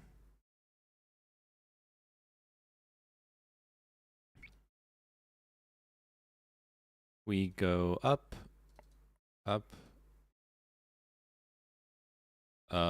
Which one do we do? Freedom 2, I guess. Doesn't seem to matter. Add Freedom 1 as well. All right. Got him. Actually, let's auto update from the directory. Yeah, that works. Perfect. Then we add directory with maps. Okay. And directory with mods. Let's just do New folder mods. This here. This extract here? Question mark. I think that's it. I think that's it. We're getting a working Doom mod thing. Why am I doing this in the first place? I am flabbergasted. I'm getting this like urge. You get those like I got when I was developing software. Like you start doing something and you just want to see it through to the end, even if it makes no sense. Even if I could just stop doing it now, delete all those folders, and move on with my life and be happier and more fulfilled. And yet I'm still doing it.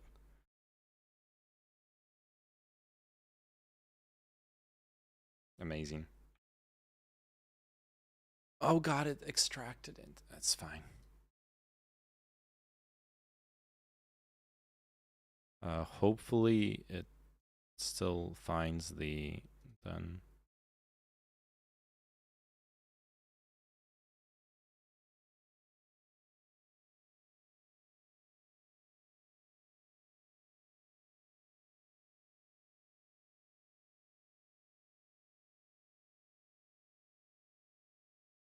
Cannot find a game I want.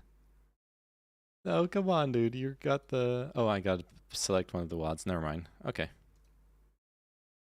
Oh, it's working. Oh, shit. Is it actually working, or is it... Oh, shit.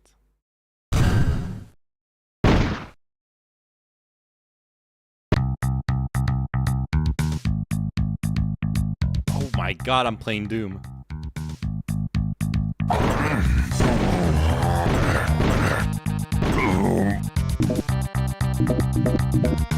That is so cool. Okay, this is actually worth it. Mouse options, sensitivity.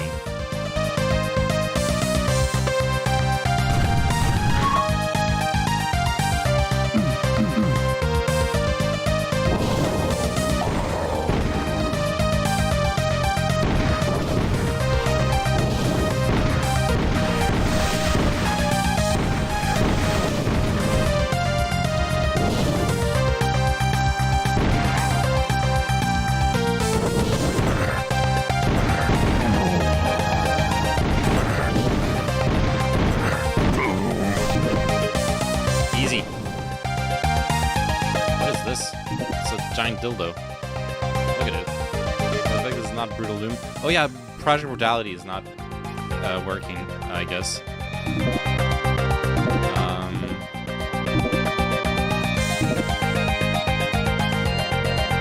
What happens if I shoot the dildo though?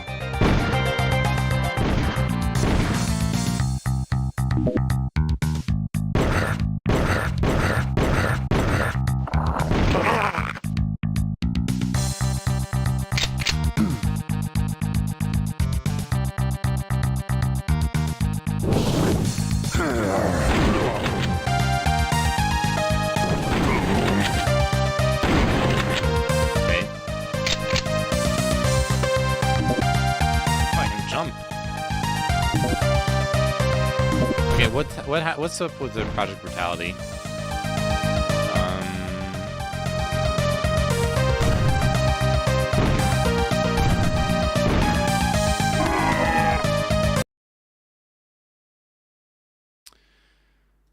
Add mods, title map. Okay, I don't know. Original WAD files in.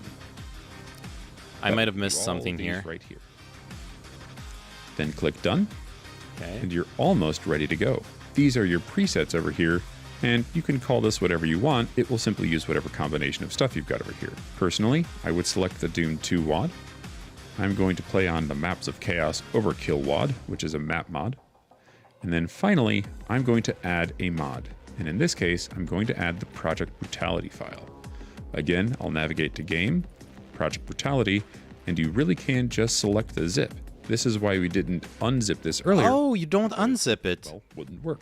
The fuck? Click Open, and we are all set. The launcher now has all of the pieces I feel so dumb now. to actually run the file. Okay. The actual command it's doing is down here, and you can see what we've just avoided by actually using the launcher. Once you're all set, though, we can go over here and click Launch. And no Doom engine is selected. Oh, yeah. Okay, so, right. Select engine. Boom. Anyways, yes, we are now ready to click launch. It's not responding anymore. Congratulations. You should now be playing Project Brutality 3.0 or whatever mods you wanted to play.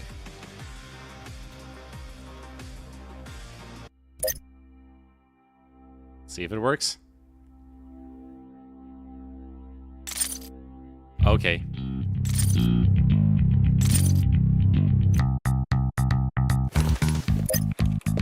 Oh my god.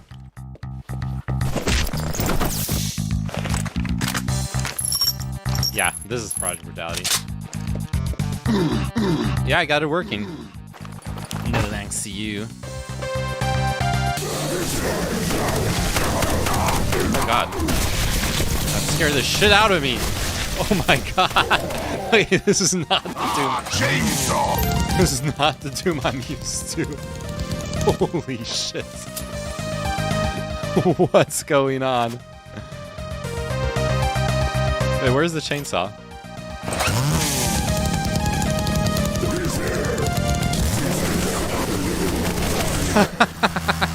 What the heck? Alright, this sound is way too loud too. Okay, let's...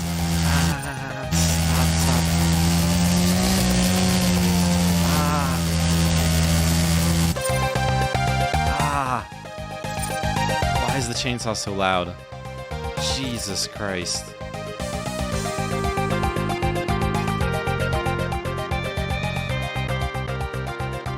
That was blasting my ears. Okay. Still horrible, but... Yeah, how do I just... revive? I guess like this.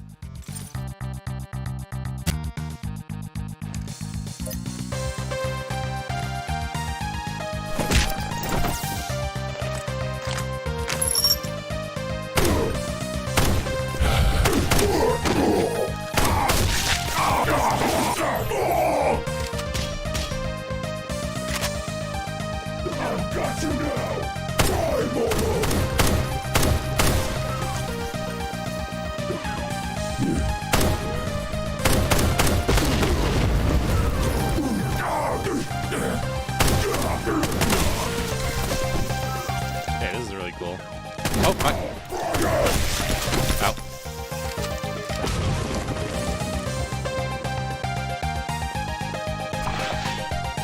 Alright, let me switch categories if I'm gonna be playing this. Does the game capture work? Let me test that real quick. Yep, seems to work perfect. Then I need to switch... Should I just stream in the Doom category? Or like what do people do? Or like retro gaming, I'm not sure. Your thoughts so far? First impressions, I kind of missed you. Finicking, didn't realize you would go on my suggestion. Oh, I'm... well, it was a bit of a mess to get it working. I got very confused with that. But, seems very fun. I'm really enjoying the difference with the extra stuff with Project Brutality. I'll need to figure out how to play it properly though. All the like throw grenades and all that new stuff. Let me just change my title. Trying out Project Brutality.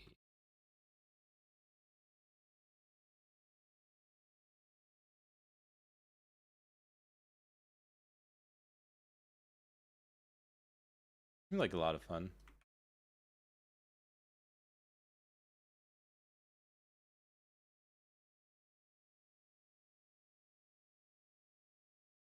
Okay, close. Boom.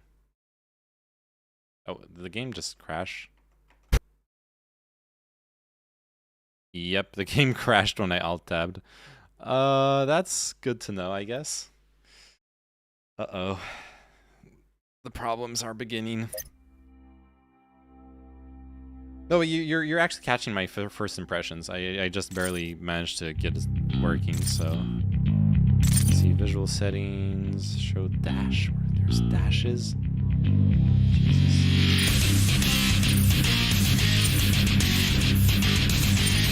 It fucking reset the volume. Seriously.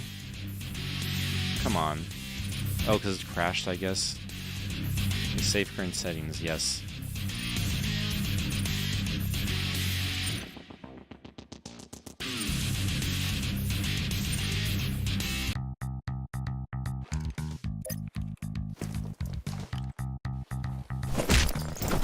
U1M1 with lyrics.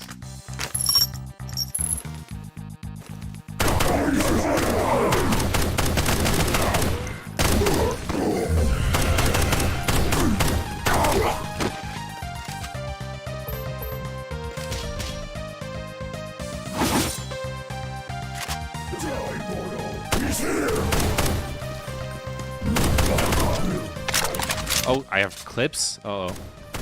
Reload. That's good to know.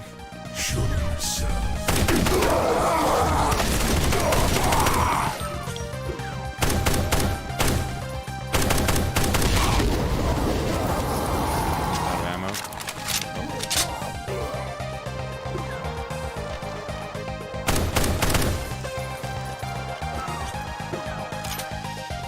Okay, we're Gucci.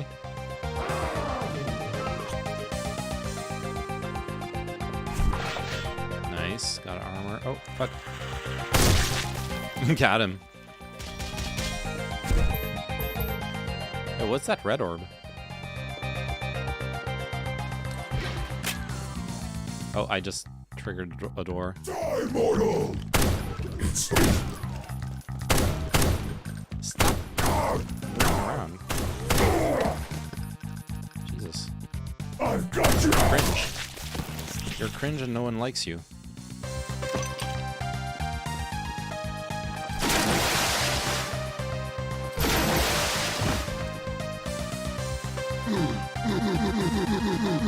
Oh, I needed to... Okay, that's like a secret, I guess. I needed to dash past them to get there. Shotgun time. Oh my god, that's so satisfying.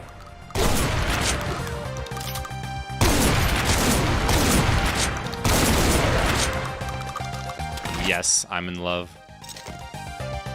Is this VOD going to be saved? Yes, it is. He's here. All the VODs get saved on my YouTube, and I enable the VODs on Twitch also. Is there a reload button?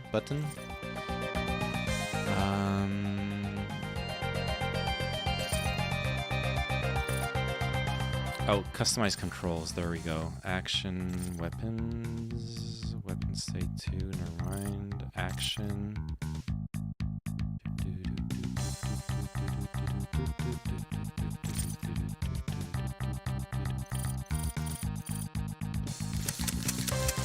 Yo, I'm reloading so fast.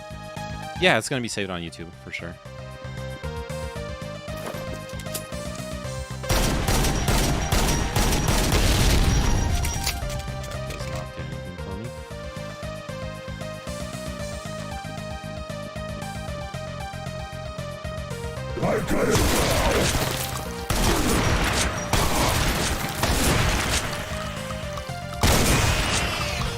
Nice.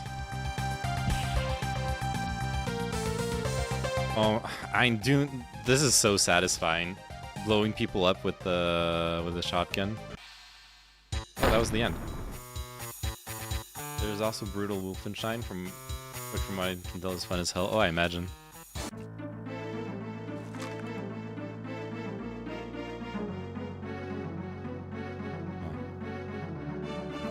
Yet. Now they know.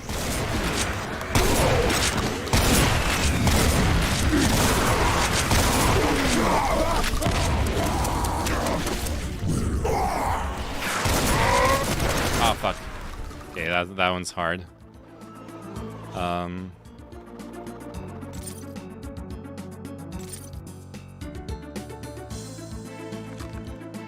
Okay,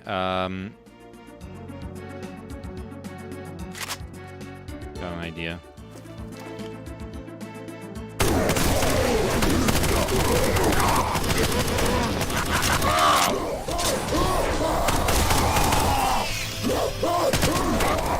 Fuck.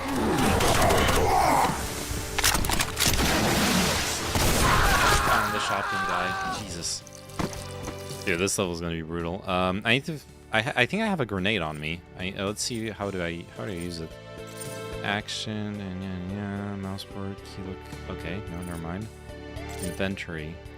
Activate item. Enter or D-pad down. Oh no, not like this. Come on. Activate item. Let's do Q.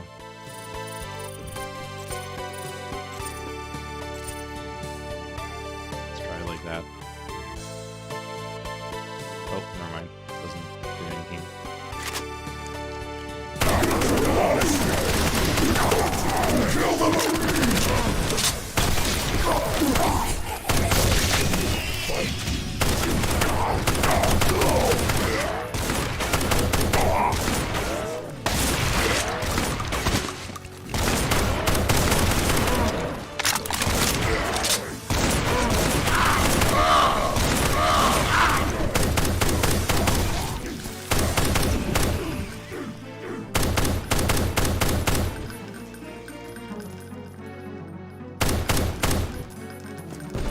Hey, we're Gucci. 100 health. Cleared out this room.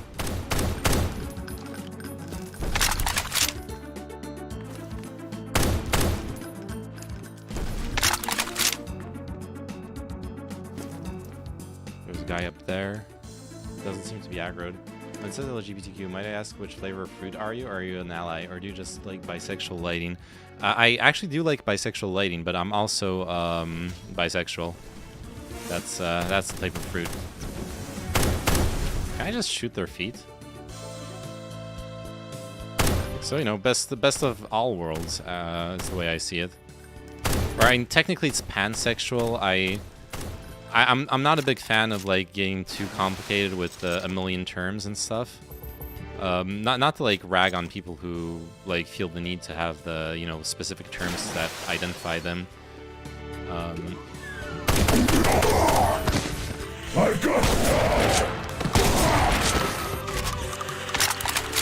Just speaking from my personal experience, like I know there's a difference between pan and bi, and for me personally, it like doesn't really do much, that difference. I genuinely don't care, because like, uh-oh.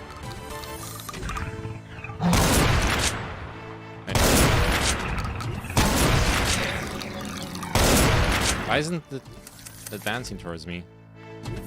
There we go. Nothing here?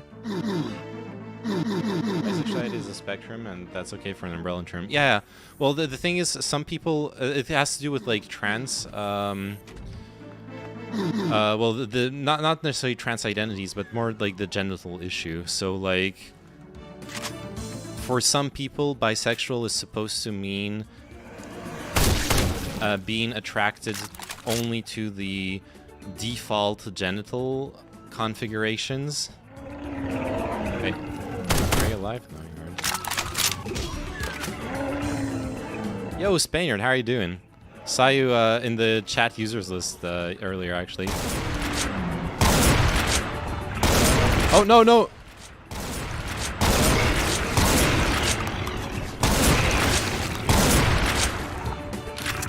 Wait, they can't attack me? Because I'm in the light? That's interesting.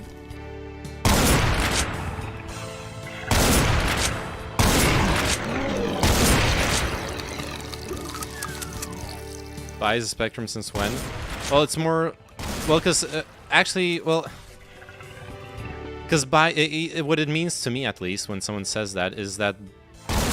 It isn't like you're bi, so you're just as attracted to one gender as the other, right? You can identify as bi, but still have a preference, and that preference can be like pretty small or pretty big.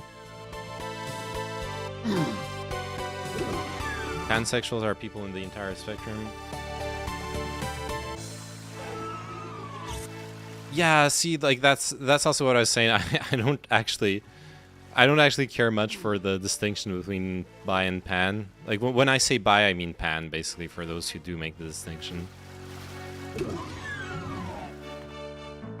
Yeah, I understand that, Spaniard. I know. How do I get back up? I'm stuck, step bro. Is there an elevator here? Some sort? Did I just... Oh, come on. There's a big difference between pans and bis. It depends on who you're talking to. For a lot of people, the difference doesn't really... There are a lot of people who think like I do. Where it's like, oh, I have a double jump. Oh, and I can climb. Okay, that changes everything. I mean, it's semantics. At the end of the day, none of those, like, whatever you are, whatever you identify as, just maybe we'll need to like explain it to each other. That's fine as well. I'm not particularly attached to like imposing my definitions or understandings on other people.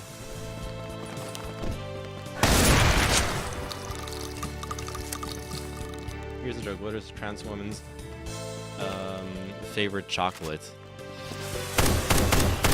What is... That's because we have people who don't know definitions. Well, what I'm saying is that some people kind of eschew those definitions.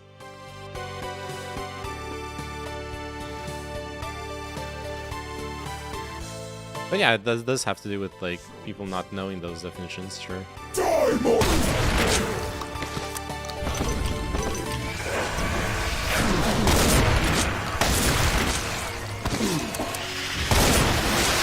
Oh crap, what just damaged me? I just lost a ton of HP. Oh, double shotgun, let's go!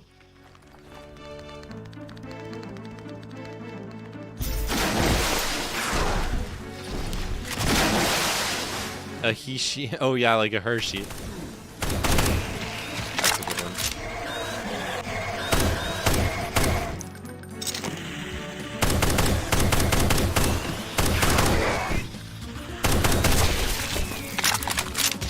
Show yourself.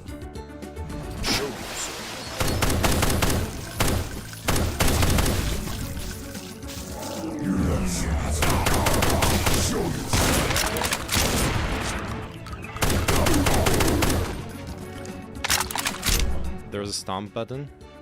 Wait, where? Oh. What? How? What do you mean?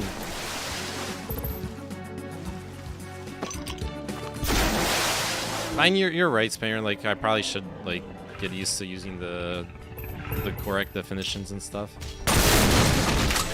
It's so satisfying.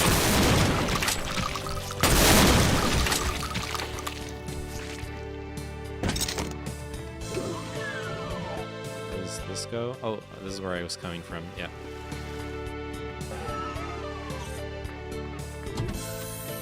And this goes back up, okay. Stomp, kick, oh, like a kick button, okay. Wait, I have the red key. What do you mean I can't open this? Or do I, like, already have the... It requires a yellow key. Oh, come on.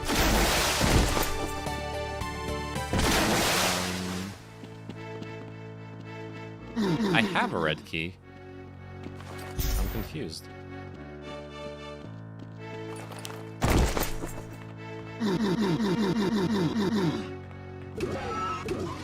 You know what Doom Guy is? Doom Guy is wall sexual. Doom Guy just loves in those walls. The water effect is a bit much. Yeah. It is a lot.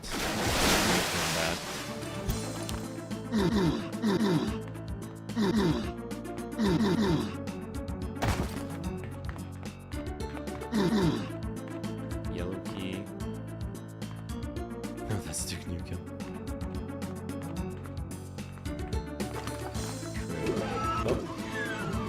Wait, I've been here already. And there was like nothing. Oh! Oh, this is how you're supposed to get out of here. Okay. Well, it's all connected. Alright. I'm still lost. Humans!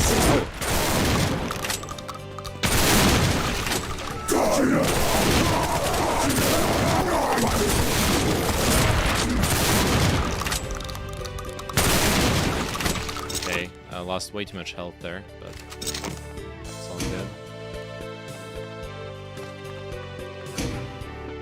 What did I just turn on or off? Question mark.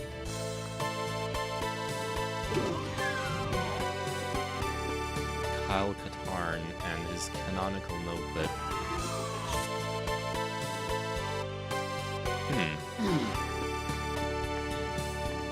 I don't have that reference. What are you talking about? Dude, where? Oh, I opened something. Okay. No! No!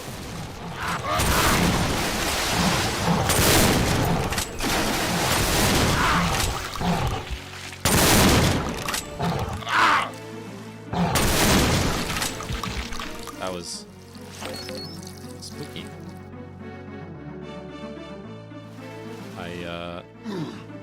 How do I get out of here? Oh, there you go.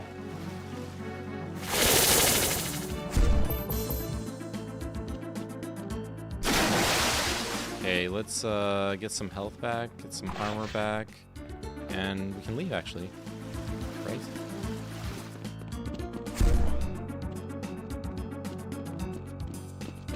I think. Oh yeah, there was something that required a yellow key that was not the exit, yeah. Which was just this door, okay. Nice. Dark Force is a game contemporary to with licensed FPS. Okay, interesting.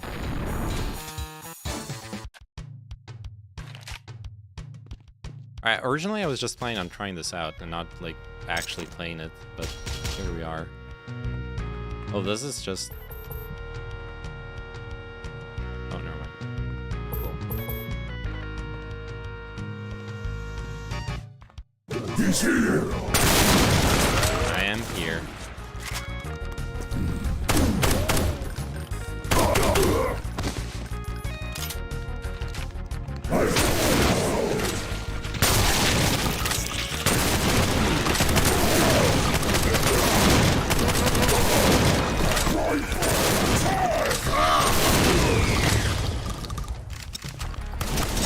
Running away. Where did you come from? Show yourself.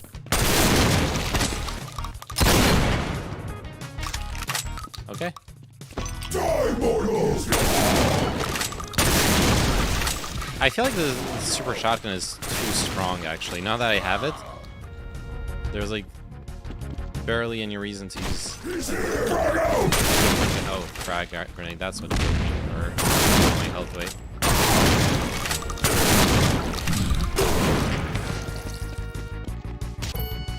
Cool. I hate how new shooters limit you to only 2 guns. Well, it's depends on the vibe, like how whether you're going for the realistic shooter vibe or.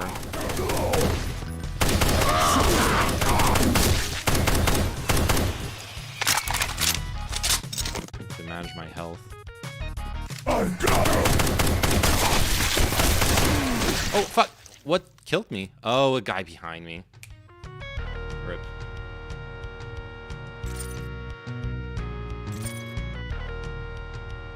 No, that's the wrong save.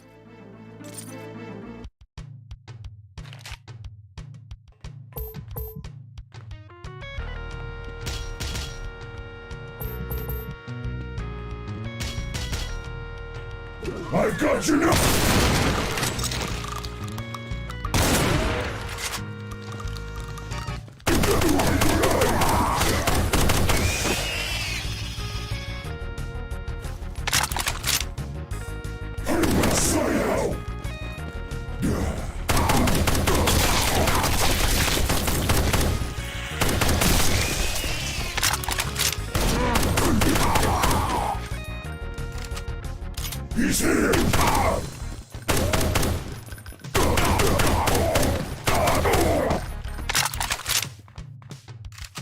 Alright, we made it out with a lot more HP.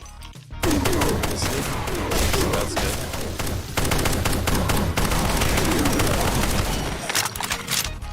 Oh, I can fire auto. That's good to know.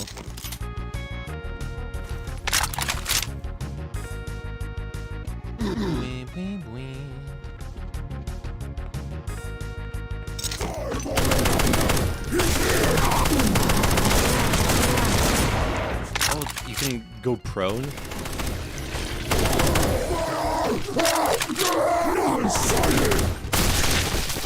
That is so cool.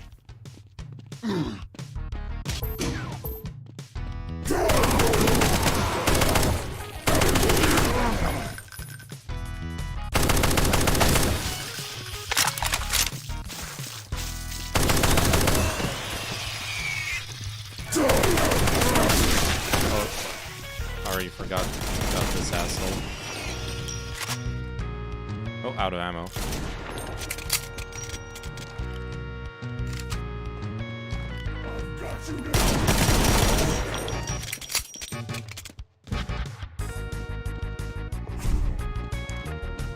He's here.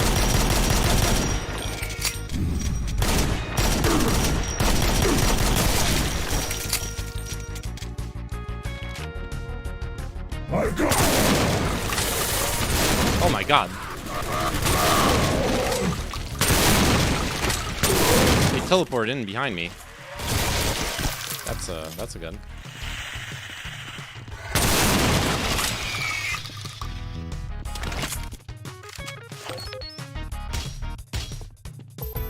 I need HP badly.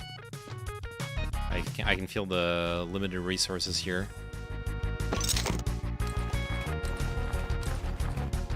I'm getting tired, but I'm serious. I know Dark Force is an old game, but I recommend it purely because if you go on to that, then you could go eventually into Jedi Outcast, which was one of the best FPS to early RPG-ish full-fledged Jedi gameplay. Oh yeah, I remember having friends who played. I think it was Jedi Outcast. I'm not 100%. Oh god, I got 5 HP.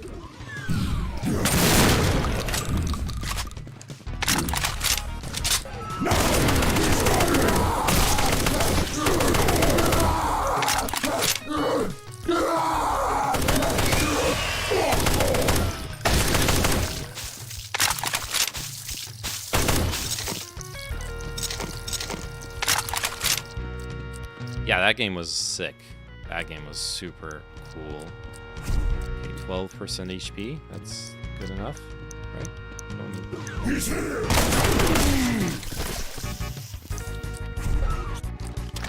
20% HP. That's good enough.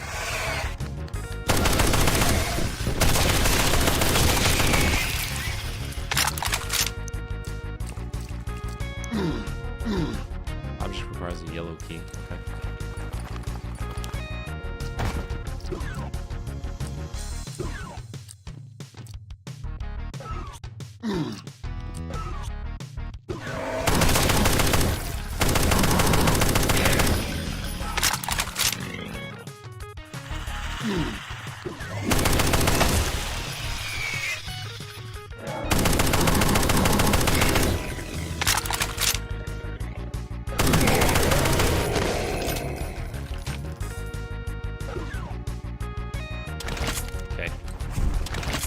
Oh yeah, wait, I should be using the minigun a bit more. You have a good night, you too. Bye bye. Thanks for paying. Thanks for. I'm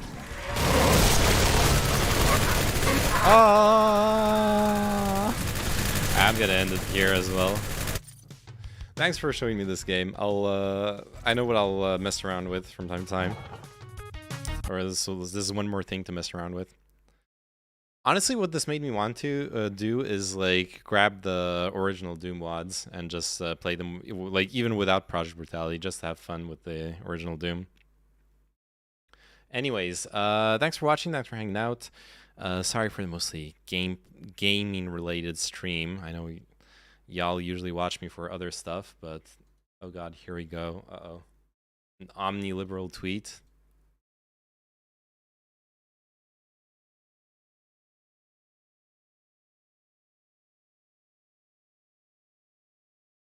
Sometimes my significant other makes me super frustrated and I just want to beat the shit out of her, so I'd say Nico.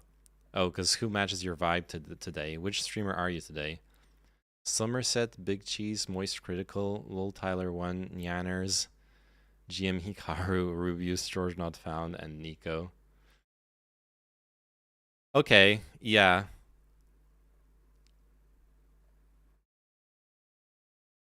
Then the Lena response. Oh no. But no vouch. No vouch. They're never gonna throw in a political character on this kind of meme. Come on. Also, I have to wonder if a male streamer had the same controversy that Nico had, would they be on Twitch promotional material? That is a question. Does it need to be asked? I don't know, but I'm asking it.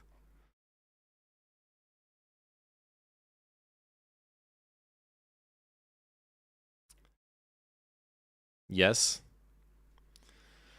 Honestly, probably yes, considering it's been years since the controversy that that Nico was in. But it's not always the case. What even was the domestic violence? And to be fair, there are big. You see Finn the Eternal Femboy now? What do you mean? That's got nothing to do with the felony domestic violence.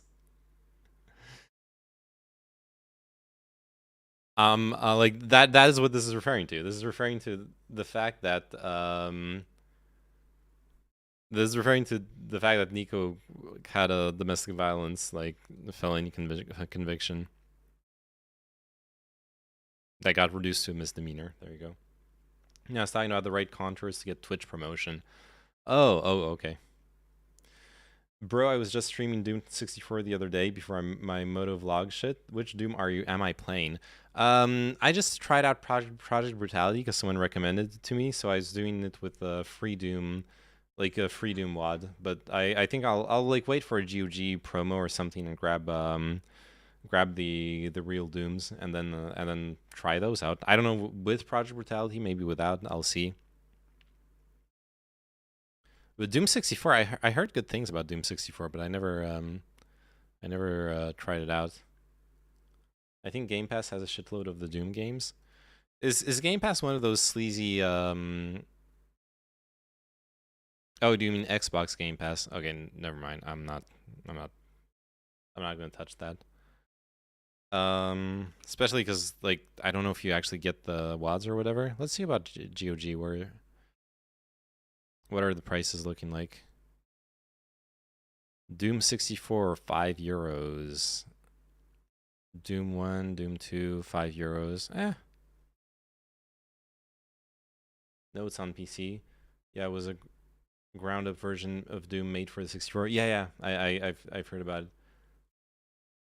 Don't do me dirty, trust me on this. Game Pass is actually a good deal if you do the gold upgrade trick.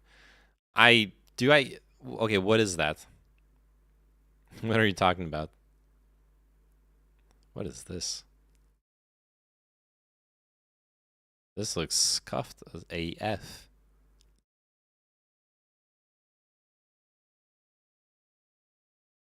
Mike Singleton's 85 classic adventure strategy sequel to Lords of the Midnight. Fucking boomer games galore. Doom 64 for $5? Nah, sub to Invadervy. Yes, exactly. I got priorities here, okay? What is this? I see, now this is a real game, okay? I see anime waifu on the cover. I know this is a quality game. This is basically like a Zelda-like roguelike thing. It's kind of a process. God, now I hate typing this stuff out. Then, I don't know, like link me a video or something. I'll watch it off stream or whatever. You can try the DOS version of Doom. Oh no. But I'm really not that interested in the Game Pass. I need to be. How does converting Xbox Live Gold to Ultimate still work? Convert 12 months of gold to ultimate using this one-time $1 deal.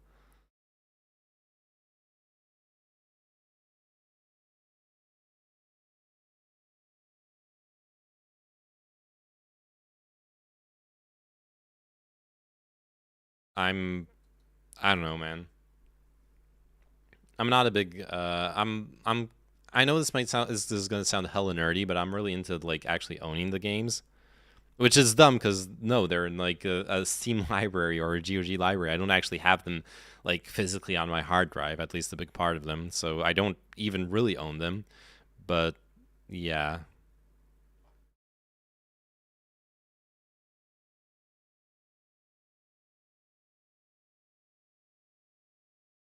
Alternate Mansion Diary.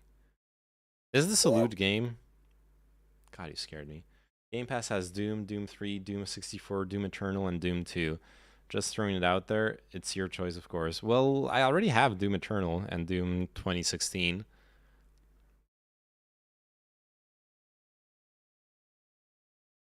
But yeah, I guess the other I would be getting the other stuff. There's a Necromunda game? Yo! Necromunda Hired Gun. What is this? Wait, why is there no gameplay here? Action, adventure, blah blah blah. Gameplay overview.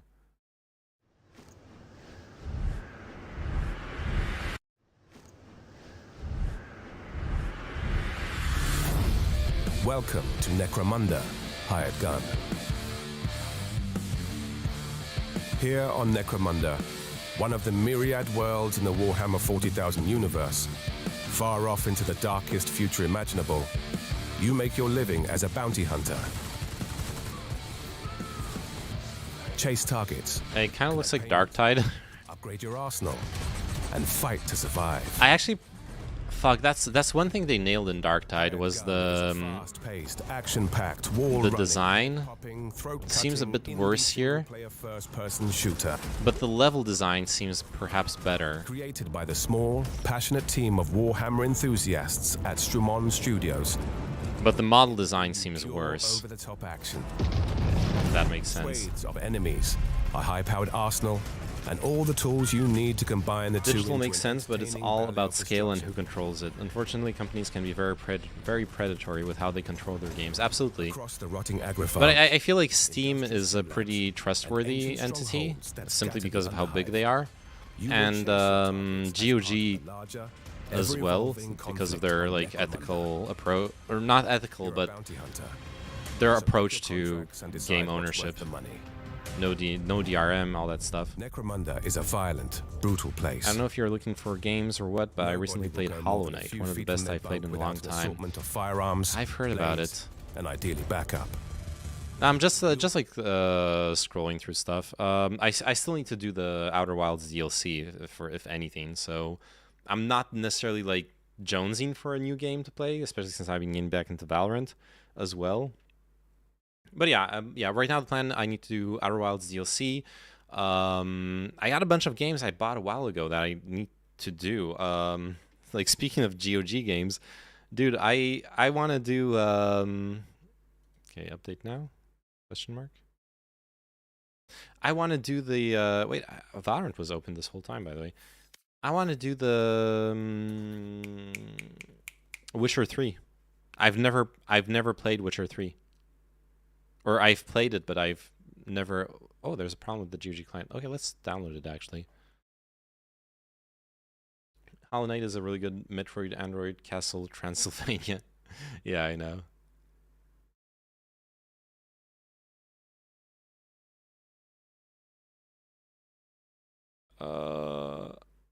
Wait, never mind. Game got launched. The thing got launched. Code to... whatever. Let me hide it. Yeah, but I've heard good stuff about Hollow Knight. Definitely seems like one of those games I could play while like watching other stuff. Because that's something I was thinking about since I do a lot of React content. Having a game that I can actually just have like on the bottom of the screen or something, and that could be a good thing. all things considered.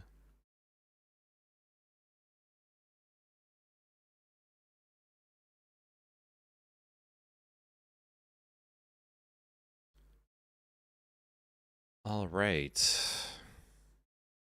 I know a good game for reacting, Factorio. Yeah. Yeah, in Factorio does work. I like Factorio, but I haven't been getting the itch to play it. I need to, like, dive back into it. Have fun stream. All right, see you, Outcast. Thanks for dropping by. Speaking of reaction, I actually got a really good music video that you might enjoy. Yeah, good. Send it to me, and I'll probably end the stream on that, because I was supposed to reset my schedule a little bit at least to, you know, try to get back to a sane schedule. Oh, there it is, GOG Galaxy 2.0.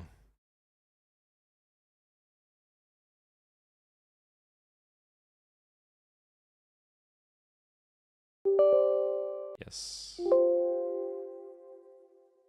Exit. And okay. Not okay. Oh, because there's the... What's going on?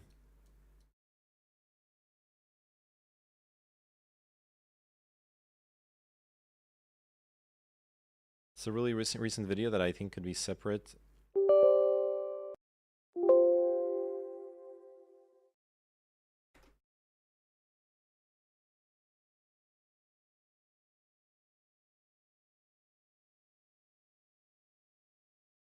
Okay. Whatever, I'll figure it out afterwards. It's a really recent video that I think could be separate, and you would be one of the first to react to it. Oh. RWBY. I know RWBY is this, like, really famous franchises, but I don't actually know what it is. I have no idea what I'm about to watch. The winter wind cuts my mind as all my thoughts spring to life.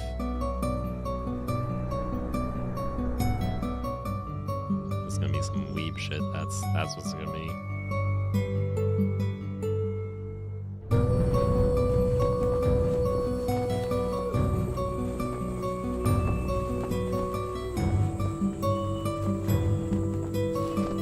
So someone actually made this, right? This isn't like this isn't like using pieces of someone else's animation. Watch H-Bomber guys RWBY video, okay. I trust H-Bomber guy on being able to explain it, I guess. Background character is named Ruby Rose. She has a little Red Riding Hood motif. Hey Muktadek, how are you doing? Technically yes, it is because it's extending the original Red trailer into something else. Okay.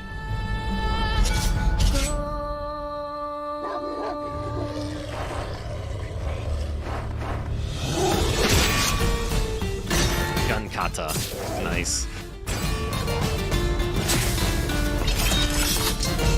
And it's a scythe. How's it going by this fine night? Really good. I was supposed to go to sleep 2 hours ago to try to like get back to normal schedule, but got a bit distracted. Let's go with that. As per usual.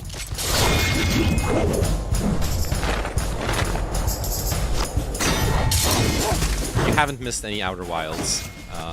Just played some Valorant, chatted about things. Tried out the Doom, depends the category. I tried out some Doom mods.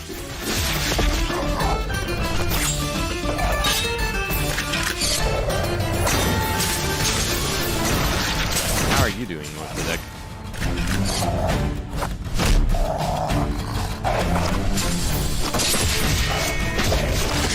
I just cringe a little when I see these kind of videos. I get that. But you know what they say. Don't kill the cringe, kill the part of you that cringes. It's cool. Someone made this and like...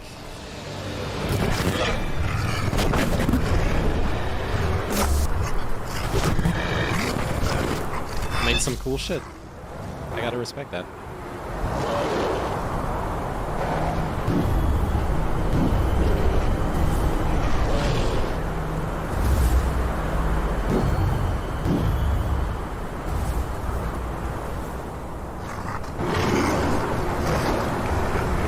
Letter to the fans of the original. Okay. And sadly, since I have no idea since I've never watched RWBY, I don't actually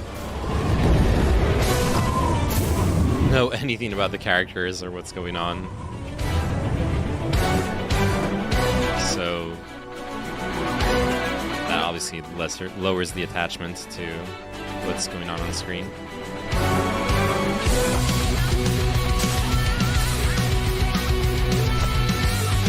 Yeah, it's basically in the style of an AMV, right? Oh wow, it's long. Wait for the one represents her mother because she's running after. I couldn't take it, couldn't stand another minute. Couldn't bear another day without you in it. All of the joy that I had known all my life was true. Lots of action scenes against werewolves. That's really well done.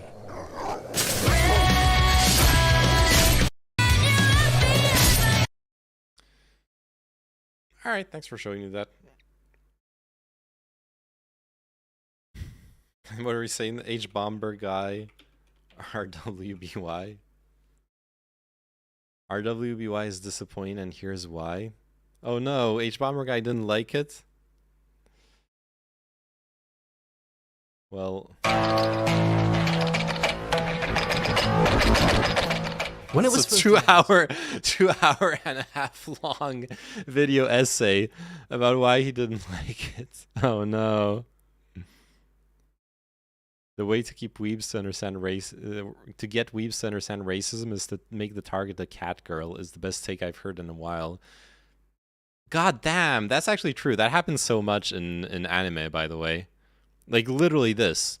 The like make the victim a cat girl so that the weebs understand racism. Damn, you're missing out. The best part, Red Lake Roses Part 2 is the best of that. The first part is literally the build-up. Well, I'll see. I'm into weeb shit, and so this might be right up my alley. Honestly, I might be absolutely down for that. I'll let you know. Right now, I'm catching up on some like isekai novels that I've been reading over the past year, and I took a break from reading them, catching up with them right now. Look, the whole point of the video is, and I've watched it and I agree with a lot of it, the show had a lot of potential and it's disappointing, but whenever you watch the original, there was a spark of imagination you could see as clear as day. Okay. Interesting. Yeah, then I guess I'll watch the original and be super hyped, and then be disappointed by what actually comes out of it. I'll go on that journey someday, perhaps. Anyways, thanks for watching. Love you all, and bye-bye, because I'm gonna go to sleep. Well, I'm not actually gonna go sleep right away, but I'm gonna, go to sleep. Tomorrow, well, today technically. Tomorrow, I'm thinking of streaming as well. Possibly Sophie's gonna join me. Gonna try to start the stream early so I can go end the stream early and go back to normal schedule, perhaps, potentially. But anyways, thanks for watching and bye-bye. Oh, the full chorus of Red Lake Roses Part 2, which is the best part you were literally skipping over. Dude, like, the thing is, action scenes without context, like, action and the tension of action, like, it only works if you're attached to the character. I don't know who the characters are. Like, the scenes are cool, but, like, I don't know, maybe I missed something that would have really wowed me, and I'm sorry if that happened, but, like, it's hard to just watch, like, a really long action scene with characters that I know nothing about.